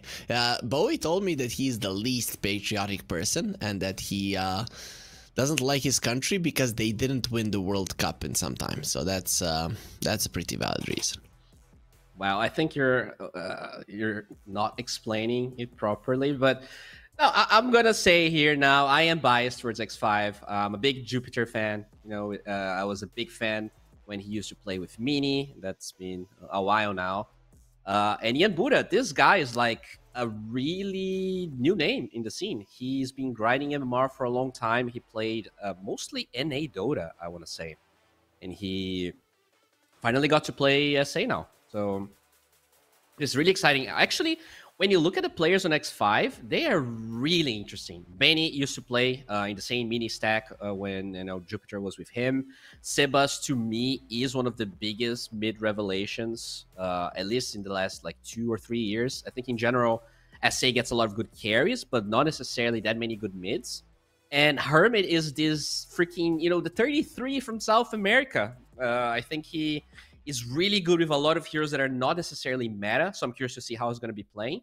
But overall, I do feel like they have a lot of potential. Now, okay, Quali... I just have to say this. I didn't want to stop you. When you say, I really like Jupiter, I was like, what the hell do planets have to do with Dota now? Like, what the hell is wrong with Bowie? And then I remember, yeah, there's a player named Jupiter. That is true. But yeah, go on. Kali, what should we expect from these 5 boys? Well, now this is kind of a weird stack. Weird in the sense that a lot of the names here aren't that well known besides KXY. KXY, I think for the last 5 years, has been the best mechanically. Like, I would compare KXY to no one in South America. I guess maybe it's not fair because no one actually won like lots of tournaments. But KXY, he's really good, but he has... he's been known for tilting, right? He stomps the lane. He's really good, but his decision making in the mid game has been weak for a while now. And he's like, he got to rank 1, I think, recently, or at least very recently. The fact that he's playing with these other players is kind of like, I would say he's maybe a tier above all of them, but he's been struggling to be integrated in like with players that have his same MMR, and I think a little bit because of his past. So I think, winning here as this quali could put him again in the spotlight to play with the best. Because he has the MMR. He's actually one of the oldest players. He's very experienced, but never really got to play with the big boys, the Biscos and the EGs of our time. Okay, so before we get into the draft, before we delve into it, what I noticed and what I usually notice is when we look at the names of the players, that a lot of Latin America players have a lot of names, let's say, right? Because in my country, basically have first name, last name. That's about it. You have a middle name, but you never write it down anywhere unless they specifically ask for it. So why is that so? Like, what do those names represent? Do you get like 2 names at birth, or do you take like the last name from both the father and the mother? Like, how does it work? Yeah, like you get one from your mother, one from your father. And yeah, like we don't really have... That is true. And I don't know why it is the way it is. Because usually, like if I'm buying a flight ticket, for instance, they always ask for the last name. And for us, last name, which translates to sobrenome, is everything after your name. Ah, okay. Whereas for you guys, last name is like literally the last word of all of the names, you know? Yeah, like family name is my last name is like family name. That's it, right? Which is usually your dad's name, right? Yeah, that is true. Yeah, South America, we're more progressive. We don't really believe in misogyny like you guys, so we usually use the entire thing because we love our mothers as well. Okay. Yeah. Yeah, okay. I'm fine. Well, I'm hoping that one day we can be as progressive as you guys. There will be a bench being picked up. So how many, like, what's your full name? It's Gustavo Prates Matos. Okay. Okay, that's not too much. That's fine. Yeah.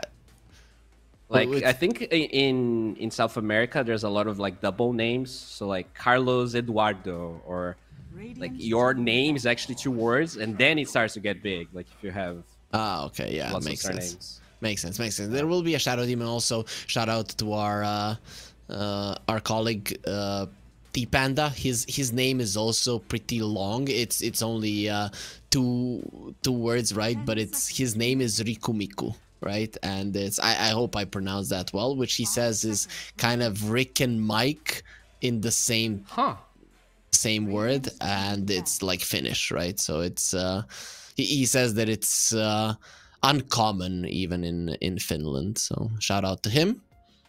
It's interesting because if I didn't know it was Finnish, I would expect it to be like Asian in some sense, right? Rikumiku kind of gives me like Korean or Japanese vibes with the way that the syllabus. I don't know how to pronounce it, right? So, anyways, and Finnish is a really weird language. Like the Hungarian and the Finnish language are kind of in a group of their own because they aren't similar to anything, right? So it's kind of weird. Anyways, let's talk about the draft here. Let's throw the names out the window. It's getting late where I am, so I'm getting some weird ideas and like thinking about all of these unimportant things. But there's only one thing that is important in this world, Bowie, and that is that is Dota 2.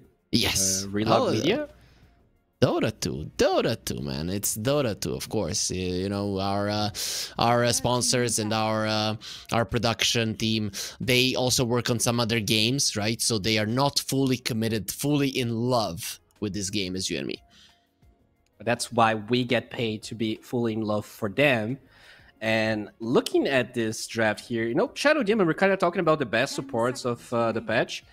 And this is a hero that, you know, sometimes shows up in the right game, looks amazing, sometimes looks really underwhelming. So I'm curious to see what they're gonna do with it. If it's just, you know, if they think Quali likes playing Luna, if this is just, all right, we're gonna get this Shadow Demon to address what you like to pick, or if they're gonna try and kind of pick an illusion hero like DK, for instance. Oh, it is banned, but I've seen a lot of DK SD before this patch, looking really strong. Yep, that's a standard, a classic. So an SD Mirana. Everybody loves watching it. Of course, level 1, it's not as strong as it used to be. Is it 2.8 seconds is the level 1 arrow, which is kind of 5. It was insane. Used to be what it should be, right? Because when you hit an arrow, say a 5er coming in or something along those lines, what you're now gonna say 2.8er coming in, like nobody cares. 2.6er, even worse.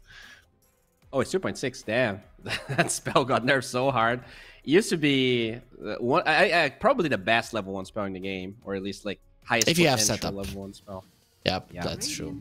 I've set up. It was the best. There's the Primal Beast. We saw him banned in the first phase in the previous series. Now we're gonna be seeing him, and maybe we see why Like, he got banned, though. Whenever I see Primal Beast versus Shadow Demon, like, I really wouldn't want to pick this hero versus him. You can purge off the Onslaught, which is pretty much used on him. Even if the hero has a BKB, the Disruption saves your teammates from the Pulverize. So I don't know. I just don't like this pick. Yeah, as a Primal Beast spammer, I also don't like it. I think it's a bit weird. Could still be really good in lane, depending on, you know, what the combination they get, right? This Venge could be a 5, so you can get a... I guess the Grimstroke did get banned, but something that enhances this Primal Beast, there's a couple, you know, just attackies for setup, or anything that can give him move speed. It could even be a Primal 4 for all I know, but that is very uncommon, so I'm not expecting that. We're just gonna go for the standard Lion here. Okay, really good so against SD. Yep, some flex on the Primal Beast, and then we have the two pretty strong supports. I like it. This is a solid opening from Kali. And X5, now they're gonna have to be showing 2 of their cores. So I think Kali definitely are in an advantage currently in the draft. Yeah, I think like when you look at meta and how we perceive the heroes right now, I definitely would say the heroes on Kali look stronger. We did see Lycan being banned, but they didn't ban any of the other cheese stuff that Hermit plays. Anything that's zoo related he plays, so Lone Druid, that one did get nerfed quite a bit, but I think Broodmother, especially with the Blowthorn build and the Orchid build, still looks very strong. Visage, every other hero that you think is bad and no one plays, he kind of makes it look good. So, you know, Brew, Beastmaster, he can do it all, but this Kunkka kind of looks like he could be his hero, actually. Okay, now their lineup actually makes sense. This is really cool, right? Because you have... Yeah. But for the Luna, you have a lot of catch with the disruption. X, great for the arrow setups. The Luna, once she gets super farmed, you have this great lineup behind her. The boat to make her more tanky. Imagine the boat plus the shards from the Luna. You just never die. And then you have the disruption, maybe demonic cleanse later on as well. I'm loving this. Plus Luna and the Mirana, they both worship the same goddess, and you know, being on the same page religion-wise is very important in terms of understanding each other, as Kali will be getting a Slark. This is a really good Slark game. Other than the Demonic Purge, X can be slightly annoying, but not really all that much. This is a really, really good Slark game. Yeah, this might be a situation where you have to play this Kunkka mid and pick something else here for Hermit. They do have overall less pick, and in general, he is, you know, I call him the 33 of South America, not only because he plays a lot of weird zoo heroes, but also because he's the type of player that whenever he's in a team, they kind of try to play around him a lot. So I wouldn't be surprised to see a last pick off lane here, and this Kunkka just to be, you know, in the mid lane for them. We'll see. They're banning zoos, so probably that's not how they feel. But the Zeus would actually also be good for Kali, just having that true sight against Mirana. Super annoying in those long fights where you're out of smoke, out of dust and sentries. I'm actually okay with an offlane Kunkka, even though there's a Slark, because Mirana arrows the range creep. Kunkka shoves the wave out with the Tidebringer, and the Slark kind of suffers versus a lot of creeps. He really sucks versus creeps, so I would be okay with this double offlane. I think they can manage for sure. Yeah, I just don't feel like it's a Hermit hero. And, you know, that was his biggest strength and downfall. Like, he would always pick a zoo hero, even when it was awful, even when there were better meta offlaners. So if he's actually playing these other types of heroes, I would be happy, because I do think, at least in the past 1 or 2 years that I've cast him, that was always kind of a motto that he followed. But we'll see if he matured, if he grew. As now Kali have this last ban. Puck still open. I think that's definitely one of the meta heroes they could ban. True. I'm guessing they don't want Puck for themselves, because they're definitely going to be getting a Kunkka into the face in the mid lane. There will be an Ember ban, so they're definitely thinking Hermit is going to be playing this one. Yeah, I guess Chain's Arrow is pretty strong, so only the Slark has the Dispel. I guess Primal, once you're 15, has the Dispel, but that's about it. So what's the pick here for Kali? You thinking they're gunning for an offlane hero? 5 seconds remaining. I think you need to pick something that's a little bit flexible, because if you're just... This Primal, can definitely be abused in the mid lane if they just pick an obvious offlane hero here. But they don't have a lot of reserve time. They're just gonna have to go, and they get the puck. I would send the Kunkka mid now so much. Like, Puck hates laning versus the Kunkka for sure, and then get some good stun in the offlane that's gonna actually allow you to catch him. Unless you want to play a mid lane Tiny. I would have nothing against the mid lane Tiny. It goes well with the Mirana, destroys the puck, kills the line, kills the Venge. Please, I want to see it. And you said Sebas is. Why do you think he's a good player? Brew here for Hermit, because that's definitely a hero he plays. And looking at Kali, I feel like they are gonna like damage. Primal like is a fair amount, but you have so much damage reduction. You're gonna have all of those Brewlings. Lark really struggles against those units. I like it. I just think that you're not gonna have catch for the puck later on. That can be problematic if you're not careful. So that part of the brew pick scares me. Other than that, I think it's a pretty decent pick. All right, you're gonna burn through all of it. Oh, now this hero got some significant buffs, and the Kaya got buffed as well. It's gonna be a Leshrac. Okay. I was not expecting this pick. Quick question: how do you pronounce Sebas? Okay. So this is cool. Gives them some push. That's great way to secure the farm for the Luna. Slark sometimes hates playing versus the Lesh because he dies to the AoE damage. I like it. And is this Jesus or Jesus? I think it's Jesus, yeah. Yeah. I haven't noticed, but yeah. Though in Dota, everybody is a Jesus because you die and you just resurrect a couple of seconds later. Very, very true. Wow, some really cool cosmetics. Unfortunately, our viewers can only see our faces right now, but the Primal one looks amazing. The Luna is crazy. I have never seen this one. Did you just say unfortunately? I think our viewers are the luckiest son of the guns in the world. I mean, it's a scary looking mount. You probably don't want to be looking at it. Yeah, I think that's the new one because it definitely gives me some Chinese dragon vibes. For sure. Very scary, very weird. Has a third eye. Okay. So we were talking about the Dragon Ball today, and well, we have TN Nova. That's the hybrid between the two. True. So we kind of joked about today being, build your Scepter day. And I was looking at Dark Mago's item build right now. And he's going Scepter first item on Leshrac every game. Considering everyone looks up to Dark Mago, wouldn't be surprised to see our boy Sebas going for the exact same build.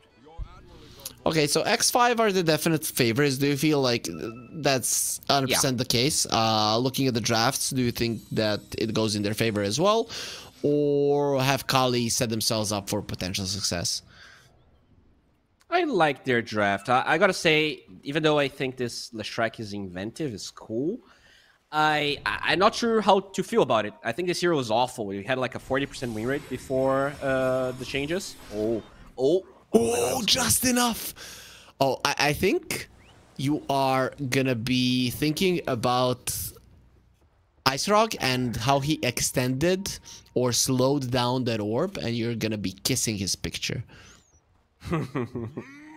Yeah, that's very true. Super unlucky there. I think if he had a perfect arrow, maybe could stun the puck before he jaunts. But they're gonna try and... Oh, now they know about the ward. There you go. So the shenanigans here of X5 are going to be stopped. Could have been so huge if they got the first blood on the puck. That would have been amazing because probably the Lesh would have been allowed to get it himself, and then it changes everything. Yeah. I'm really curious about this bottom lane though. In theory, I could see it working for the Kunkka, but in reality, sometimes these melee heroes, they just struggle versus the Slark. Yeah, he's already lost 2 Essence shifts here, and he might have a little bit of a sad walk back to his lane. I think, just going back to the Leshrac thing, that is the only question mark that I have for X5. I feel like, Kaya got a lot of buffs. The Lash got a lot of buffs. If the hero is actually good, then their draft makes a lot of sense. You have this the Lashak to create early space for the Luna. Eventually, you just create this ball. Really hard to fight into it. You're gonna have all the damage reduction you were talking about. Kunkka could even go for something that's not Ags this game. I wouldn't mind seeing like a pipe or some like team fighting item, aura maybe, that could allow them to group up. But you know, you can just get the eggs as well, and it probably wouldn't matter. We'll see. We'll see what he decides to go for. Usually, on the offlane Kunkka, I just don't see another option. Yeah, I could get behind an Orchid that I would like. Oh, yeah, I like the Orchid. That would be pretty cool. If he has a good game, right? Yep, for sure. He might get trashed. Yeah, probably. We'll see. We'll see what happens. I still see Mirana as a hero that can secure the lane pretty much for anybody. Killing the range creep just gives you so much of an advantage to shove things in. You might not be able to farm super well with the Kunkka, but shove the wave in, stack with the Mirana, farm those stacks. It should be fine. And Slark nor either of the heroes on Kali are good at pushing towers, so they're not going to be punishing that with the tower going down. Yeah. We'll see how things are going to pan out here. We do see Jupiter just checking for any centers in the camp, so he can arrow those creeps if he wants to, or just go for pulls. This lane, I think, is the most important one for the entire game. This either like really makes X5's draft. Really nice block there on the arrow. He's still at range creep. Yep, and the Tidebringer is gonna hurt them. Actually pulling the creeps away there, Hermit, though. He's not going to be able to keep them alive for a long time, so the lane will still be in a solid spot for this Lark. Let's look at the other lanes before some time passes and see what's going on. The safe lane here of X5, how does this look to you? Is the Primal Beast going to be a problem? I do feel like it could be a problem. If you pressure, you force this disruption, because there's no ulti here, you can easily just kill this Luna. She's very squishy. Primal Beast damage, level 3, level 4. It's crazy. You get the slow with the Uproar, which he already has, by the way. Really like his build this game. He's 2 range heroes, so he will be harassed, and just getting that extra damage, that extra armor, allows his lane to be more stable. Yep. He's just gonna be pulling those creeps back. The pull from the Shadow Demon isn't really gonna allow them to put a wave in a good position. Very nicely done by the Primal Beast. Chaika now Trabant, is that how we go? Chaika is gonna be good enough, right? Chaika Trabant. That's definitely not a Peruvian name though. It feels like some anime thing, or I don't know, some movie reference that I don't know about. You know, like we see sometimes that movie Everything All at Once. Like I always see someone with the name of the woman of that movie, at least in SA servers. You know what I'm talking about? Have you seen that movie? Yes, exactly. I know exactly what you're talking about, Bowie. You could never take me off guard. No way. As very, very educated in pop culture here. As in terms of CS, everybody is doing relatively well for themselves. Nobody is getting super far ahead of their counterparts. Slark is pretty much untouched, but then again, so is everybody else. Yeah, everyone's farming just fine. The mid lane is pretty even as well between Faker and Sebas. So nothing major happening. Lotus goes to the way of Kali bottom and goes to the way of Kali top. There's the poison stacks now that the Shadow Demon is gonna be trying to be annoying with. So we're not seeing any big action, nobody dropping super low. Where is the first blood gonna happen? What can we expect? It's definitely a side lane. Probably top, but as I say, that bottom seems to be the case. They get the arrow and the blood grenade. 555. Ooh, easy. He has a... Yeah, he had the Lotus. The easy healing Lotus for a nice beautiful girl. We'll be fine. As GRPX is Jupiter, right? Yeah. He gets the bounty there, so we'll be going his way. Oh, this is gonna be so annoying. Jupiter had like 9 different nicknames. He used to be Hane and He was just Jupiter at one point. He became GRPX whatever now. He is definitely one of those players that try to rebrand several times. Yeah, I have a friend like that though. He doesn't come up with cool names. He just always changes his names in terms of how it's going. It's like, somebody stop me. Why am I always playing with noobs? I am the best. My team trash. Potato. Yeah. Yeah. If I would ever have a bad day, I'd just go and look at his names in the past 3 days, and it'll be super funny. Well, Slark and Luna still farming pretty fine here. No first blood. This is pretty slow game so far. But now that nighttime's gonna come, maybe we're gonna see some rotations here.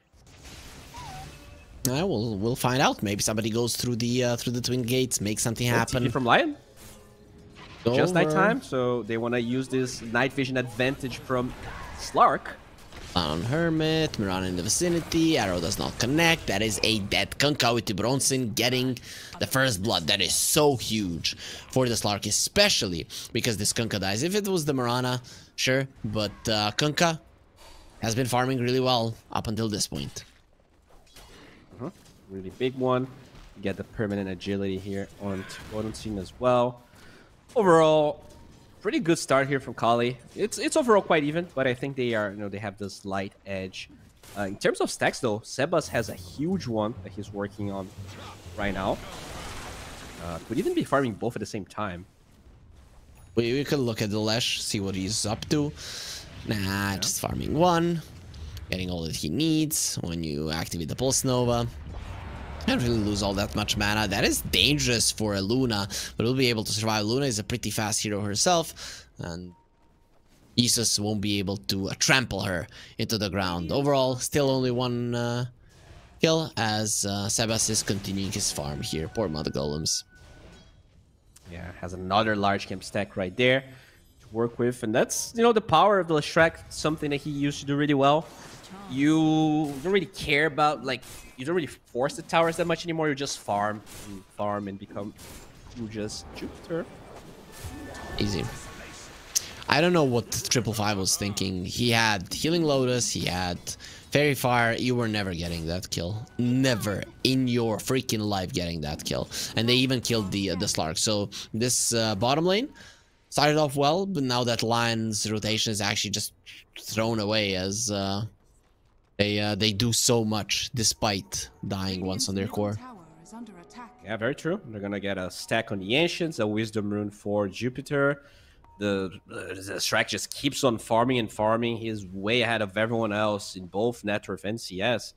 We're not sure exactly what he's gonna build just yet, but he's quite happy. I'm very happy. And the poor Shadow Demon will get caught. 2 enemies close to him.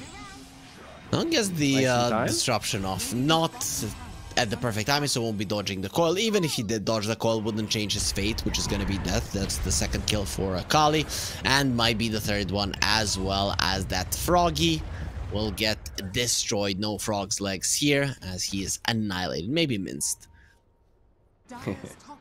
Yeah, he's just having, his net worth doesn't reflect it, but he is at a point in the game where the Luna cannot go back to this lane, especially if the Shadow Demon is going to be roaming around. So, time for the runes. 8-minute one. Who's lucky? Gonna get it. It's stop. Yep, Faker gonna be getting it. Is that the other game that whose name we're not gonna be saying, Faker, or is this some new guy? No. This is KXY that rebranded to Faker, and he is. Yeah, he has been Faker for a while, but I mostly like to call him KXY because most people that follow SA for a long time do know who he is.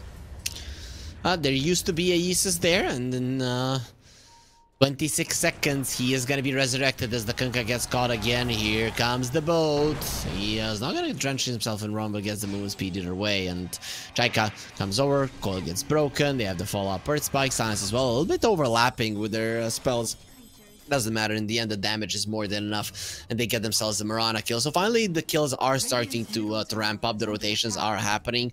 Puck coils always bringing them support kills, however, and you will probably want a little bit more. Yeah. At the end of the day, the Slark is actually pretty far ahead from the Luna. And this is scary, you know, the Luna, the only advantage you have over Slark is that you farm way, way faster.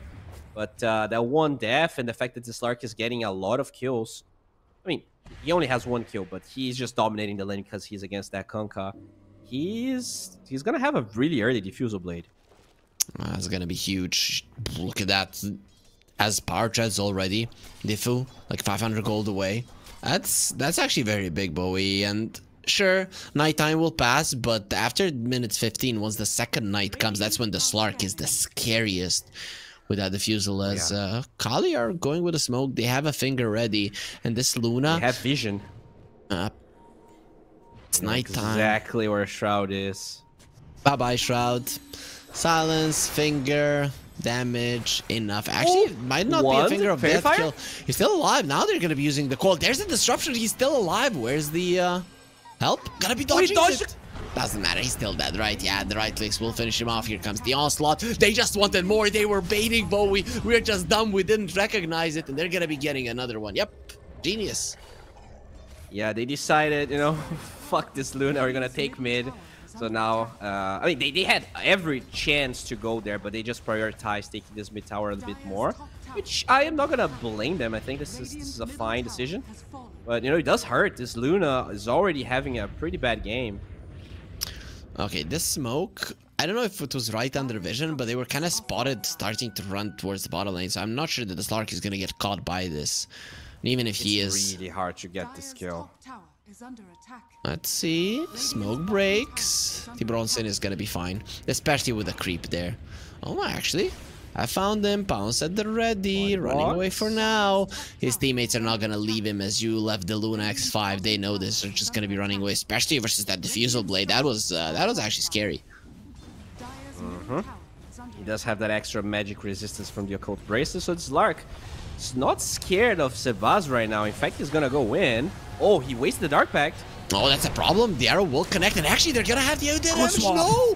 They just got baited in and now smashed into the ground. Lesh has 4 legs, now he has none because they're all broken, Bowie. And bye-bye, X5. They don't even get the tower. What a bait from the Slark, and what a save from 555. Dude, if that was a bait, it required some big balls on that fish. Holy moly.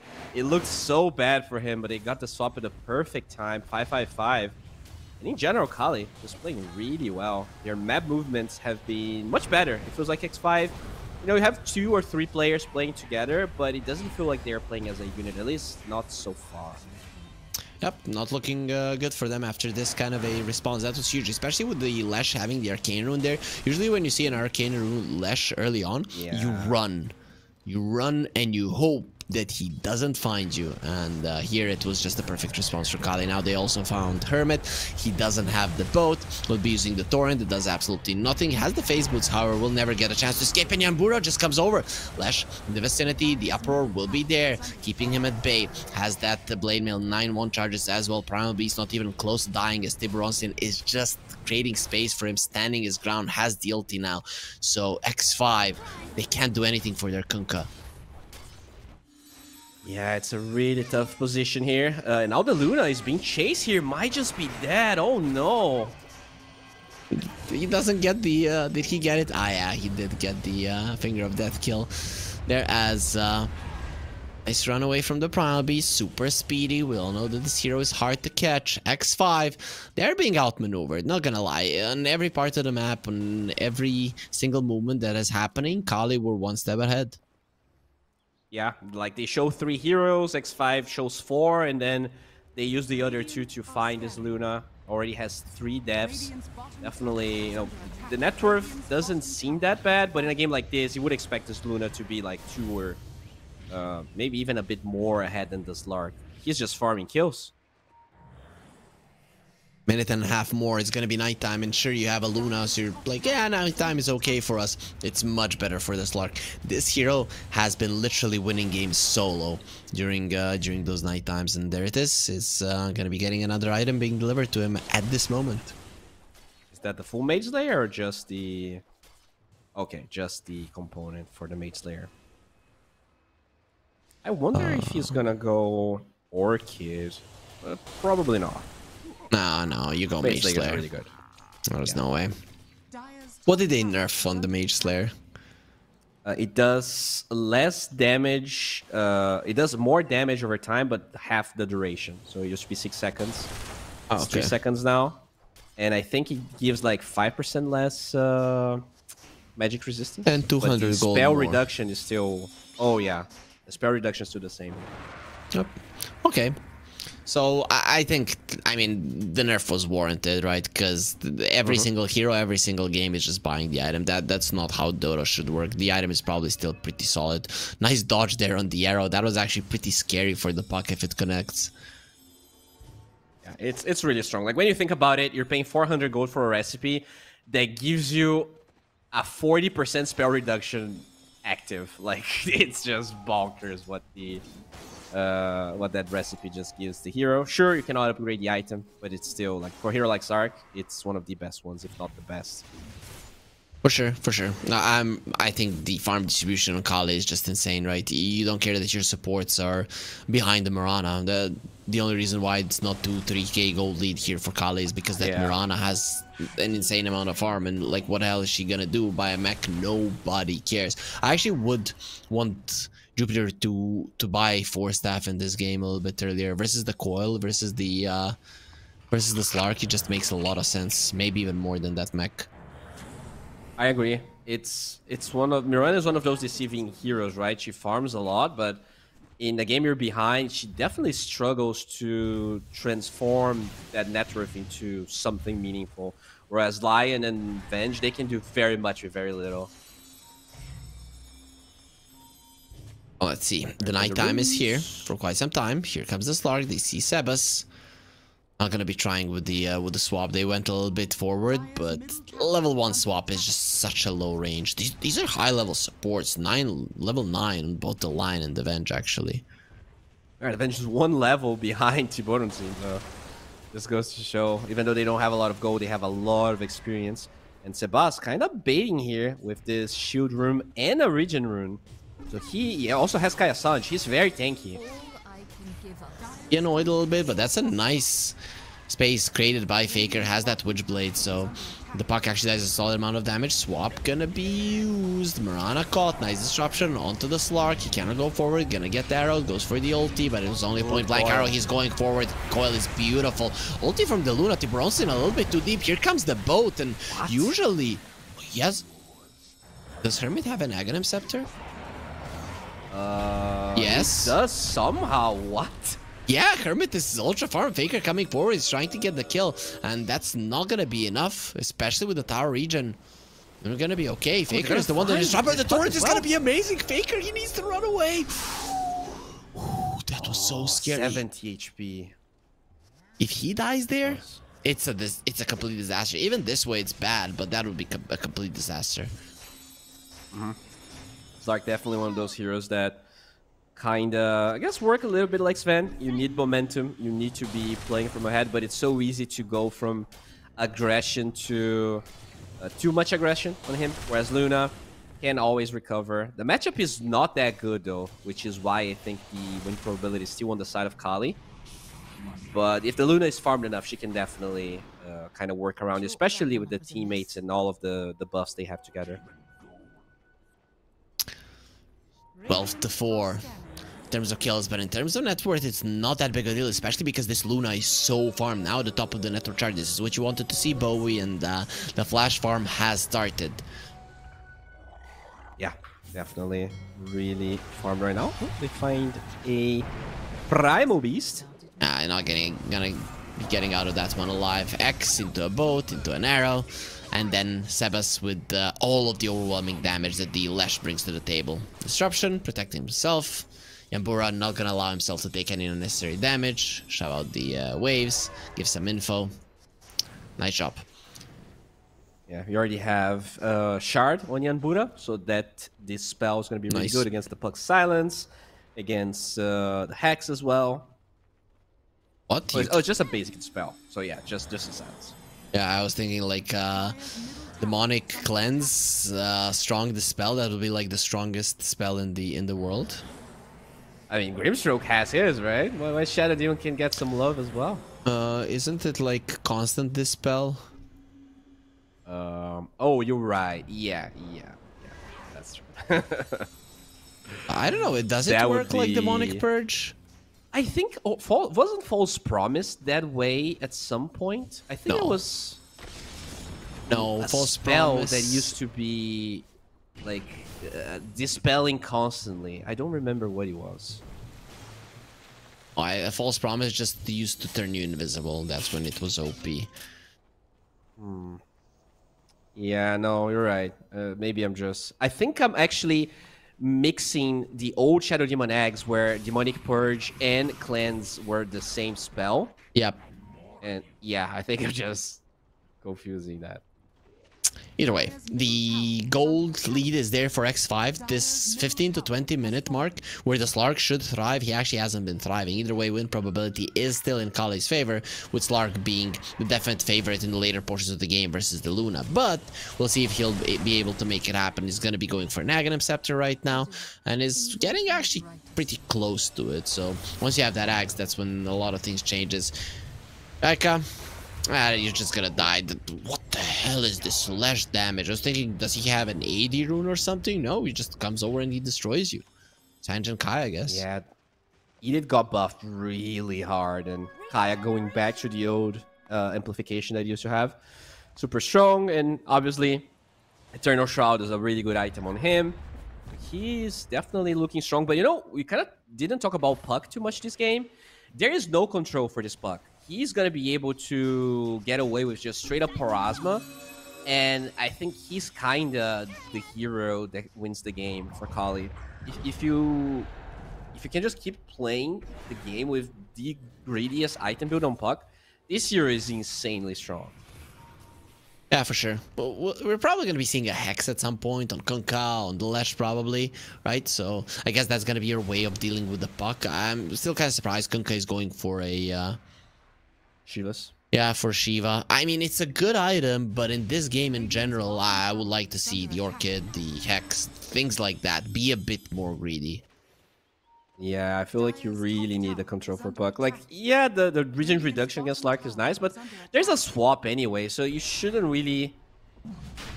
I guess that's the problem, right? It's hard to kill anyone on Kali, so maybe the plan for them is just get Roche, group up, and use all of the auras. And so far, it feels like Kali is not going to stop it. They just joined the pit here. But this is a very slow Roche. Like, when is this going to die? I guess the poison stacks are going to help. Okay, with Sebas coming, it should be a lot faster. Okay. Suddenly, this Roche became the fastest Roche in the world. Yeah, Eden got buffed real hard this patch, so it more does than 10%. A lot of pure damage. Insane. BKB is done on the Primal Beast. You're gonna be going into an Aegis, so not gonna be easy. They do get a tower on top. Oh, actually no. How much damage did they do to that tower? Not much. Only half of it dead. Fuck with this Parasma though, trying to finish it. I'm gonna glyph the wave. That's kind of bold of glyphing it. You're against an Aegis. Leshrac and a Luna here. They find Primal. Oh, that's heavy DKB. And Demonic Purge is going to be used. You cannot onslaught away through that. You have to be TP out, and he's fine. X, no, you cannot TP out because Kunkka is a stupid hero nowadays with his debuff immunity being completely different. Jesus, he made such a huge mistake. It's his own fault that he had died, to really. insta TP. Instantly. Yeah. Or at least after 3.5 seconds of usage. Arrow not going to be connecting on the Puck. Faker going for the Shadow Demon. Still has the disruption. Is not going to die. The X was used. Puck has been caught. Faker is dead. What? Yeah, at least he left a flower, but on his own grave. That is a couple of mistakes here that are adding up. That's Lark. Hasn't participated in a while now. did finish in eggs in between all of that, but if you go eggs and you have to get a BKB, it does feel like, you know, this Primal has been a non-factor for a while. Where is your damage coming from? It can't be just the Puck. No, and Puck is not necessarily like a burst type hero, especially versus a hero like a Shadow Demon. You want to be able to force this disruption, and he's not even gonna have to use it. At least they're gonna be getting rid of the Tormentor. Let's see who's gonna be the Shroud almost kills himself here. Up. Oh, so close. Very, very scary.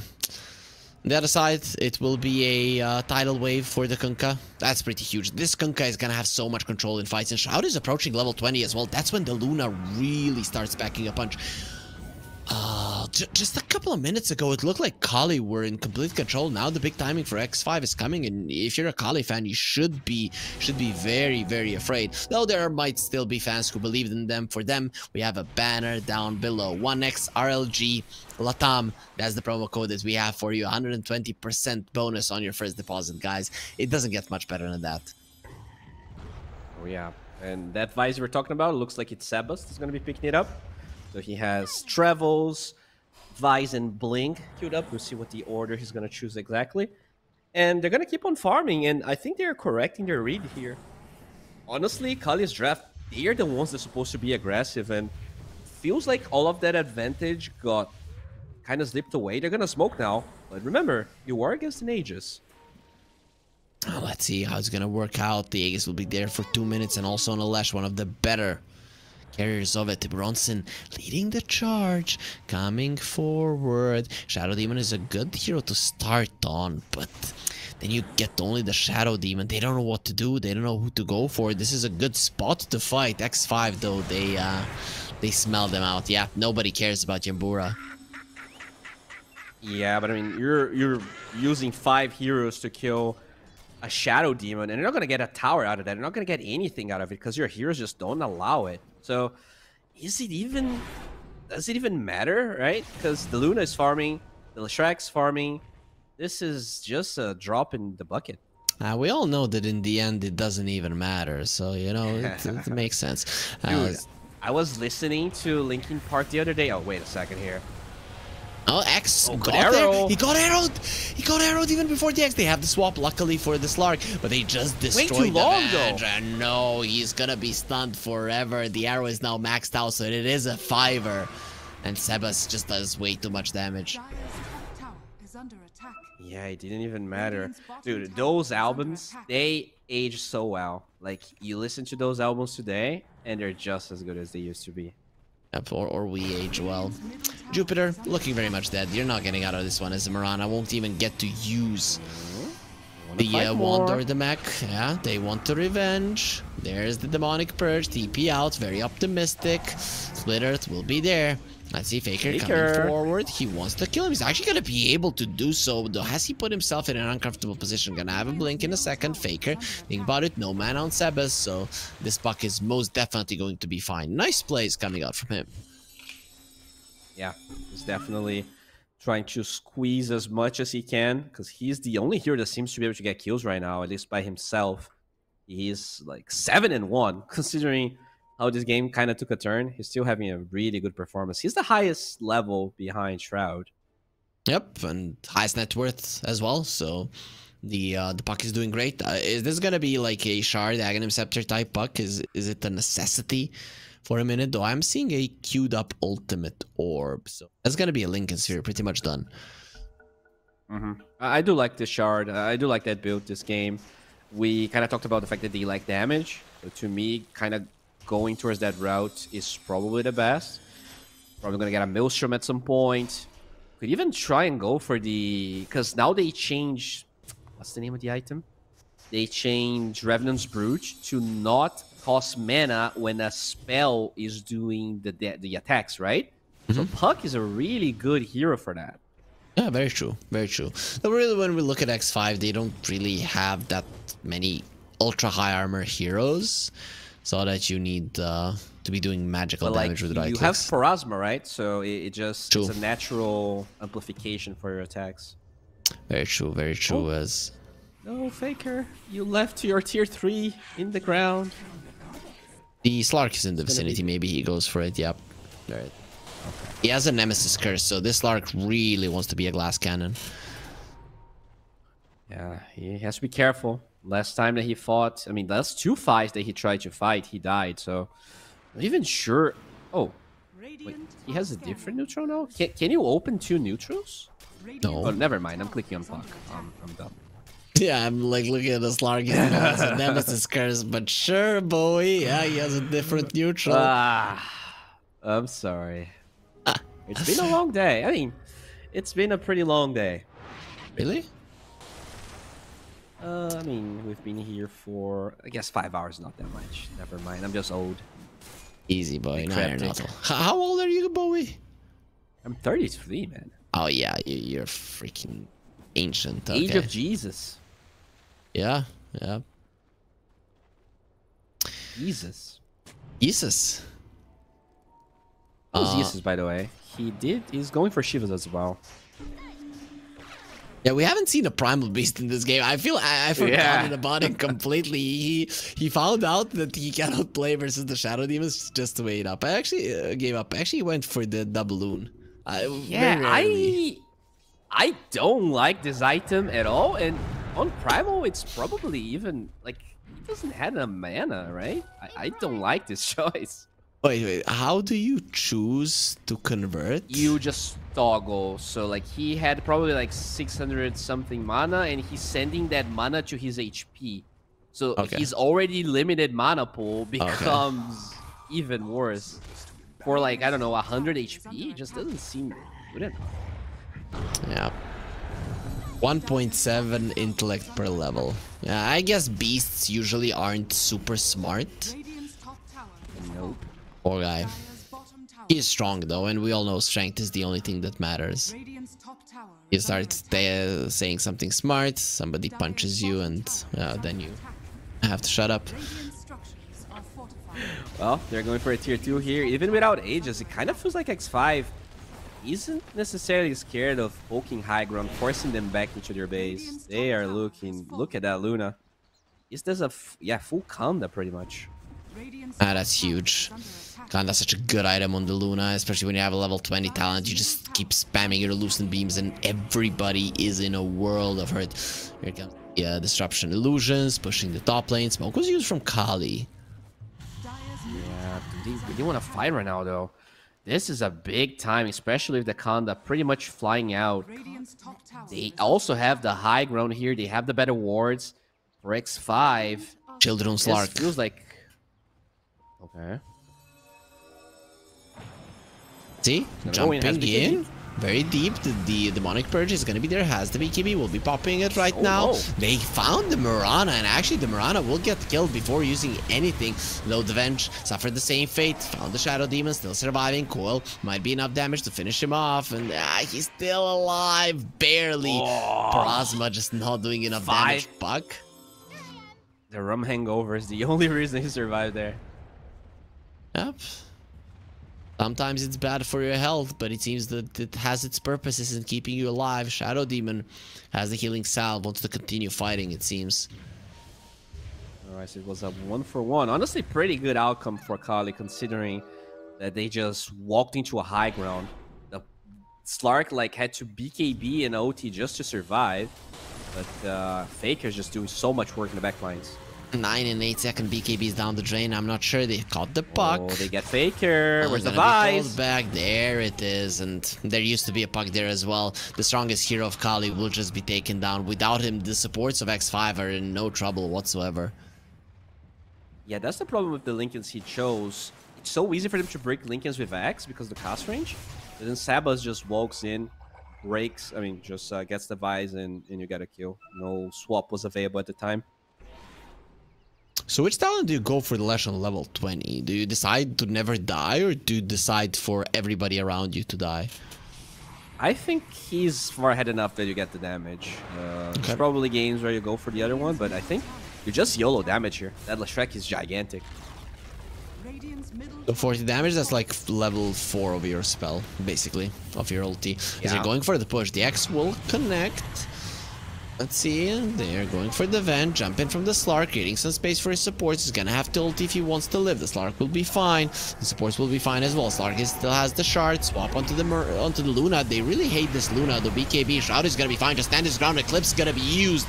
Let's see if they can kill anybody. Jesus in a little bit of trouble, trying to onslaught the way through the demonic purge. Not gonna happen, and Shroud just destroys him with the right clicks. Think about pushing for more. That's very, very dangerous. Smoke to run away, stun on the ledge. They don't have the finger. The magic missile will connect. That's a double magic missile as well, and the ledge will be dropping down. They finally just let him go. Understand he's gone. Nice bounce from the Slark. Not gonna be allowing the Kunkka to escape, and this chase down will be amazing from Kali. X5, they overstayed and welcome and pay the price because of it. This is huge. Roshan is up right now. If they're fast, they could, even though they have a really slow Rosh lineup, a minute might be enough, especially since he's on the Radiant side. 16 stolen stacks on the Slark, so maybe he can do it. Though I would more like for them to hunt for kills. Yeah, they see Shroud. All right, no BKB on the Luna. This is huge. No Mount as well. Disruption on the Luna. Actually, is he saving him? Okay, Glimmer K protecting himself. Tiburonson coming forward. He doesn't have his ulti any longer. The bounce was off the mark. He'll be fine still. Yeah, I mean, I guess they pushed him away, but now the window of Roche is gone for them. I think X5 still pretty happy. They lost a fair amount of... Oh, wait, that TP from Slark, is it Roche now? What is this TP? Bowie's sweating. I feel like you're cheering versus your Brazilian boys. It's not really. It's just I feel like the Slark is struggling to find a place in this game, so I just found it weird that he TP'd to that side. But he's gonna join Isis here. Are you scared to go in the streets, right? Because you don't cheer for your guys. You go in the street like, that's the traitor. He didn't cheer for X5, even though they have 2 Brazilian players. Is that a problem?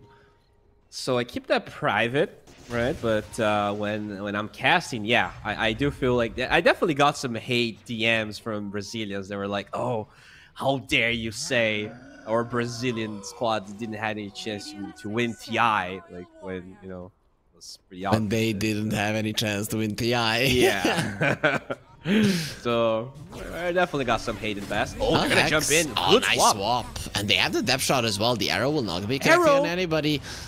Actually, it does connect there in the back lines. Thought it was going to be connecting on creeps as running in front of the Primal Beast. They don't have the demonic purse. He's going to be fine. Can get in a lot of trouble. He's going to get the boat out, but will die before that. And now that's all 3 of them clumped up together. It doesn't matter. They're actually quite fine. Double magic missile connecting, double earth spike as well. So they're being surrounded. Slark is giving so much damage. Look at the ledge going onto the Slark and wants to destroy him. Jump away. Tiburonson is still alive and will be getting himself out.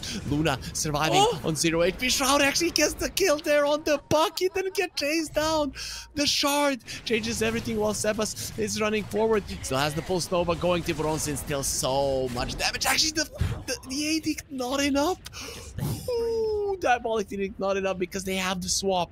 Luna survives, but what a fight for Kali. So many close fights, like small fights there.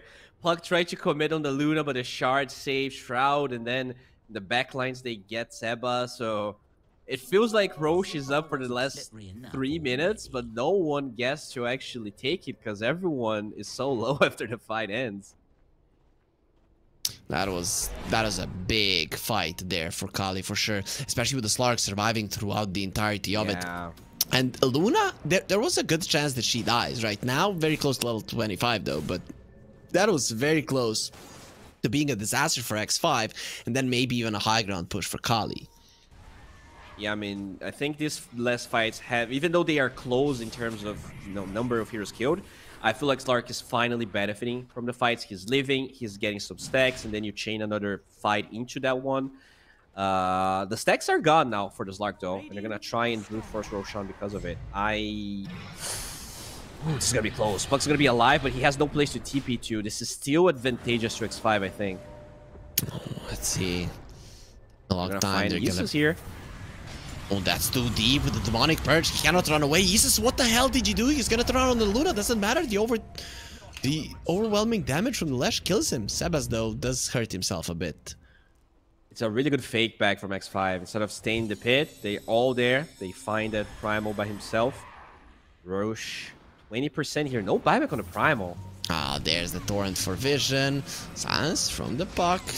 No magic missile protected by the Invis there. Hermit will be fine though. 555 still surviving. Coil used as well. Is this a cue to go into the pit?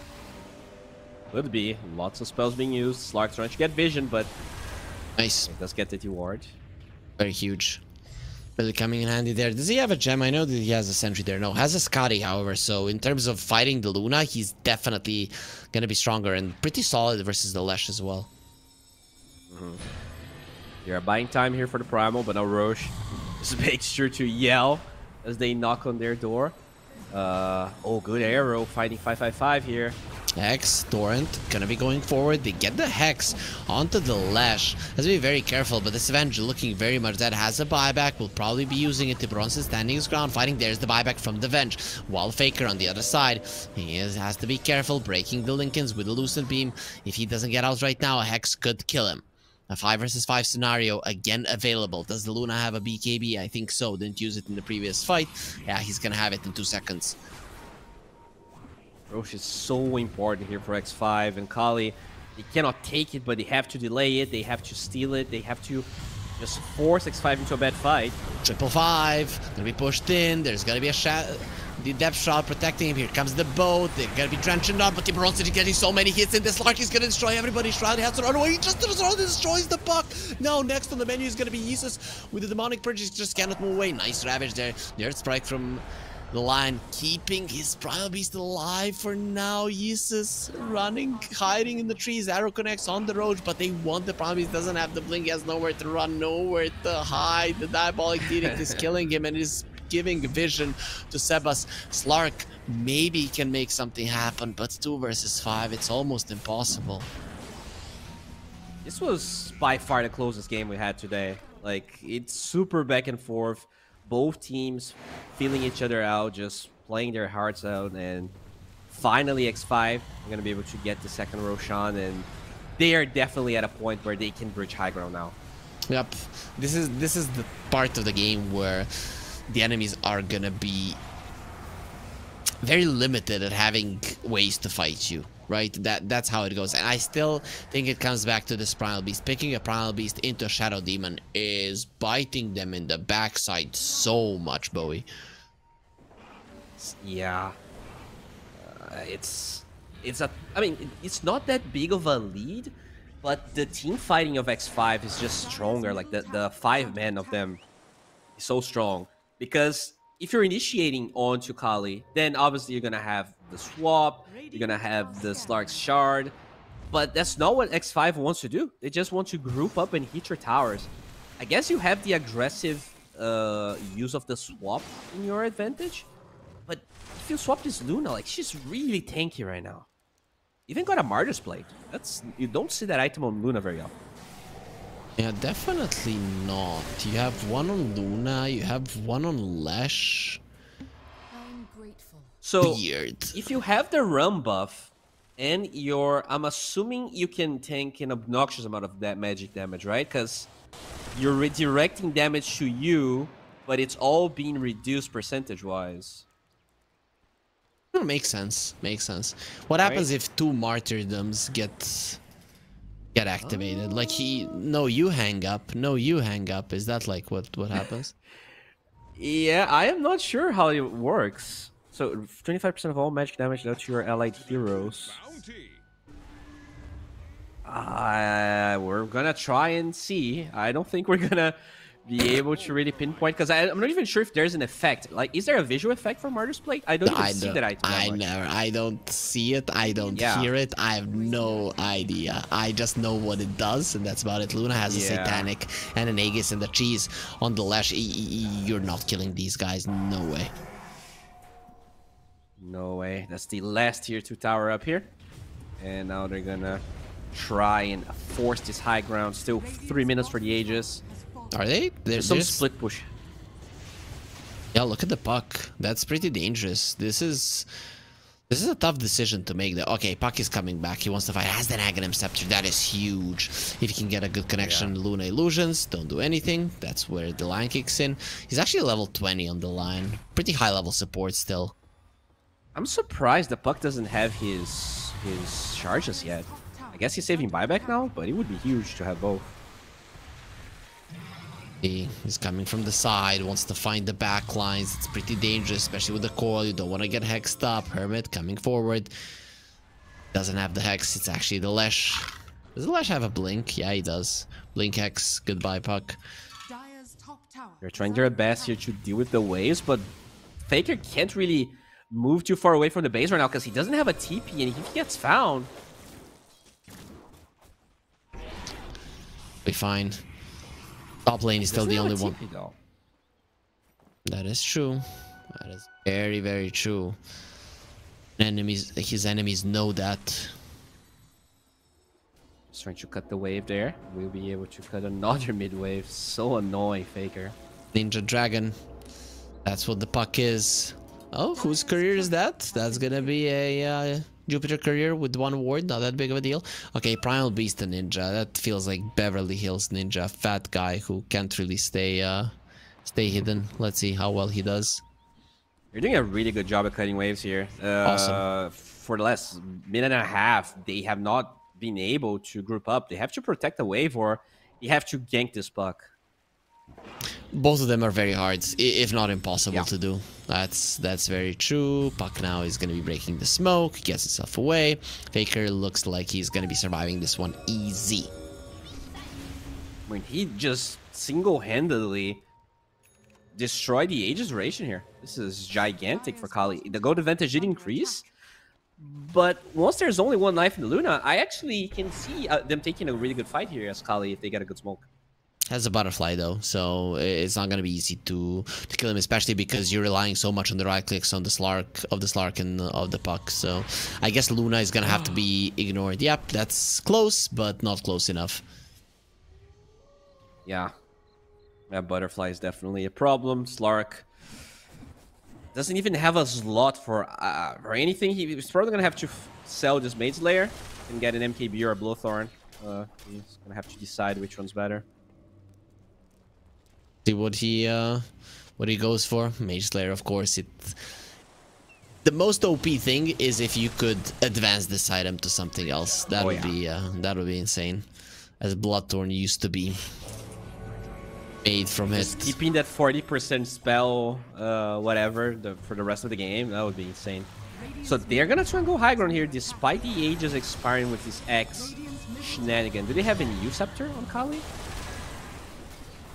I don't think so. So no way to stop the X play. Yeah, that's the only way.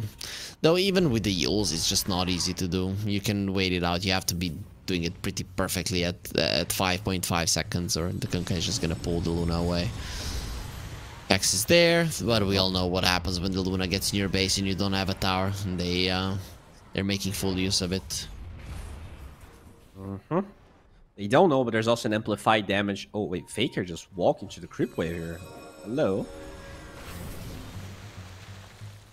Be annoying. There is a greater healing Lotus on the line, if I'm not mistaken, so it's not a cheese, but it's similar for sure. And you can give it to your teammates mid-fight. There's also an amplified damage in the bottom side that they have no vision of. That probably could make things a bit easier here for X5, as they're taking this very, very slowly. Oh, they're really annoying the Luna. He might even be thinking of popping the BKB. Yeah, he can't doesn't even get like one hit off. He gets hexed and impaled.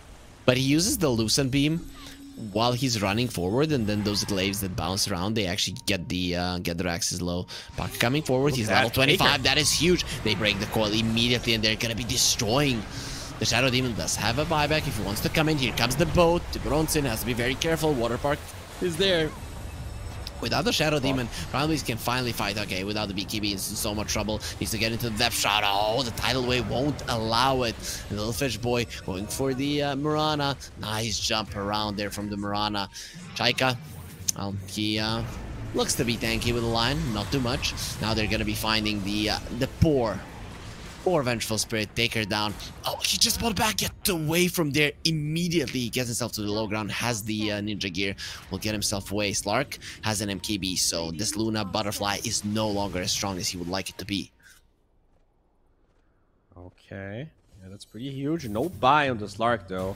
1,000 gold.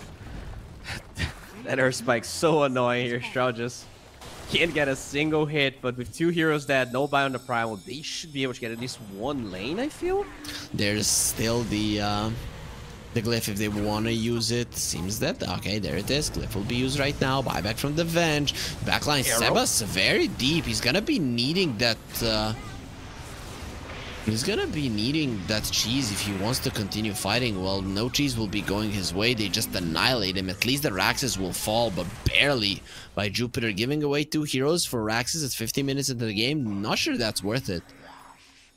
Yeah, and that's a 31 Essential Stack Slark here that has a ninja gear. You know, to be very careful. It can feed way more kills. They are all playing together in the base though, so X5 definitely aware of the dangers that can face them. If I'm this Slark, I'm actually diving their base. Not gonna lie, he has 30 charges. He has his ulti, Depth Shroud, BKB. He has his level 25 as well. There's no reason not to dive like a madman at this point. Yeah, you have to try and force something here. You've been in the back foot for a while. You lost your barracks. You need to at least try and get something before the next Roshan fight appears, and use the rest of the essential stacks that you acquired here. Don't have creeps right now though, and he's losing those. What the hell? Why would he do that?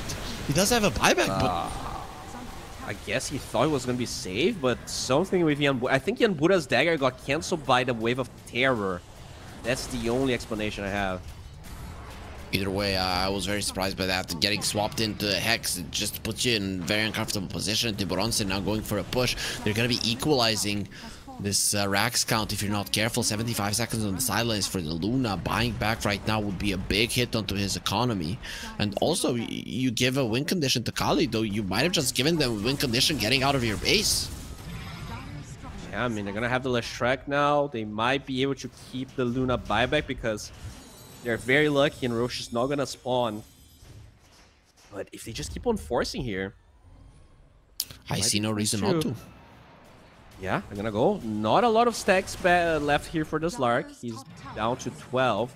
He's still looking so strong with that Wave of Terror, with the Solar Crest. Just hammering on the barracks.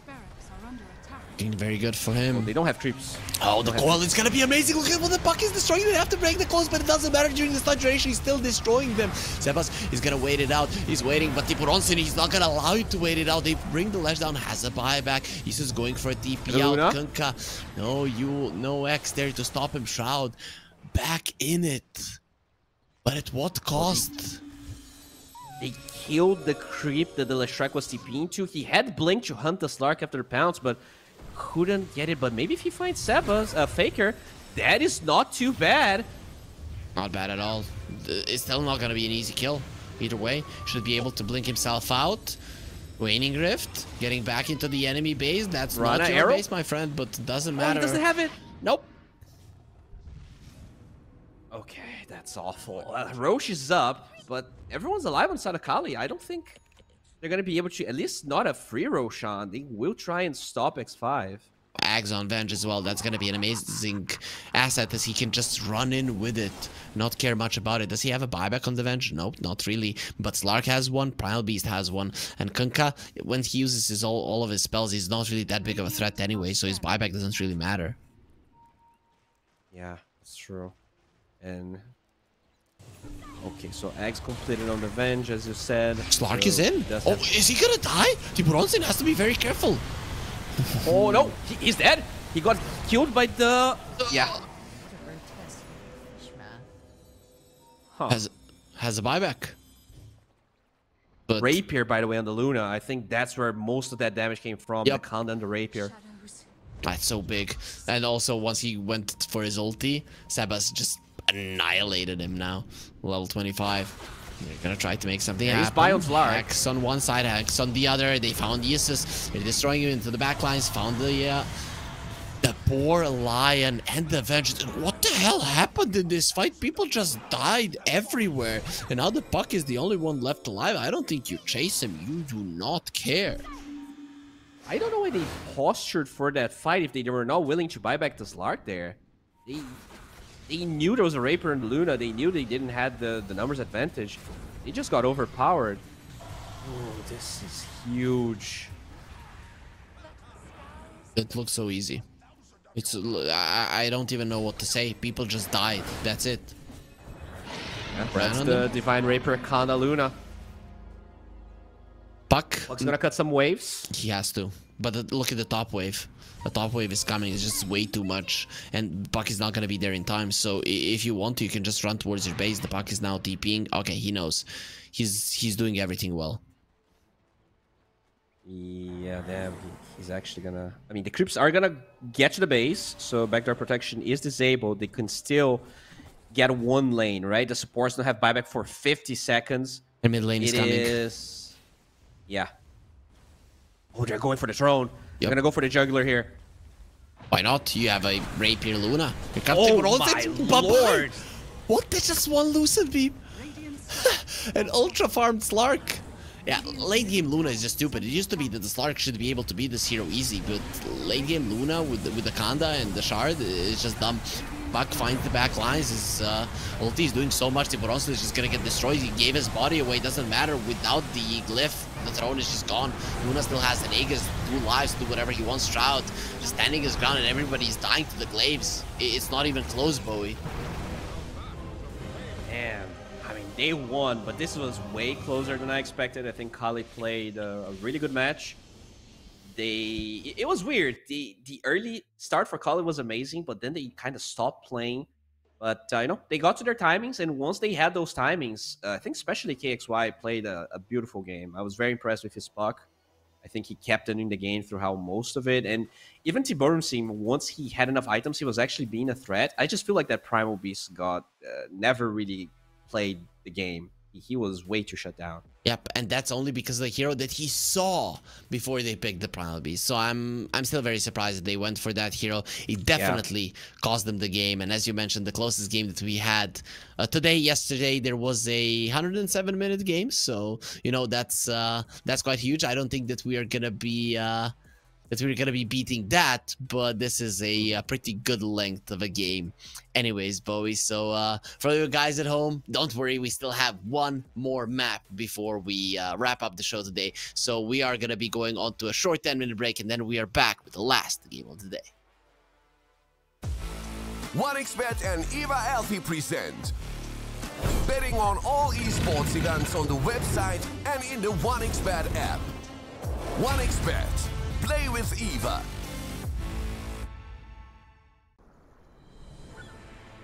What if Kunka knew that he could not only play Dota, but also place bets? Better than the best black hole.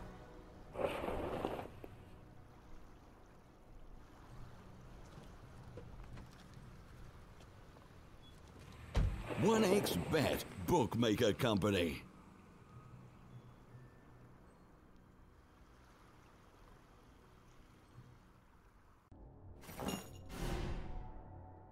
Chances of breaking items in a tournament match are non-existent.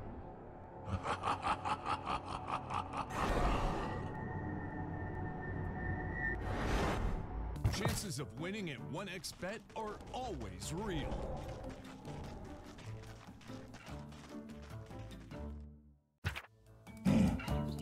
Join with me. At your service. Stealing Aegis from Roshan is very difficult.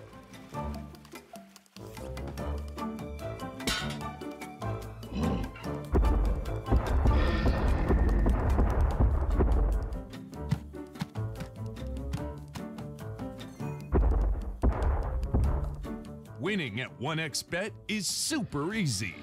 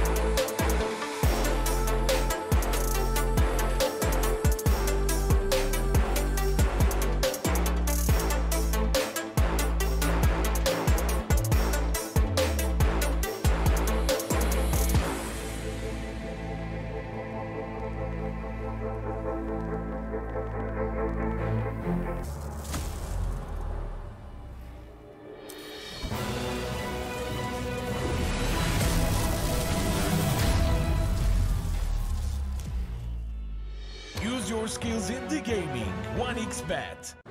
Look around. Screens are everywhere. They allow you to immerse yourself in another world, into hundreds of different worlds. Here you can be anything you want, and we will support you in this.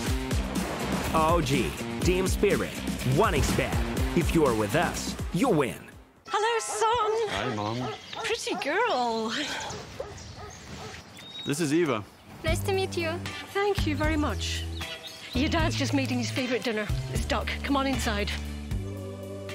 They're all probably too gruesome to tell you while you're eating at the table. How's your food? Is everything okay? Good, good.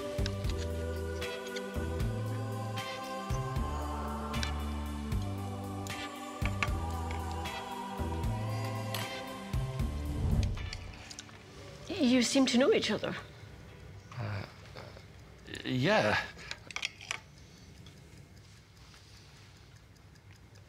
This is the new ambassador for 1xBet. Oh, I see.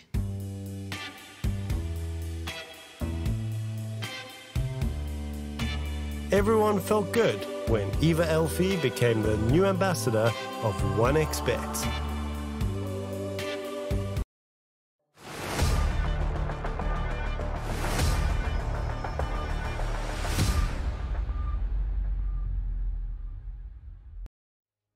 The last map of the day is finally upon us here at the regional Dota 2 series over at Latin America. I'm Harry, joining me is Bowie, and you're watching Kali versus X5. First game went to X5 after a pretty hard fought battle of around 55 minutes, but they did manage to win in the end on the back of a Luna and the Divine Rapier. Bowie, you know what?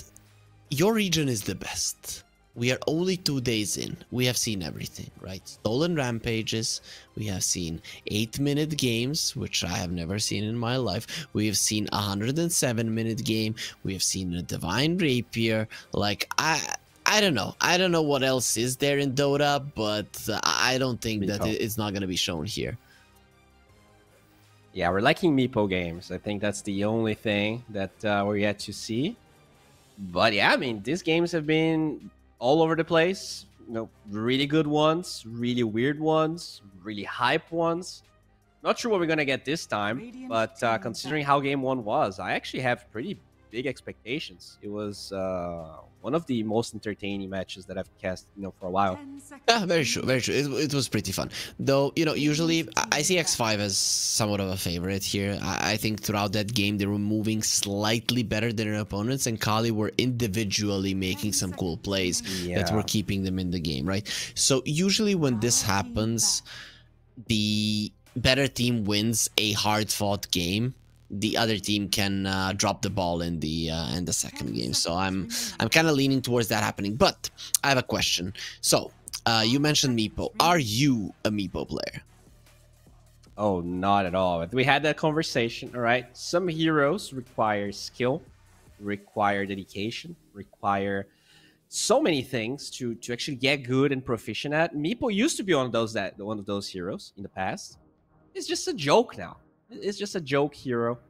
I think whoever plays Meepo should be very, very ashamed of themselves, despite all the free MMR you get from it. Okay, so not a Meepo player. So every single player at the moment, professional player-wise, should be ashamed of themselves, because I think even the position 5 guys are playing Meepos as position 1. Well, I'm not gonna answer that question because it's a trick question. But for the viewers, all right, the viewers watching, don't play Meepo. You can be better, do better, be better. Okay, everyone can be their best version. A little bit of trivia: how many Meepo games do you think I have? 4. Okay, you are about 50 times off. I have 222. What? Aren't you a support player? Yeah, but I used to when I was very bad at the game.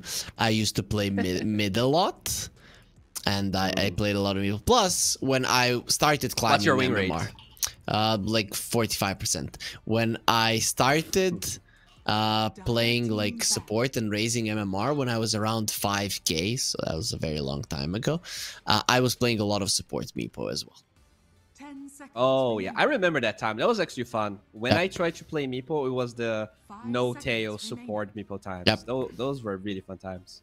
True. Though not at that time, but I tried to mimic it in a sense when I felt at that point I was better than my opponents, and then I could do it. I actually could get away with it some games. Others not so much, right? When you would get around 6k, you would just lose every single game. But 4 or 5k, you could win. Anyways, let's focus here. Are we getting a Meepo game now? Since you said we didn't see it, are we seeing it now? I mean, there's a chance, right? You kind of forget it. You had such a long game. You're gonna start adapting, because usually the first game is kind of like the basis for how the series is gonna look like. You might forget that Meepo is a possibility, or the way that you draft kind of forgets that Meepo is a threat. I still feel like it is. Now, looking at their players, I am sure that Faker can play Meepo. I'm not entirely sure if X5 can. Just looking at Benny, he doesn't strike me as a Meepo player whatsoever. And by Benny, I mean like he had a different tag, but he's the carry player of X5. So yeah, we'll see what's gonna happen here. That Batrider though was being banned very constantly. Does go through here for X5. Yep, he is gonna be he's gonna be allowed, and this is what I was talking about. I feel like this is a mistake letting it through. Some teams that can utilize the Batrider to its full potential are too strong, right? The hero just sometimes feels untouchable from that support position. You get so much farm, you do so much on the map, and the enemies don't have anything to deal with you. I guess Grimstroke is solid, but it's not good enough. So it's very weird to me that Kali just let this one go. Yeah, I mean, what did they banned the Shadow Demon in return of the Batrider? I'm not sure that's worth it, but yeah, time will tell. It was definitely a really good Shadow Demon game. Lots of dispels, lots of illusions being created. The Primal Beast got hard countered. Maybe they just want to play the Primal so much that they think the trade is worth it. We'll see. They pick Primal here. No, they actually go Timber. I guess the strong dispel from the Shard of the Grimstroke is something that they felt like was a good trade versus the Batrider. Who knows? I'm not sure. It is a long range dispel, so you can't save people from the lasso. We'll see if it does happen though.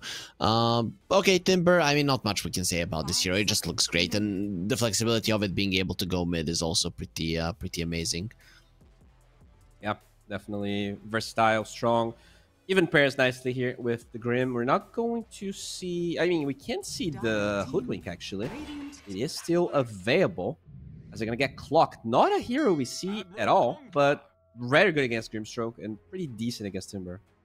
I think they're preparing for either a Luna or a Morphling. I'm going to assume Morphling is going to be a better choice for X5, because there's a Timber Saw on the other side. Just makes sense. I really like Morphling, and it just benefits from the run buff just as much as the Luna does. Yep. There's just having a really hard to kill hero alongside the run is nice. X5, they seem to have sort of a formula here. Sure, some different supports, but that Kunkka and the Morphling that you mentioned that was banned second phase in the first game, it is looking quite hot. They could steal it here for Quali. I think it's actually a pretty decent Morphling game for Quali as well. Yup, if you pick up a good support to lane with it, it's actually quite good. And actually, even the Grimstroke can be pretty solid with it, because you have the waveform. You can actually utilize things well aggressively as well. Yeah, I wouldn't hate it. I actually think it's you know where the problem lies? You are kind of lacking in terms of lockdown. So maybe you can go Morphling Puck or something along those lines. But you do have a last pick, so it probably feels kind of bad to leave it for a second. Yeah. Honestly, I wouldn't be surprised if they're like, I mean, my Puck was great game one, give me again. Looking at their heroes, I think Clock has no control over the Puck. Batrider has a little bit, but only after you have a blink. So just pick Puck and Morphling here. Sure, you're gonna have to less pick a support, but go Tiny. That's a curveball that I was not expecting, but I guess it's their 4 here. Yeah, every time I see the Tiny, I just feel like that lane is gonna do bad, but the Timber is a good hero to be left alone, right? So the Tiny can roam a little bit. Though this is why I think X5, they just get a hero that's gonna be dealing well with him in lane, and then you're gonna be in trouble. I would now actually go for the Luna more. If I was X5, I wouldn't even mind something like a Gyro, just to make sure that that lane is catastrophic for the Timber and Tiny. What I like about Tiny here is that you do have Toss against Batrider and Clock's really good. Not a lot of supports can withstand the fact that these two heroes are going to get on top of you. And Tiny, you know, he's tanking, he has the Toss. But laning stage-wise, as you said, it is definitely poor. And they're kind of... It feels like they're not confident with what they're picking. Because they... Okay, they go Slark again. Okay, Slark is good versus Morphling. Let's not kid ourselves. You build the Diffusal, but he's not that good versus the Morphling. I feel like... Morphling or Luna for X5. I would be surprised if they go for Gyro. That's a hero we don't see too often. I mean, I'm trying to find something to hate about this Lark, but at the end of the day, you don't care about Bat.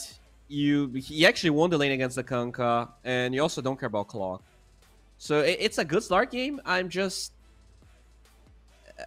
I feel like their draft as a whole seems weird. Yep, very weird. I guess laning phase-wise you can do well, but as things progress on, you are lacking in burst damage, you're lacking in lockdown. You can go this in and out stuff, but at some point the X is gonna catch you and you're gonna die, so... And Puck will be banned. I would be very surprised if X5 lets it through, or, I mean, they could even pick it now if they want to. It's... I guess you are against Tiny, so maybe Puck isn't really something they can play. Yeah. There's a Gyro. Okay. Oh, there you go. Cool. I usually... It's a many hero for sure. Yeah, for sure. I usually feel like Gyro is something that a lot of people want to stay away from if you don't have any kind of a buff, though... you know, in the recent finals of the Bad Dacha, it was actually really really useful for Skitter. So he played it 3 times in a row and actually won the Grand Finals 3-0. So it actually makes sense, right? To go for it if you feel confident. For sure. And they could even pick like an Invoker or something that can get some buffs for the Gyrocopter. It's getting banned. But yeah, there's a big chance. I guess the Puck for Quali is a possibility. I'm surprised Wyvern's the one that they chose here to ban. It didn't strike me as like something that looked that good. Yeah, I'm looking at the Wyvern in this game. It's like, no. Yeah, like it's not as strong. I actually tried playing this here in the mid lane. I think I lost like 10 games in a row. He's a really good mid and late game hero. But he's his laning stage is so trash, especially 1 versus 1. If you're in the side lanes, I actually think he's a really good offlaner.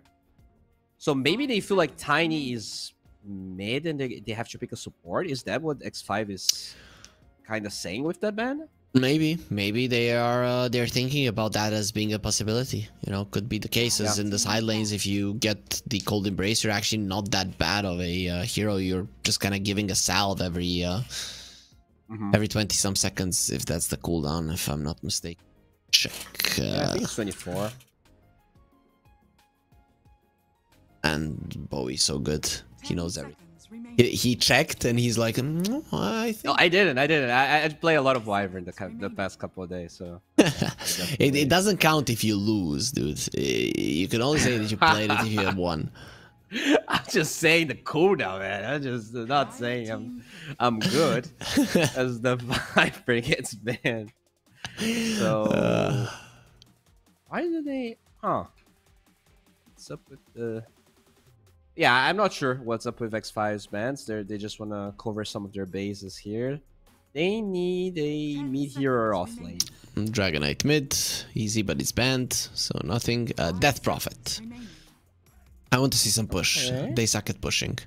And they have an Invoker. You were talking about the Invoker. I wouldn't mind that. This, I wasn't expecting. Not the biggest fan of the pick. Yeah, it's a bit of a weird pick. I wonder if they're going to play... I guess they can flex, right? You could play it off lane if you want to against the Slark. Depending on the matchup. And we can just play it mid if it's a good matchup as well. Hermit is just playing a ton of Kunkka, so I'm guessing he's gonna be playing it again. It just makes a lot of sense. From what you have explained to me, he's the type of player who finds a hero or two and then he's like, I'm gonna crush you with this guy now and now and now and wait and now as well. So the Kunkka seems to be the new hero for him. Pango. This time around, I have to say I love Kali's lineup. I think they have everything they need, especially now with this Pango. The only thing that you're afraid of with the Pango is the clockwork sometimes pushing you away, but even that's something that you can play versus.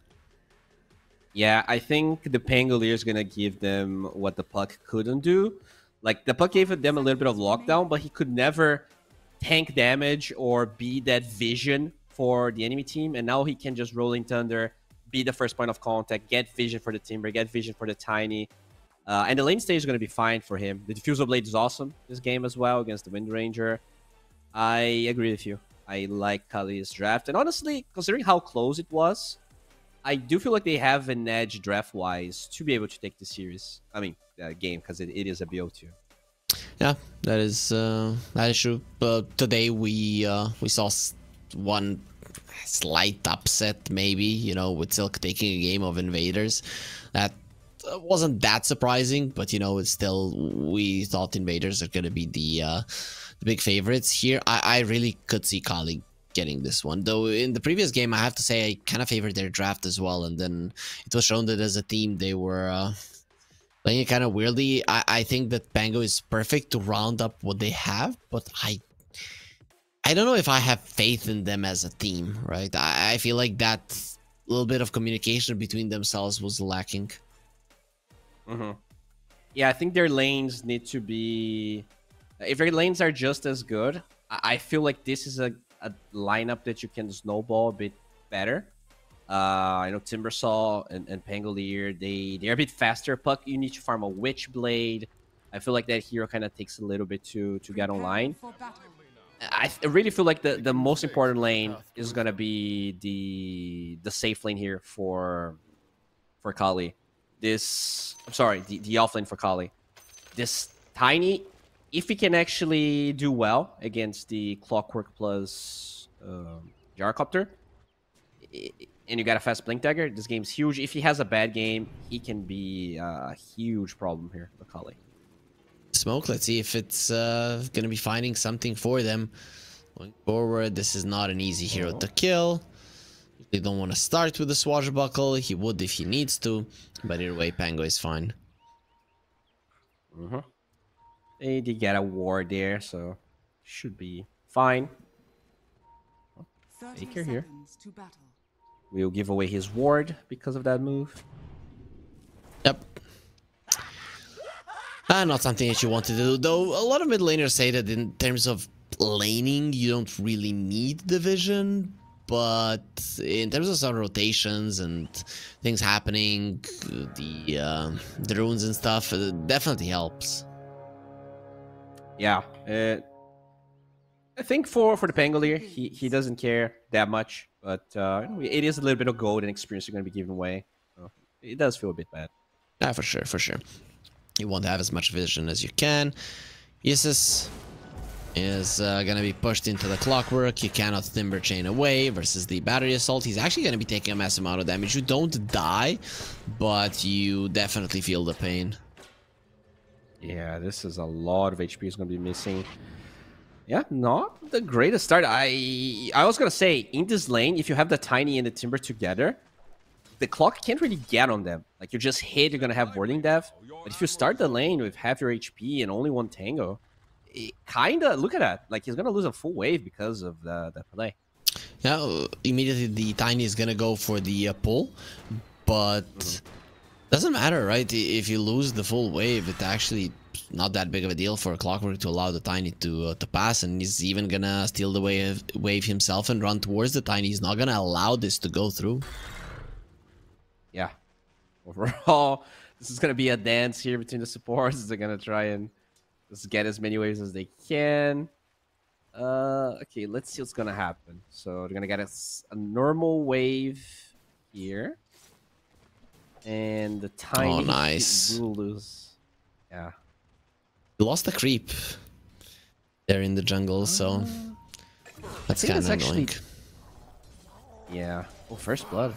What, level 1? They just ran him down with an Inkswell? That's actually very surprising. Okay, Flame Break was on cooldown. This Flame Break should be the spell that doesn't allow this to happen ever. Very weird, very weird. Still a good laning position for the Kunkkas. It's not that big of a deal. Yeah, definitely helps a little bit considering that top is kind of a problem here. Still level 1 for the Timbersaw. Just trying to... He's just getting fed the scrape of the scrapes here. Breadcrumbs. Hansel and Gretel.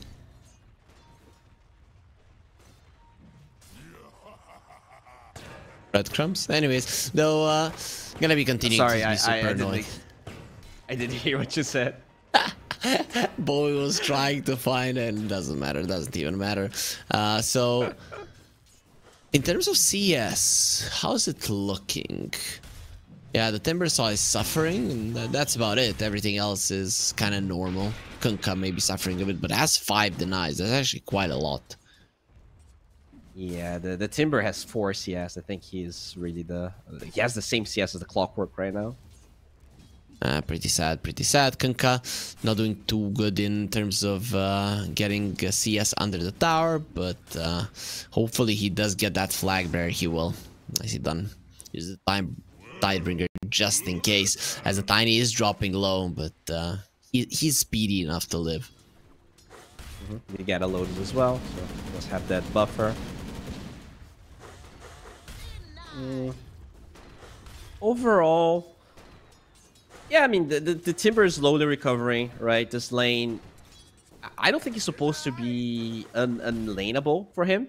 It's just that, you know, the beginning, those first few levels were kind of a problem. But now he's recovering CS and it should be fine.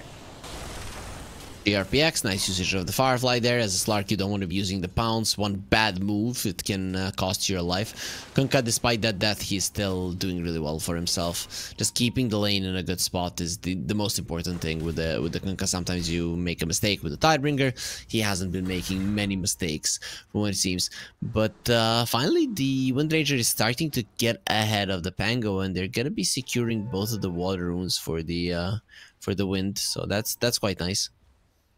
Yeah, really good move from Jupiter. He got a stack, then he secured a water rune as well, which makes this Pangolier pretty sad. Only 3 1 charges. This might force him back to the base before level 6, and that's just, you know, the buffer you need as Sebas to get a sizable lead in the lane. Inkswell gonna be used, trying to dodge it. He's up on the high ground, and well, the Slark, he doesn't really want to chase there, especially with the Flame Break being available. I think the yeah, he has 13-1 charges. Kunkka, however, is not that lucky, but still speedy enough to just run away from the Slark. Will be fine. Going for that phase boots, try and get that move speed. But yeah, once you get that level 2 Inkswell, it definitely starts to become a bit scary here for Hermit, especially because the Batrider is getting some stacks. If you just misstep in this lane, you can lose half your life really easily. So let's see. Hermit. The creeps are coming his way once again, so the Kunkka will be able to farm as much as he wants. The Inkswell being used. They are going to get some denies on the range creeps, so that's actually quite nice. The X onto Tiburonsin, has he overstayed his welcome? They're actually going to bait out his Dark Pact now, pushing him back. This is an interesting chase, as he can maybe just turn around and fight. And nah, actually... Scratch that. He's just gonna be running away, though. He did show them who's boss a little bit. Yeah, it was really nicely played for everyone. The Kunkka waited Dark Pact to get the torrent, but then he dodged the torrent. Overall, both teams trading quite a bit here. Inkswell, a little bit off the mark there. You need to wait for the Slark to get a little bit closer. Kunkka starting to hurt with that Tidebringer until he gets level 6. The Slark is going to be struggling a bit. His Pango uses his time to go back to base. It is nighttime, so it's really speedy for him. Invis Windranger coming towards the bottom lane. That is actually pretty huge. You know what the thing is? The Slark might actually die even without the Windranger coming. Bouncing away. Seems like they know. Oh, they get vision of Tibornstein. This should be a kill. That. Gotta get that shackle. There you go. Bam. Yep, shackle, and then a arrow through the heart. By the way, look at those large camp stacks here from X5. That's how Hermit got that very fast eggs in game number 1. And I think he's the one that's going to be farming that. Or the Gyro. Yeah, Gyro might farm the Ancients, right? The ones in the triangle and in the... oh, 555. He finds the stack. He's going to be finding his own death as well, probably. He's taking a lot of damage from those creeps. Yeah, let's see if Jupiter can be the one to get the last hit. It can be very dangerous, but Sebas is there, and well, that's the best hero to get it. This Wind Ranger now really looking strong after those 2 kills. Good rotations. The Pangolier forced to TP mid after struggling the lane, so he couldn't really attend or go for any side lane plays. Finally has TP ready. Seems to be walking bottom, but under the vision of an Observer Ward. So they're gonna know exactly what he's doing. Okay, so talk to me about the Timbersaw. He's level 5. Once he gets level 6, is he gonna be able to threaten the Gyro, or is he just gonna be in trouble and gonna have to hold that thought? Nope, not holding it any longer. So in the past, I think you would be able to threaten the Gyro. But if you look at Benny's build, he actually has 3 points in Rocket Barrage. It is not at all like that max stats build that we used to see in the past, the BSJ build that he kind of popularized 1.5 years ago. So yeah, in this case, I don't think you can, but it also means that Benny isn't farming as fast as maybe he would have liked. It's kind of a weird trade-off. I'm not sure even if it's worth it for the Gyro. Let's see what he decides to do. Sebas has to be very careful. Shackle Shot doesn't connect. Another swashbuckle could kill him. Windra not gonna be up for quite some time, especially with the Tiny coming. This is a dead Wind Ranger toss. Nope, not gonna be happening. He gets himself away. Faker just bottom. Gonna be able to do it. Kunkka being targeted. The Phantom's Embrace will get removed. That's a little bit too deep from Tiburonson. Does have the ulti, so he should be fine. And just runs himself away for a Slark. It's easy to just disengage. Alright. A lot of poking everywhere, but not that many kills. So far, so good for X5. Kali, they are, at least with their 2 cores, close behind. But the Timbersaw is most definitely the one that suffered the most. But even he himself is not completely shut down now, level 6. So he is going to have some impact in the game. Yeah, I think the biggest thing here is that X5, not only they're ahead with every single core, but they, they still have heroes that can farm stacks and that can scale a bit more. So it's kind of up to Kali to use that Pangolier, to use the... I guess the Slark can really fight before his Diffusal Blade. This is not going to be as fast of a timing as Tibornstein had game 1, right? I think he finished it at minute 10. And this looks like a 12-minute Diffusal Blade if he doesn't die. Look at the clockwork in the mid lane. He is flying without the jetpack, so it's gonna be like the first flight of Iron Man. I think that's how it ends this time around. Flock is such a clowny hero. It's so funny. I love him. This hero, is a hero that I wish was back. I think this hero has been kind of out of the meta for way too long. I would love to see this hero just being better. You know what I would like to see? A lot of our viewers and their pockets full of money, and if they want to do it, they have these amazing odds that 1xBet is giving to them. A banner down below, 120% bonus on your first deposit with the promo code 1x. Oh wait, check it. I think it's ReLG LATAM, but yeah, it is 100%. But of course, I'm gonna check it. Anyways, if you click on the banner down below, of course, you are gonna have the promo code, so you don't even have to listen to the caster. But I never make mistakes. Yeah, of course, it's ReLG LATAM, 1x ReLG LATAM.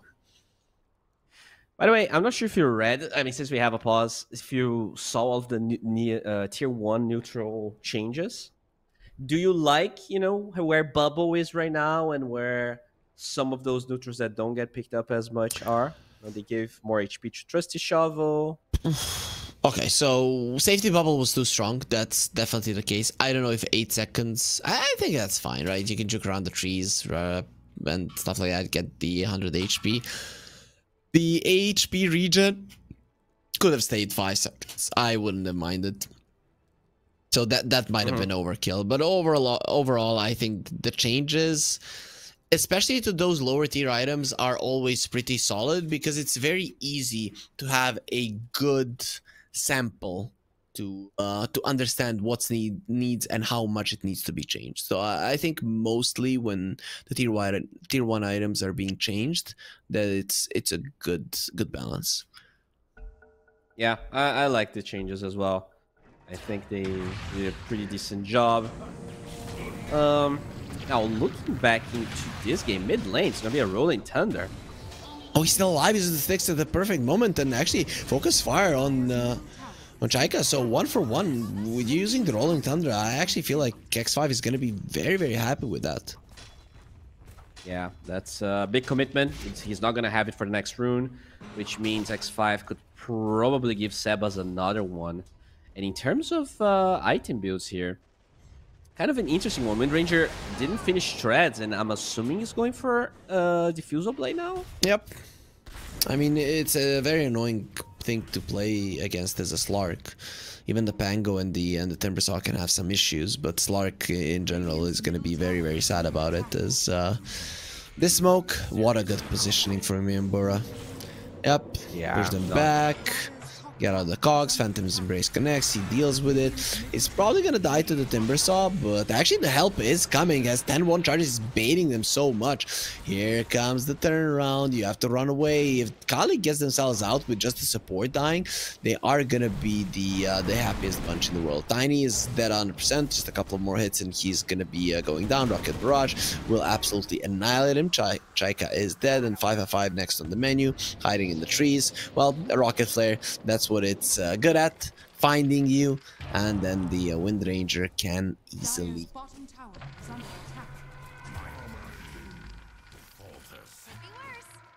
Alright, so they lose the supports there, not the greatest, as you said, pristine position from the Clockwork, amazing from Miambura. They're protecting the gyro, they buy time for the TPs, and yeah, not really feeling the rotations of the Pangolier so far. But he will finish. I mean, his defuse is actually pretty delayed. I guess it's time for them to farm. They've been trying to go for this plays, but not really hitting a lot of those smokes. So Slark already has a defusal. That's okay. a big thing. Though he's a little bit lacking in the mana department, so I would like him to refill a little bit before the nighttime comes, so that he can actually be a threat to the enemies. The Batrider isn't doing too hot at the moment, but this is very scary. If Jupiter gets a blink dagger, these guys are just gonna die. Another smoke that's not gonna find anyone, it seems. And look at the Tiny dude, he's level 4 at 12 minutes.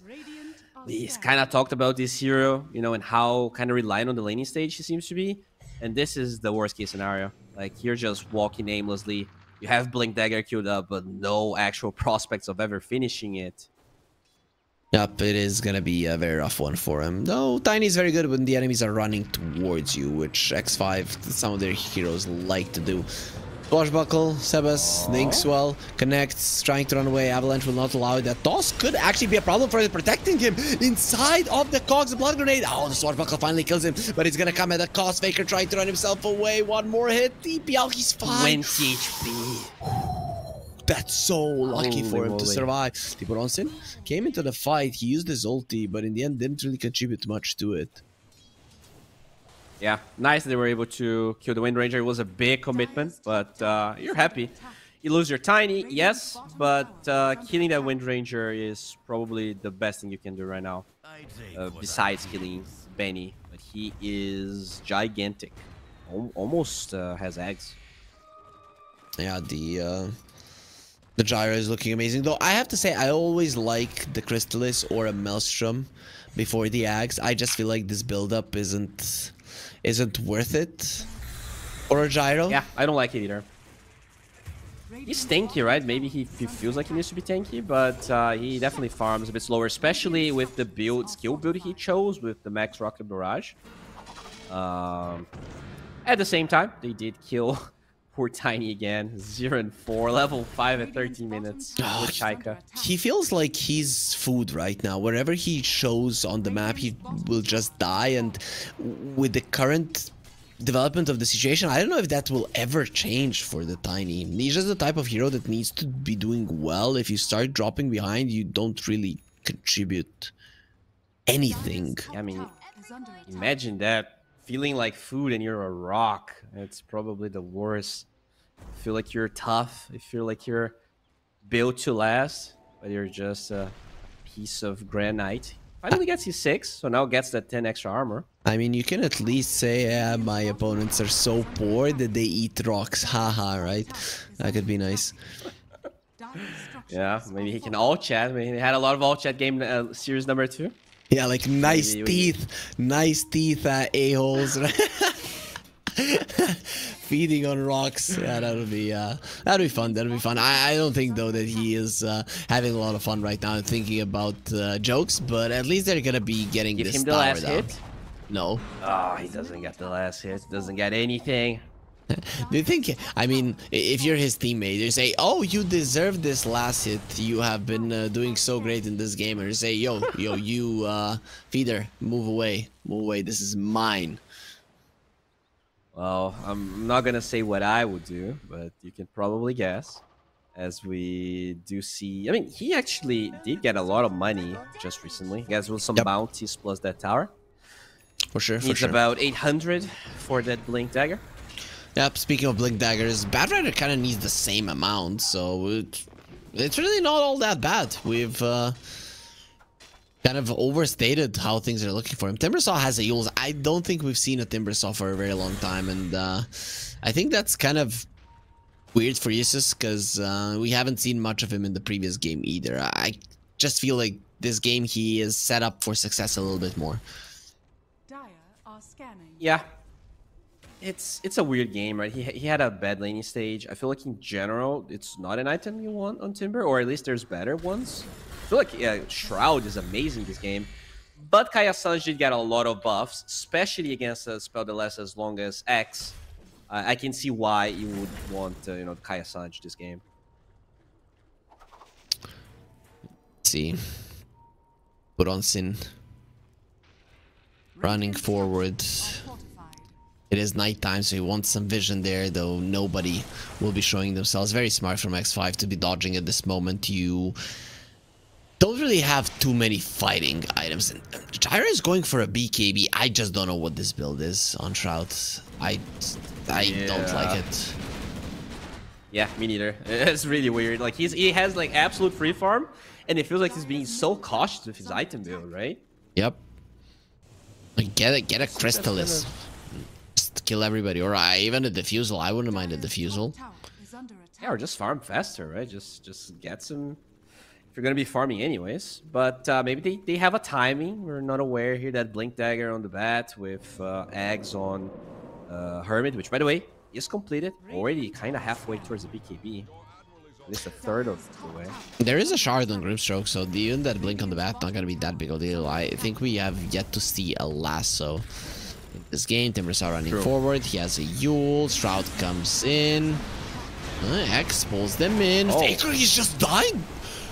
Okay, I understand last game with the Luna, but this time and had the Rapier, but this time the Gyro just comes in and he annihilates them. The damage output is kind of insane.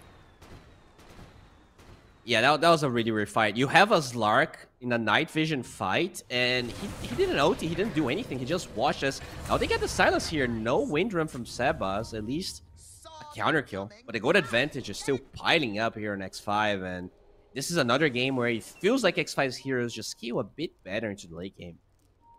I'm still a big fan of the Slark in the late game, but I don't think overall, I do agree that X5's heroes are amazing. Control, vision, everything is kind of... The supports, right? Yep. Bad late game is so powerful. Grimstroke, though, not to be underestimated. We'll see what he can do. On the other side, this Tiny, well, I mean, there's definitely room for plays, but in terms of the strength of the hero, not that great. As Jupiter does get a ward down, has a blink, nobody really to assist him with the kill, so he's Oh, you're just gonna let it go. Speaking of blink, I think this wave pretty much gives Chaika his own blink. Yeah, he's gonna be very close, has 2 smokes. This could be a timing. You're gonna have Rolling Thunder ready on the Pangolier. As you said, the shard available for the Grimstroke, so you can definitely get some pickoffs if you play around that blink dagger, especially at nighttime. Yep, nighttime though, it's not gonna be there for long, in only a minute. The sun will rise. Yeah, I feel like if this game goes for a little bit longer, the sun will rise where I'm at as well as Jupiter. Well, yeah, if it would rise right now, he wouldn't be there to look at it. I heard as if you said stupider, but I assume that's not what you said. Nope, it's not what I said. You're not calling him stupid. Yeah, yeah. You're just hearing things, Bowie. I never call players stupid because I have huge respect for all of the professional players. Planets? Oh, okay. Players as well. Yeah, you know, I had respect for planets, and then I understood that they can just get taken off the planet list, just like Pluto. Sure. So who knows? Yeah, that was sad for Pluto. No. Hashtag Pluto Lives Matter. Hashtag Pluto is a planet. I'm not sure it is, but no, it's always just standard definition that some scientists created. And scientists, you know, they don't know anything. What do scientists know?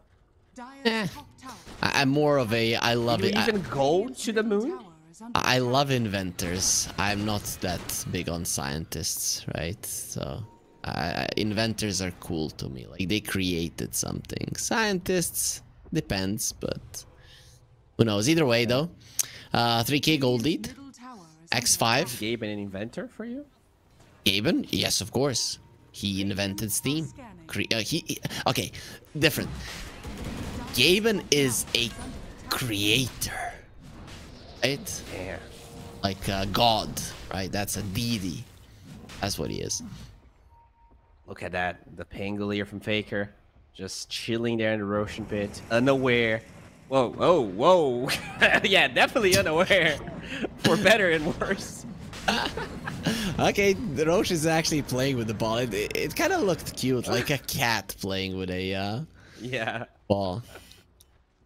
Interesting. And yeah, now you without the Rolling Thunder, it's your main spell. Slark no longer smoked. He's gonna show himself, wants to shove out the wave. That's kind of dangerous for him, especially if he gets Lasso. Jaika breaks the smoke. It's gonna be found. Lasso is there. No Inkswell to remove it. They have the hook shot forward. Slark, that's not the easiest of targets. So much damage being done into the Clockwork cooldown. We're doing some damage. They found the Slark with the next. Has the Dark Act will be fine. Soulbind connects as well as the double Sans. Doesn't matter. 555 is gonna get taken down. They found him. Has the pounce away, but it doesn't mean that he's gonna be living. Gets himself on the high ground, a little bit of distance with the Shadow Dance. Pounce in a couple of seconds. They're chasing forward. The Shadow Shot will connect. Didn't get the Dark Pact off. Goodbye, mana. Yeah, that was tough. You know, trying to take that fight after wasting the Rolling Thunder. I think maybe the right play would just be camping Roshan and kind of prevent X5 from going in. But, you know, he just went in. No vision. The Tiny gets killed again. 0 and 6. Does have that Blink Dagger, but struggling to really put it to use. That's the Aegis going the way of X5. This game is looking a little bit cleaner from them. I feel like the drafts are similar in terms of what they want to accomplish. With Kali, it's jump in, jump out, jump in, jump out, long fights. For X5 is we have this amazing timing with the hero that does AoE damage, and you know, Luna and Gyro kind of similar in that regard. And this time around, it's looking cleaner for them as they get the early Aegis. 22 minutes in, they have a 6k gold lead. I feel like they're setting themselves up for great success. Yeah, I mean, for sure. In that game number 1, Luna was 0 and 3. Took her a long time to recover. Vayne's 5-0 and 3. Oh. Kinda, no. Did you see that Tiny on a cliff cosplaying Arteezy? I didn't. Gonna get down. Now I see him. Poor guy. He has a blink. He's gonna be fine. So what's next, Bowie? What's next with this Aegis? Sad. He doesn't even want to leave. He became a ward. True. I mean, that is a nice calling in life. All of the mana gone from the bad, though. Not gonna be able to chase down. And Aika found by the by the rocket flare, but he gets himself out in time. Finally, we do get that Crystallis from Benny. He's flying out. He's gonna go straight up for a Daedalus. So in general here, they're gonna put these Aegis to use. They still have 3 minutes. And even though the gold advantage doesn't look that big, when the fights kind of play out, Kali never stood a chance. They're just not finding the right angles, not positioning properly. Oh, lucky for Kali that it was the Timber that got the shard. Imagine Tiny getting the shard. He suddenly becomes almost the most farm support, and it gives him absolutely nothing. Yeah, that is one of the weird things about support Tiny. Getting that shard was kind of like a nerf. Yes. Ooh. Okay, Avatars onto the Kunkka. Well, as a BKB, I don't think that's a great target. They have the Fantasy Brace on. They just lost the Tiny X. Gonna be used on the Slark. Kingswell nicely removed. Actually stuns a lot of them, but he needed to use it earlier. Nice Timber Chain and the Yule combination as well as the Bronze is coming forward. Nice Rolling Thunder as well, going through them all. That Soulbind is keeping them in place. Hermit gets the X on to Bronson. Still, Shroud is doing way too much damage. Faker is gonna be next on the menu. Swashbuckler in a couple of seconds. Gonna have the Shield Crash. Have found the Kunkka. Bronson is getting so many stacks. This is a dangerous Slark. You have to run away. Actually, the Shackles connects. He did use the Dark Pact. Doesn't have his ulti. Going for Shroud, who still has the Nagus. Will be losing it right now. Standing his ground, destroying all of them. Nice Yules. Keeping himself alive. Has the shard. No, Shackle Shot will be connecting. Tries to get out. The Bronson is way too strong, especially with the Avalanche. But now the question is, can they kill Shroud? Of course, with so many stuns and ultra kill for Bronson. I don't know what we were saying, Bowie, but X5, they got smacked by this Slark. That was a, I mean, initially you think the toss on the Kunkka is bad, right? Because you're not gonna kill him. But he was forced to bolt so early into the fight that they eventually had the means to fight later on. This Slark is gigantic now. 33 Essence Shift stacks. This was beautifully done by Kali. I really feel like the Pangolier, he died, but he got all the vision, all the control for the Slark to shine. Did you see the damage done on the side of X5? So Gyro did all the damage, and the other ones were literally anchors pulling him down. That's what it felt. He did 8.5k. The next one is the Wind Ranger with 1,000. Everybody else is like 500 you know damage. We were talking about his lack of damage. I feel like if he had a Maelstrom, if he had anything else, I'm not sure the Slark would be able to kind of approach him and get close to him once the OT is down. A part of the reason they lose that fight is he doesn't have enough damage. Like, you have 2 lives, but you don't want to be tanky against a Slark. You want to have enough damage that he doesn't even dare approach you. Yeah, a lot of people just with the Gyro, if you want to be tanky, you buy Static, not a BKB. So yeah, weird. Either way, and this is dangerous territory right now. Slark coming forward. Speaking of Gyro, he's coming in. Has that shield rune on the Slark. This is still very dangerous for him, especially with the homing missile connecting. Does purge it off instantly. The X5, I don't think you can fight this Slark now. It's very scary. Did lose most of those essay shift stacks, but it's a free tower, and we're back to even here in Gaben. Just looking at the game, 62% for Kali. I think that's about right. The Slark should be the god of the late game here, more so than versus the Luna. Luna has that shard that makes her insane in the late game. Gyro has no such thing. And Tibu just bought a straight up BKB. He's flying to him. So they just gotta be careful to take the fight after the BKB approaches. They're gonna fake back, soft back. But this is their time. I think they really want to try and take engagement, especially because it's still nighttime. Yeah, for sure. 2.5 minutes more. There is a Daedalus on the Gyro, so that is one thing that can surprise you a little bit too much, right? Sometimes you can get ahead of yourself, think, oh, we're winning this fight, and then suddenly the Flak Cannon kills all of you. And they have Iron Man on their side of X5, so the jetpack is actually ready. Yeah, very good. Against that Slark, you can get into cliffs. Even if you're pounced, you might be in a position he can't really attack you.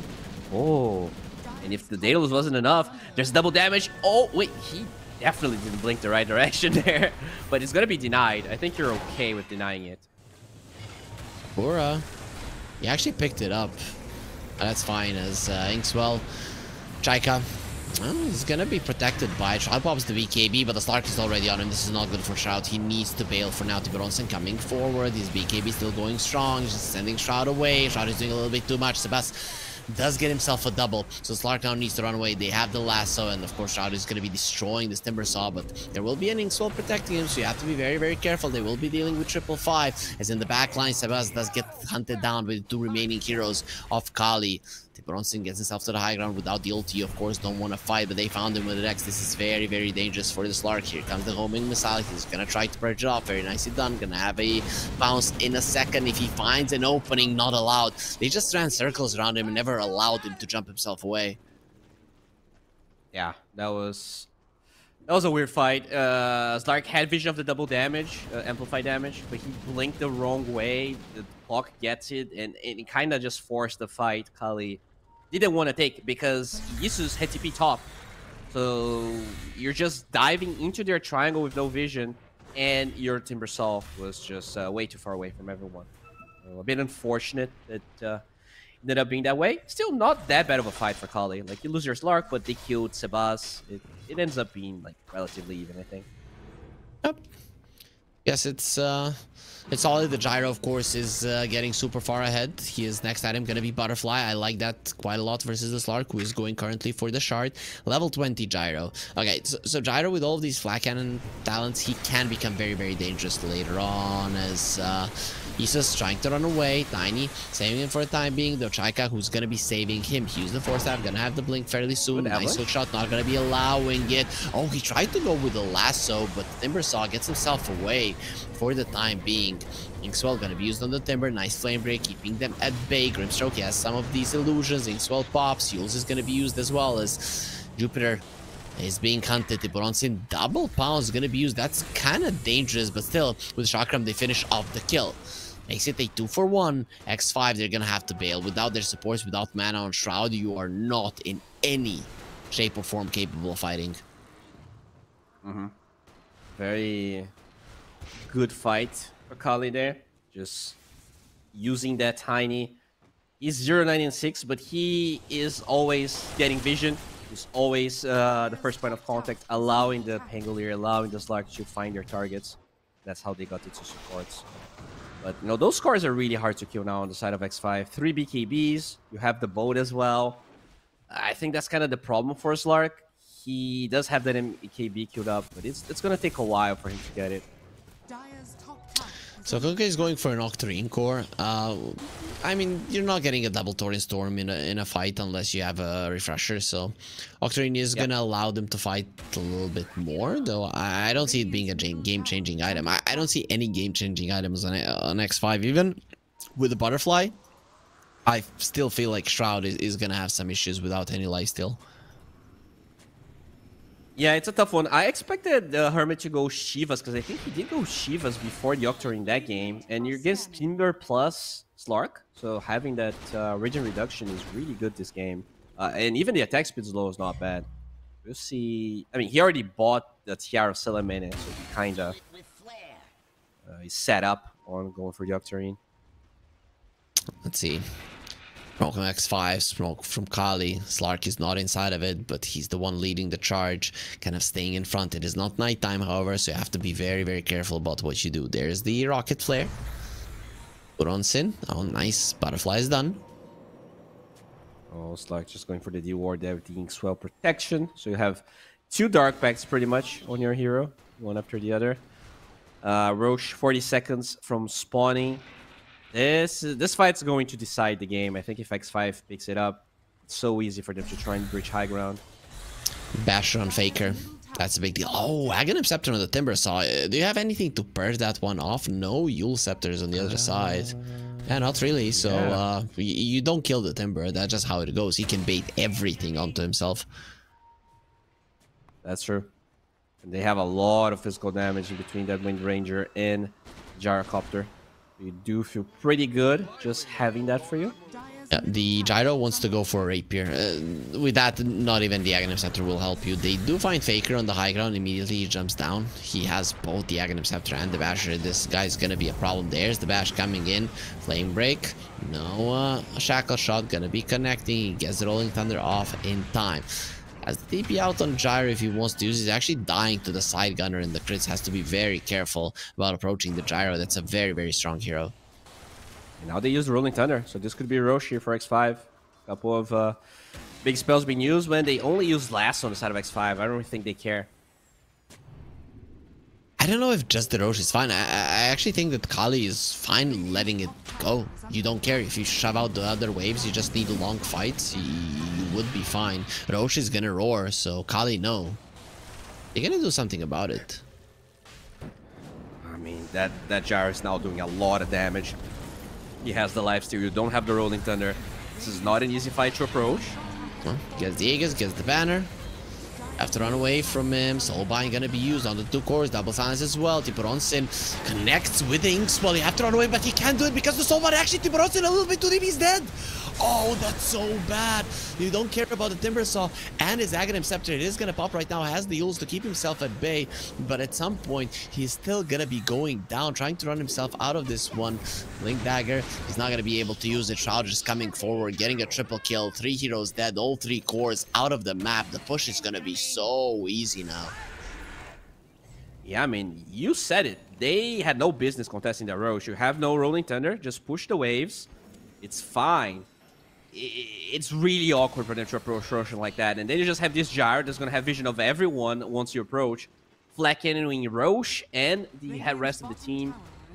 You have no business taking that fight. Slark got isolated even through his OTN shard. He just died to the AoE damage of the Clock, of the Flame Break, of the Torrent Storm. Radiant's top tower is under attack. Did you see that blink out of the Tiny while the hookshot was literally coming to him? It doesn't mean that he's gonna live. He's still dead, but it was cool. Shackle shot connecting.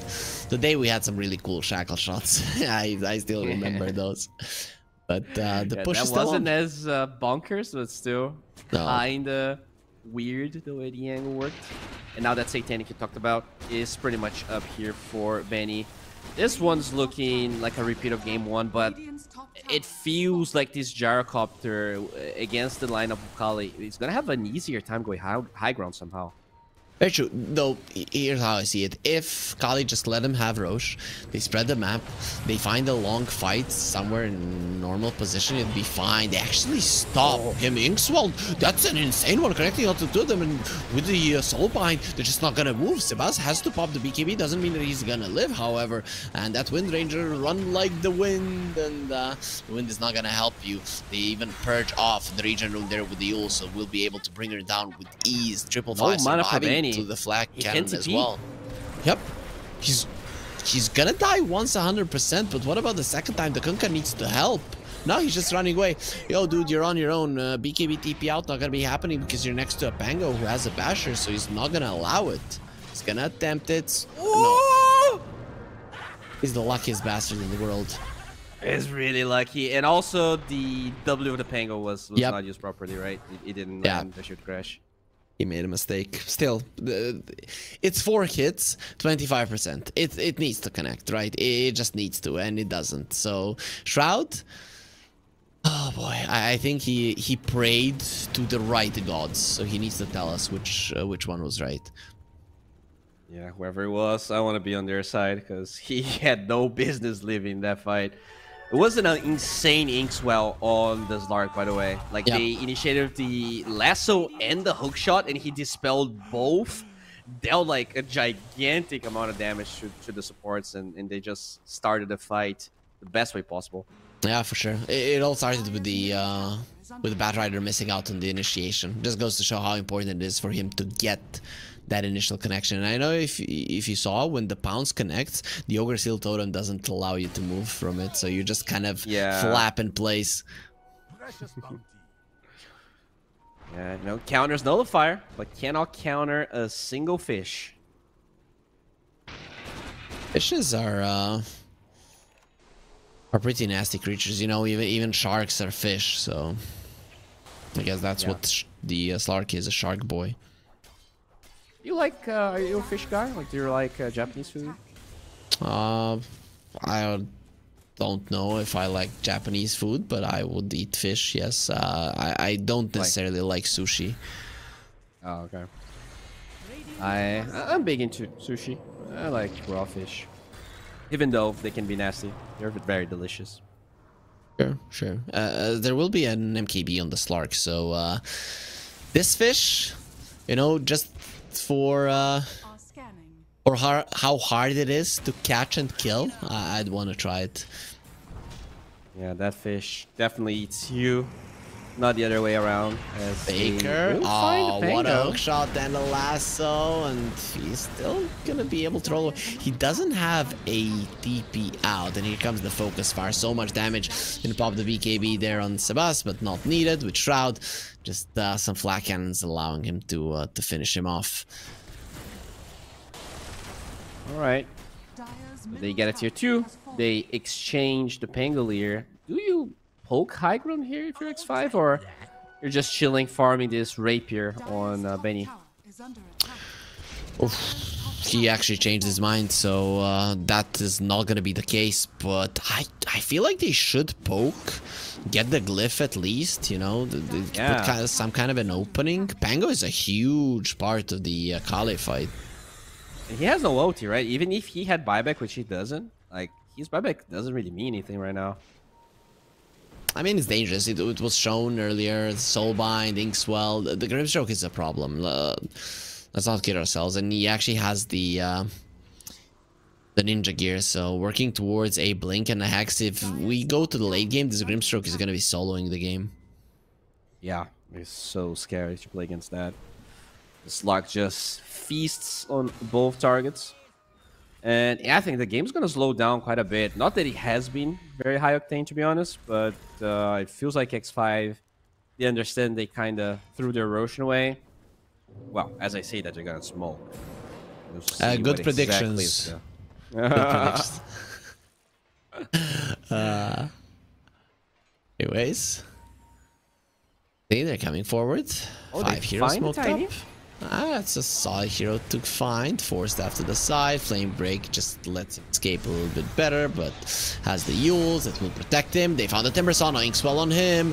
Bronson coming in, protecting the Tiny. And Aghanim Scepter is protecting the Timber Saw. Tiny will buy back. He dies in the end there because the Gyro is doing way too much AoE damage. It is insane what he's doing to them. Even through the Aghanim Scepter, Pango is dead. Sebas found him. Oh my. No buy on him. Yep, they have a huge creep wave, a catapult wave in front of their tower. Yep, you can go with it, 100%, double catapult. Just like that. The game opens up completely. You have the glyph. You're gonna have to use it right now. There is a glyph on the other side if you want to keep this double siege creep alive, though they decide against it for now. Shroud, gonna get X'd up right in front of the base. That's the worst X I've ever seen in my life. Well, they're gonna keep moving anyways. X marks. I think this is just a lane of barracks. Yep. X marks the spot where you're gonna stand. I don't know. Like, you stand here. Pops the Satanic. Satanic is ground fighting. He's actually losing this fight. Here comes the boat finally. Yeah. Okay, now everything makes sense. They're under the influence of rum. Okay, so now it's... okay. Oh, we get the idea. Slark up. Oh, what a torrent. That's the... Okay, the X was the worst I've ever seen, but the torrent was the best I've ever seen. That was really annoying here for Tibu, as he is trying to use that cloak to find anyone. I don't think that's going to happen. So, I mean, still decent for X5, right? You kill that Pango 2 times in a row. You get a tier 3 tower. You get a lot of map control. Ages, though. This is going to be a long spawn timer. So 2 minutes. People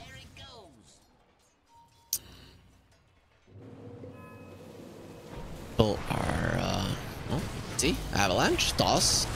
That is a... Very dead Yambura, but Tiny gonna be caught up there. He is dead, and that is a disaster. He has double gem on him. Now he's gonna have no gem on him. Dead for 95 seconds. Instant buyback. I understand that you want to go forward. Without the Tiny, the high ground defense of Kali is just not as good. Oh, look at that Nether swing. So much gold. There you go. 1 for each. Yanbura and Jupiter. Oh, they fight the Slark here.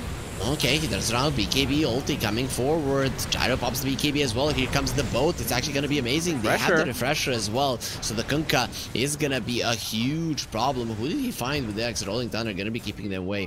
The Timbersaw will get taken down. Oh, they find another one. Huh? Okay, so the Bowie, you and me are dumb, as there will be a dead 555. So you know why he was Xing the gyro? Oh, so he doesn't get tossed. Okay. Yeah. Okay, production actually told us that. That's a little bit demoralizing, right? When production is explaining Dota to you. No. With all due respect, production. I don't know why. This is the problem, Bowie. It would have been fine if you just didn't admit to it, right? You can just keep quiet and be like, "Oh, we remembered. We are smart, right?" But no, I mean, I had no idea Toss works that way. As they got a Rolling Thunder in, no Timber. Oh, they have the water park as well. Without the Timbersaw, it's pretty dangerous. He has 40 seconds before he's back. These flat cannon pellets just flying around, doing so much damage. Kunkka is level 25 as well. That means that we're going to be having a fleet 2. Tiny jumps in. No X is needed for the toss back not to work. And it's going to be fine. Lane Rags gone. Mid lane Rags is still standing though. Yeah, and Roche is up and will be on their side in 10 seconds. So you can probably, I guess, can you do it fast enough? You probably can. Yeah. I mean, they will annihilate Roche between the two of them. Oh, there you go. Just trap the man. Don't let him out. Yep, and you also get the nighttime stuff anyways. Aghanim Scepter, Cheese, Aegis is much better than the... There's an Aegis in the ground, guys. I know, nobody cares. Oh, is it in that spot? Is it in that spot that it's actually always... it is. Yeah. It's just gonna be there. Okay. No one decided to... Wait. Do they have a refresher shard as well? They don't, right? Oh, so... No. Refresher is the Radiant side. Oh, look at the missile. Oh, they will know. Yeah, there it is. Whipping it out. Yeah, he's like, I want to overclock my PC. We all know who shouldn't overclock their PC here, because they could mess some things up. Oh yeah, that is definitely Hairy Freak. If anybody needs some info on how to fix your PC or make things better, just contact Bowie. Well, yeah, he can't find it. There it is. There you go. Got it. Okay, has a cheese on top of it.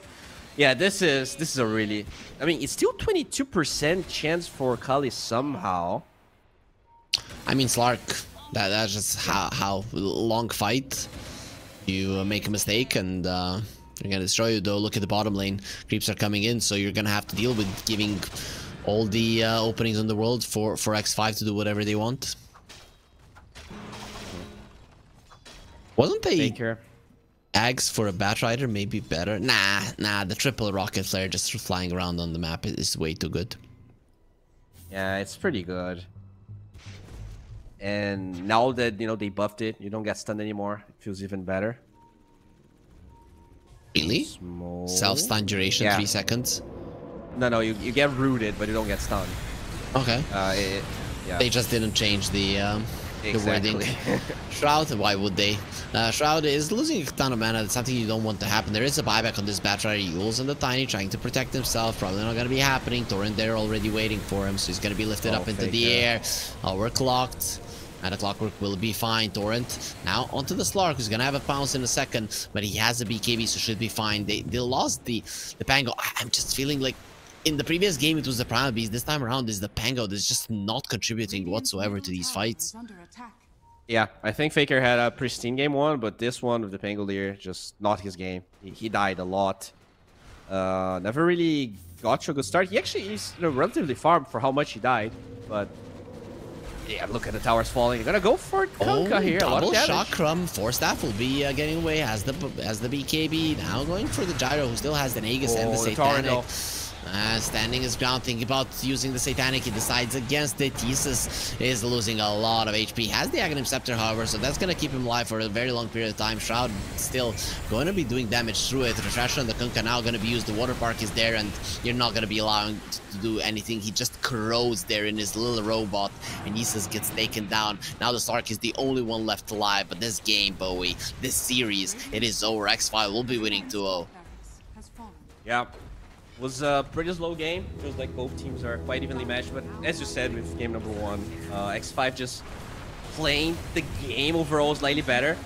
As a team, you know, you can see that they make moves together, that they land a lot of smokes together. Shroud, he's gonna lose his first Aegis, but is it enough? The Slark.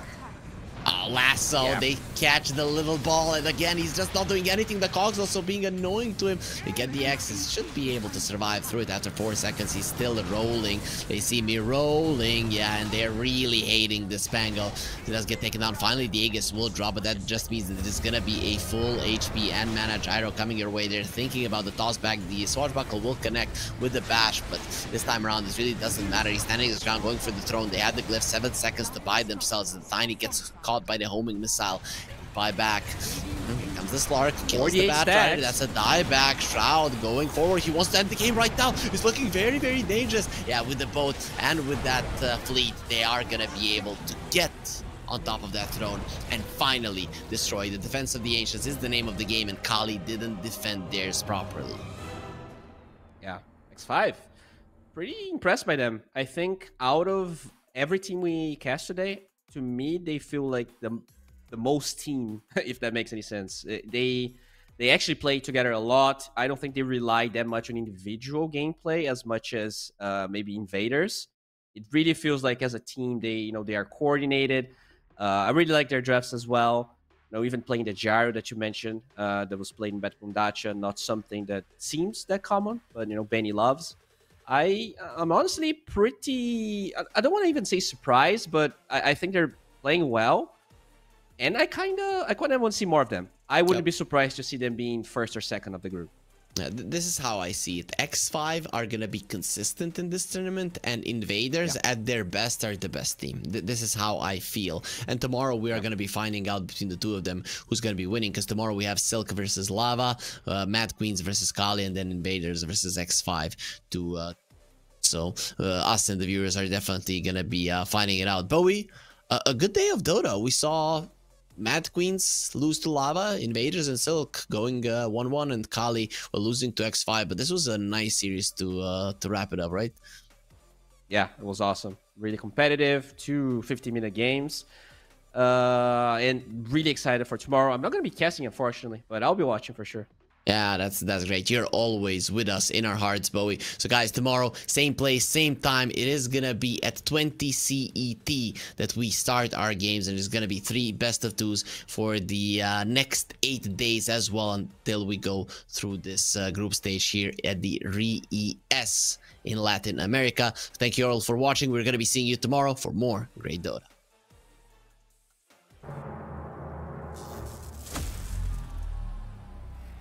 Fuck.